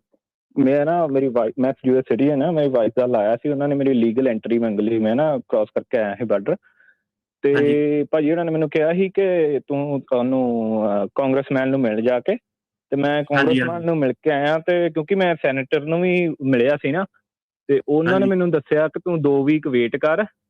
ਬਟ ਮੈਂ ਇੱਕ ਹੋਰ ਵਕੀਲ ਨਾਲ ਇੱਥੇ ਗੱਲ ਕੀਤੀ, ਉਹ ਕਹਿੰਦੇ ਤੁਹਾਨੂੰ ਦੋਵਾਂ ਆਫਿਸ ਦੇ ਵਿੱਚ ਨਹੀਂ ਜਾਣਾ ਚਾਹੀਦਾ, ਉਹ ਕੌਂਸਲੇਟ ਲਾਈਕ ਨਹੀਂ ਕਰਦੇ ਏਦਾਂ।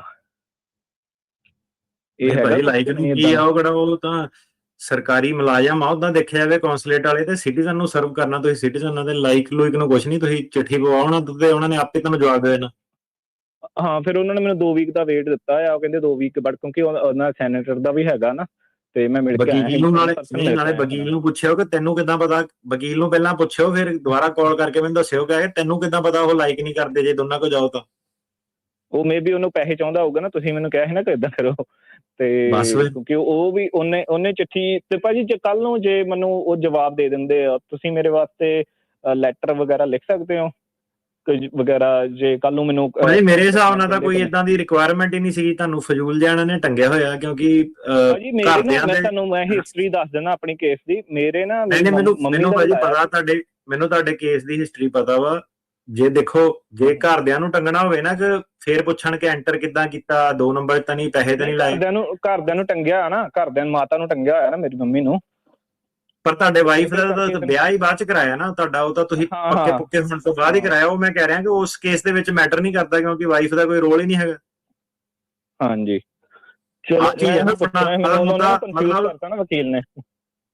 ਮਤਲਬ ਤੁਸੀਂ ਭਾਵੇਂ ਭਾਜੀ ਕੱਚੇ ਗਏ ਆ, ਸਮਗਲਰਾਂ ਦੇ ਨਾਲ ਗਏ ਆ, 2 ਨੰਬਰ, ਵਾਈਫ ਨਾਲ ਮੈਟਰ ਨਹੀਂ ਨਾ ਕਰਦਾ ਉਹਨਾਂ ਦਾ। ਤੁਸੀਂ ਹੁਣ ਸਿਟੀਜ਼ਨ ਹੈਗੇ ਆ, ਉਹ ਤਾਂ ਮਤਲਬ ਕਿ ਵਾਈਫ ਨੂੰ ਜੇ ਤੰਗ ਪਰੇਸ਼ਾਨ ਕਰ ਰਹੇ ਕਿ ਬੰਦਾ ਉਦੋਂ ਕਦੋਂ ਗਿਆ ਸੀ, ਤੇ ਉਹ ਅਗਲੀ ਨੇ ਸਿੱਧੇ ਕਹਿਣਾ ਨਾ ਮੈਨੂੰ ਤਾਂ ਪਤਾ ਨਹੀਂ, ਮੈਂ ਤਾਂ ਵਿਆਹ ਜਿਹੜੇ ਆਲੇ ਸਾਲ ਕਰਾਇਆ।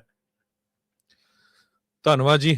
ਨਾਲੇ ਇਹ ਨਹੀਂ ਗੱਲ ਹੁੰਦੀ ਆਪਣੇ ਜੀ ਤੁਹਾਡੇ ਜਿਹੜੇ ਕਾਂਗਰਸਮੈਨ ਆ, ਸੈਨੇਟਰ ਆ, ਤੁਸੀਂ ਹਰ ਇੱਕ ਨੂੰ ਕੰਟੈਕਟ ਕਰ ਸਕਦੇ ਆ। ਹੁਣ ਮੈਂ ਲੇਟਲੀ ਦੇਖਦਾ ਸੀ ਬਹੁਤ ਸਾਰੇ ਲੋਕ ਜਿਹੜੇ ਅਰੈਸਟ ਹੋਏ ਆ, ਖਾਸ ਕਰਕੇ ਜਿਹੜੇ ਕਈ ਡਿਪੋਰਟ ਵੀ ਹੋਏ ਆ। ਈਵਨ ਉਹ ਸਾਊਥ ਕੋਰੀਆ ਵਾਲਾ ਵੈਟਰਨ ਵੀ ਆ, ਉਹ ਕਿੰਨੇ ਕਾਂਗਰਸਮੈਨਾਂ ਨੂੰ ਉਹਨੂੰ ਕੰਟੈਕਟ ਕੀਤਾ ਤੇ ਕਿੰਨੇ ਕਾਂਗਰਸਮੈਨ ਉਹਦੇ ਹੱਕ 'ਚ ਆਏ ਹੈਗੇ ਆ। ਸੋ ਇਦਾਂ ਨਹੀਂ ਹੈ, ਤੁਸੀਂ ਆਪਣੇ ਏਰੀਏ ਦੇ ਕਾਂਗਰਸਮੈਨ ਨੂੰ ਤੇ ਕਰ ਸਕਦੇ ਹੋ ਕੰਟੈਕਟ। ਨਾਲੇ ਉਹ ਚਾਰਜ ਕਰਦੇ, ਉਹਨਾਂ ਦੇ ਆਫਿਸ ਜਾਣਾ ਹੈ ਤੁਸੀਂ। ਜੇ ਨਾਲੇ US ਸਿਟੀਜ਼ਨ ਜਿਹੜਾ ਹੁੰਦਾ, ਮਤਲਬ ਉਹਦੀ ਵੋਟ ਹੁੰਦੀ ਆ, ਉਹ ਜਵਾਬਦੇਹੀ ਹੁੰਦੀ ਹੈ ਇਹਨਾਂ ਨੂੰ।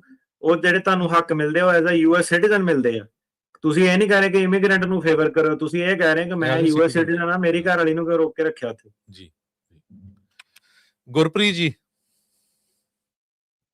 ਹਾਂਜੀ ਭਾਈ, ਸਤਿ ਸ਼੍ਰੀ ਅਕਾਲ। ਸਤਿ ਸ਼੍ਰੀ ਅਕਾਲ ਜੀ। ਹਾਂਜੀ ਭਾਈ, ਮੇਰਾ ਕੁਐਸਚਨ ਇਹ ਆ, ਜਿਹੜਾ ਹੁਣ ਇੱਕ ਆਇਆ ਕਿ ਵਰਕ ਪਰਮਿਟ ਦਾ ਕਰਤਾ ਉਹਨਾਂ ਨੇ, ਅਸਾਈਲੀ ਵਗੈਰਾ ਸਾਰਿਆਂ ਲਈ 18 ਮੰਥਲੀ। ਜਿੱਦਾਂ ਹੁਣ ਕੇਸ ਪਾਸ ਹੋਇਆ ਤੇ ਉਹ ਤਾਂ ਕਹਿੰਦੇ ਵਰਕ ਪਰਮਿਟ ਦੀ ਲੋੜ ਨਹੀਂ ਹੁੰਦੀ, ਤਾਂ ਉਹਦਾ ਹੈਗਾ ਕੋਈ ਚੱਕਰ? ਨਹੀਂ, ਹਾਂਜੀ, ਅਸਾਈਲੀ ਭਾਜੀ ਕੰਮ ਕਰ ਸਕਦਾ ਹੁੰਦਾ, ਪਰ ਹੁਣ ਜਦੋਂ ਤੁਸੀਂ ਕਿਸੇ ਕੰਪਨੀ 'ਚ ਨੌਕਰੀ ਕਰਨੀ ਹੈ, ਕੁਝ ਕਰਨਾ, ਉਹ ਤੁਹਾਡੇ ਕੋਲ ਪ੍ਰੂਫ ਮੰਗ ਸਕਦੇ ਆ ਨਾ ਕਿ ਵਰਕ ਪਰਮਿਟ ਦਿਖਾਓ। ਹਾਂਜੀ ਭਾਈ, ਮੇਰੇ ਕੋਲ I-94 ਹੈਗਾ। ਤੁਸੀਂ ਕੰਮ ਕਰ ਸਕਦੇ ਆ, ਪਰ ਜਿਹੜਾ ਉਹਨਾਂ ਨੇ ਤੁਸੀਂ ਕੰਮ ਕਰ ਸਕਦੇ ਆ, ਪਰ ਜਿਹੜਾ ਉਹਨਾਂ ਨੇ ਵਰਕ ਪਰਮਿਟ ਕਈਆਂ ਨੂੰ ਚਾਹੀਦਾ। ਹੁਣ ਜਿੱਦਾਂ ਮੰਨ ਲਓ ਕਿਸੇ ਨੇ ਕਿਸੇ ਕੰਪਨੀ 'ਚ ਜਾ ਕੇ ਨੌਕਰੀ ਕਰਨੀ, ਉਹ ਅੱਗੋਂ ਵਰਕ ਪਰਮਿਟ ਮੰਗਦੇ ਆ, ਰਾਈਟ।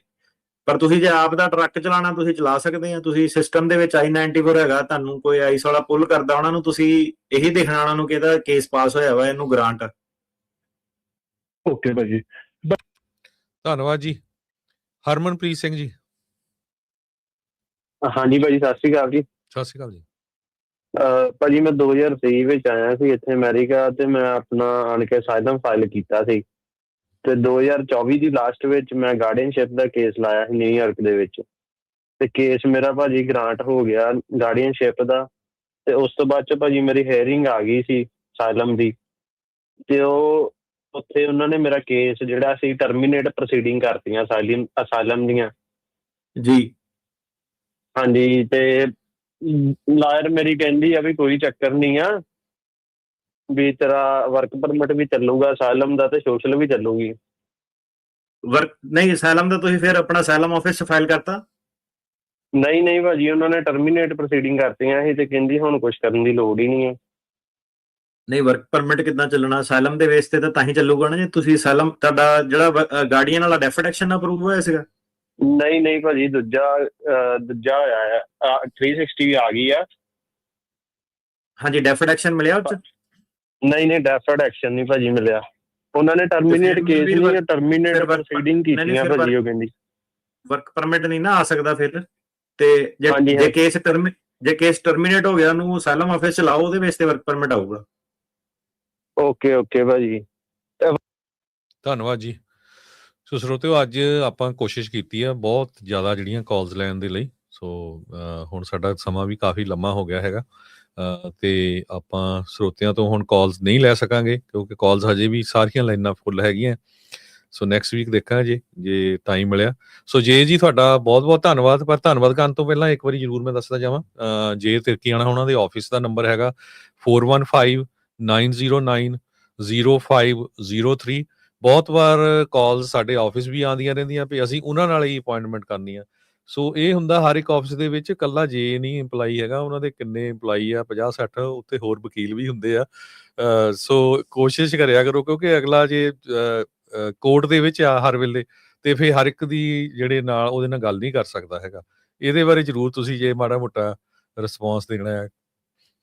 ਸਾਡੇ ਜੀ ਆਫਿਸ ਆਪਣਾ ਹਰਜੋਤ ਜੀ, ਮਤਲਬ ਹਜ਼ਾਰਾਂ ਦੇ ਵਿੱਚ ਕਾਲਾਂ ਜਿਹੜੀਆਂ ਫ੍ਰੀ ਆਨਸਰ ਹੁੰਦੀਆਂ, ਸਟਾਫ ਜਿਹੜਾ ਰੱਖਿਆ ਹੋਇਆ ਵੀਕਐਂਡ ਤੇ ਜਿਹੜਾ ਆਈਦਾ ਉਹਦੇ ਵਿੱਚ ਆ ਜਿਹੜਾ ਆਪਣਾ ਫ੍ਰੀ, ਇਹਨੂੰ ਕਹਿੰਦੇ ਪ੍ਰੋ ਬੋਨੋ, ਕਿ ਜਿਹੜੀ ਕਮਿਊਨਿਟੀ ਦੀ ਸਰਵਿਸ ਹੈਗੀ। ਮੇਰੇ ਖਿਆਲ ਮੈਨੂੰ ਨਹੀਂ ਲੱਗਦਾ, ਮੈਂ ਲੋਕਾਂ ਨੂੰ ਇਹ ਕਹਿੰਦਾ, ਮੈਂ ਕਿਹਾ ਮੈਨੂੰ ਪਹਿਲਾਂ ਵਕੀਲ ਲੱਭ ਕੇ ਦੱਸੋ ਜਿਹੜਾ ਮੇਰੇ ਤੋਂ ਜ਼ਿਆਦਾ ਫ੍ਰੀ ਦੇ ਵਿੱਚ ਹੈਲਪ ਕਰ ਰਿਹਾ ਵਾ ਡੇਲੀ ਬੇਸਿਸ ਤੇ। ਲੋਕਾਂ ਨੂੰ ਸਾਰਿਆਂ ਨੂੰ ਪਤਾ ਕਾਲ ਕੂਲ ਕਰੀਦੀ ਆ, ਨੋ ਚਾਰਜ ਜਿਹੜਾ ਹੈਗਾ। ਹੁਣ ਮੇਰੇ ਨਾਲ ਤੁਸੀਂ ਜਿਹੜਾ ਟਾਈਮ ਬਣਨਾ, ਪਹਿਲੀ ਗੱਲ ਤਾਂ ਲਿਮਿਟਿਡ ਆ, ਮੈਂ ਗੱਲਬਾਤ ਕਰਨੀ ਨਹੀਂ ਚਾਹੁੰਦਾ ਕਿਸੇ ਨਾਲ, ਕਿਉਂਕਿ ਆਪਣਾ ਕੋਰਟ ਵਾਲਾ ਨਹੀਂ ਕੰਮ ਜਿਹੜਾ ਮੁੱਕਦਾ। ਤੇ ਉਹ ਜੇ ਤੁਹਾਡਾ ਕੋਈ ਬਾਹਲਾ ਟੈਕਨੀਕਲ ਮੁੱਦਾ ਹੈਗਾ, ਉਹ ਤੁਸੀਂ ਪੇਡ ਕੰਸਲਟੇਸ਼ਨ ਜਿਹੜੀ ਸੈੱਟ ਕਰ ਸਕਦੇ ਆ। ਪਰ ਜਿਹੜੇ ਤੁਹਾਡੇ ਬਾਕੀ ਮੁੱਦੇ, ਉਹ ਸਾਡੀ ਟੀਮ ਜਿਹੜੀ ਲੱਗੀ ਹੋਈ ਹੈ ਪੂਰੀ, ਉਹਨਾਂ ਨੂੰ ਮੈਂ ਦੱਸਿਆ, ਮੈਂ ਕਿਹਾ ਹੈਲਪ ਕਰੋ ਜਿੰਨੀ ਕਰ ਸਕਦੇ ਆ, ਜਿੱਦਾਂ ਦੇ ਟਾਈਮ ਜਿਹੜੇ ਚੱਲਦੇ ਆ। ਤੇ ਹਾਂਜੀ, ਤੇ ਬਾਕੀ ਆਪਣਾ ਜਿਹੜਾ ਸਿੱਧਾ ਹੀ ਸਟ੍ਰੇਟ ਫਾਰਵਰਡ ਸਿਸਟਮ ਰਹਿੰਦਾ ਕਿ ਸਾਨੂੰ ਹਾਇਰ ਤਾਂ ਕਰਿਓ ਜੇ ਕੇਸ ਕੂਸ ਲੜਨਾ ਹੁੰਦਾ। ਤੇ ਅੱਜ ਕੱਲ ਜਿਹੜਾ ਤੁਹਾਨੂੰ ਪਤਾ, ਉਹ ਜ਼ਿਆਦਾਤਰ ਮੱਚਦੇ ਵੀ ਲੋਕੀ ਤਾਂ ਕਿ ਜਿਹੜੇ 22-23 ਜਿਹੜੇ ਇਹ ਵਾਲੀ ਜਿਹੜੀ ਜਨਤਾ ਜਿਹੜੀ ਆਈ 22-23-24 ਵਾਲੀ ਜਿਹੜੀ ਜਨਤਾ ਆਈ ਆ, ਇਹ ਕਈਆਂ ਚੋਂ ਕੰਮ ਨਹੀਂ ਕਰਨਾ ਚਾਹੁੰਦੇ, ਕਈ ਕੇਸ ਲੜਨਾ ਨਹੀਂ ਚਾਹੁੰਦੇ। ਵਿੱਚ ਵਿਚਾਲੇ ਤੁਹਾਨੂੰ ਸਾਰਿਆਂ ਨੂੰ ਪਤਾ, ਮੈਂ ਸਹੀ ਗੱਲ ਕਹਿੰਦਾ, ਉਹ ਫਿਰ ਥੋੜਾ ਲੱਗਦੀਆਂ ਵੀ ਜ਼ਿਆਦਾ ਗੱਲਾਂ ਆਪਣੀਆਂ, ਤੇ ਉਹ ਕੋਰਟ ਚ ਵੀ ਉਹੀ ਹੈ। ਤੇ ਉਹਨਾਂ ਨੇ ਹੁਣ ਜਿਹੜਾ ਹਰਜੋਤ ਜੀ ਸਿਸਟਮ ਜੇ ਏਦਾਂ ਕੀਤਾ ਹੋਇਆ ਕਿ ਉਹਨਾਂ ਨੇ ਜਿਹੜੇ ਸਾਰੇ ਪੁਰਾਣੇ ਆਏ ਸੀਗੇ ਉਹਨਾਂ ਦਾ ਵੀ ਕੰਮ ਖਰਾਬ ਕਰਤਾ ਜੀ। ਆ ਵਿੱਚ ਜਿਹੜੇ 3-4 ਜਿਹੜੇ ਪੈਰਾਲੀਗਲ ਜੇ ਤੁਰੇ ਫਿਰਦੇ ਆ, ਇਹਨਾਂ ਨੇ ਪੁੱਠੇ ਸਿੱਧੇ ਜਿਹੜੇ ਡਾਕੂਮੈਂਟ ਕਾਪੀ, ਮਤਲਬ ਬੇੜਾ ਗਰਕ ਕਰਤਾ। ਤੁਸੀਂ ਕਹਿ ਲਓ ਕਿ ਸਿਸਟਮ ਦਾ ਸਾਰਾ ਜਿਹੜਾ ਪੁਰਾਣਾ ਜਿਹੜਾ ਚੱਲਦਾ ਸੀਗਾ, ਉਹਨੂੰ ਹਰ ਕਿੱਤੇ ਦੇ ਵਿੱਚ, ਭਾਵੇਂ ਉਹ ਡਰਾਈਵਿੰਗ ਕੁਛ ਵੀ ਆ, ਹਰੇਕ ਪਾਸੇ ਆਪਾਂ ਪ੍ਰੋਬਲਮ ਜਿਹੜੇ ਦੇਖ ਰਹੇ ਹਾਂ। ਸੋ ਆਪਣਾ ਸਿਰਫ ਇਹ ਹੈ ਕਿ ਜੇ ਭਾਈ ਤੁਸੀਂ ਫੋਕਸਡ ਹੈਗੇ ਆ, ਠੀਕ ਆ, ਤੁਸੀਂ ਕਰਨਾ। ਕਿਉਂਕਿ ਮੈਂ ਇੱਕ એનર્ਜੀ ਲੈ ਕੇ ਆਣਾ ਟੇਬਲ ਦੇ ਉੱਤੇ, ਠੀਕ ਆ, ਕੋਰਟ ਦੇ ਵਿੱਚ ਸਾਰਾ ਕੁਝ ਉਹ, ਜੇ ਤੁਸੀਂ ਉਹਨੂੰ ਮੈਚ ਕਰ ਸਕਦੇ ਆ, ਤੁਸੀਂ ਕੇਸ ਆਪਣਾ ਸਟਰੋਂਗਲੀ ਕਰਨਾ ਹੈਗਾ, ਉਹ ਆਪਾਂ ਤੁਹਾਡੇ ਨਾਲ ਆ। ਬਾਕੀ ਜਿਹੜੇ ਕਈ ਕਰਦੇ ਆ ਸਾਡੀ ਲੱਤ ਲੁੱਤ ਖਿੱਚਣ ਦੀ ਕੋਸ਼ਿਸ਼, ਆਪਾਂ ਵੀ ਵਾਪਸ ਮਤਲਬ ਚੱਲਦੇ ਹੀ ਰਹਿੰਦਾ ਏਦਾਂ ਦੀਆਂ ਜੱਦੋਜਹਿਦਾਂ ਜਿਹੜੀਆਂ ਹੈਗੀਆਂ। ਤੇ ਮਤਲਬ ਇਹ ਹੈ ਕਿ ਜੇ ਤੁਸੀਂ ਆਪਣੇ ਕੇਸ ਤੇ ਫੋਕਸ ਕਰਕੇ ਉਹਨੂੰ ਲੜਨਾ ਚਾਹੁੰਦੇ ਆ, ਠੀਕ ਆ, ਜਿੰਨਾ ਮਰਜ਼ੀ ਡਿਫਿਕਲਟ ਕੋਰਟ, ਜੋ ਮਰਜ਼ੀ ਮੁੱਦੇ ਜਿਹੜੇ ਹੈਗੇ ਆ, ਤੇ ਆਪਾਂ ਵਧੀਆ ਤਰੀਕੇ ਨਾਲ ਕੰਮ ਕਰੀਦਾ, ਠੀਕ ਆ। ਲਾਅ ਦੇ ਆਪਾਂ ਔਨ ਟੌਪ ਆਫ ਰਹੀਦਾ, ਕੀ ਲਾਅ ਕਿੱਦਾਂ, ਲੇਟੈਸਟ ਲਾਅ 9 ਸਰਕਟ ਹੋਵੇ, BIA ਹੋਵੇ, ਕੁਛ ਵੀ ਹੋਵੇ। ਤੇ ਆਪਣੇ ਸ਼ੋਅ ਤੋਂ ਪਹਿਲਾਂ ਜਿਹੜੀਆਂ ਸੀਗੀਆਂ ਕਮਿਊਨਿਟੀ ਨੂੰ ਨੌਲੇਜ ਨਹੀਂ ਸੀਗੀ। ਹੁਣ ਜਿਹੜੇ ਦੂਜੇ ਵਕੀਲ ਕਈ ਵਾਰੀ ਮਿਲਦੇ ਆ ਮੈਨੂੰ, ਉਹ ਕਹਿੰਦੇ ਆ ਜੇ ਤੇਰਾ ਸ਼ੋਅ ਦੇਖ ਕੇ, ਕਹਿੰਦਾ ਲੋਕੀ ਸਾਨੂੰ ਹੁਣ ਸਵਾਲ ਪੁੱਛ ਲੈਂਦੇ ਆ, ਕਹਿੰਦਾ ਸਾਨੂੰ ਪੜ੍ਹਨੇ ਪਾਤਾ, ਕਹਿੰਦਾ ਪਹਿਲਾਂ ਜਵਾਬ ਦੇਈਆਂ, ਕਹਿੰਦਾ ਪਹਿਲਾਂ ਏਦਾਂ ਹੁੰਦੀਆਂ ਨਹੀਂ ਸੀਗੀਆਂ, ਜਦੋਂ ਤੋਂ ਕਹਿੰਦਾ ਤੁਸੀਂ ਸ਼ੋਅ ਕੀਤਾ, ਕਹਿੰਦਾ ਲੋਕੀ ਆ ਕੇ ਪੁੱਛਦੇ, ਲੈ ਜੇ ਤਾਂ ਏਦਾਂ, ਕਹਿੰਦਾ ਉਹਨਾਂ ਨੇ ਤਾਂ ਏਦਾਂ ਕਹਿਤਾ, ਉਦਾਂ ਕਹਿਤਾ। ਤੇ ਉਹੀ ਸਾਡਾ ਜਿਹੜਾ ਉਪਰਾਲਾ ਸੀਗਾ, ਠੀਕ ਹੈ।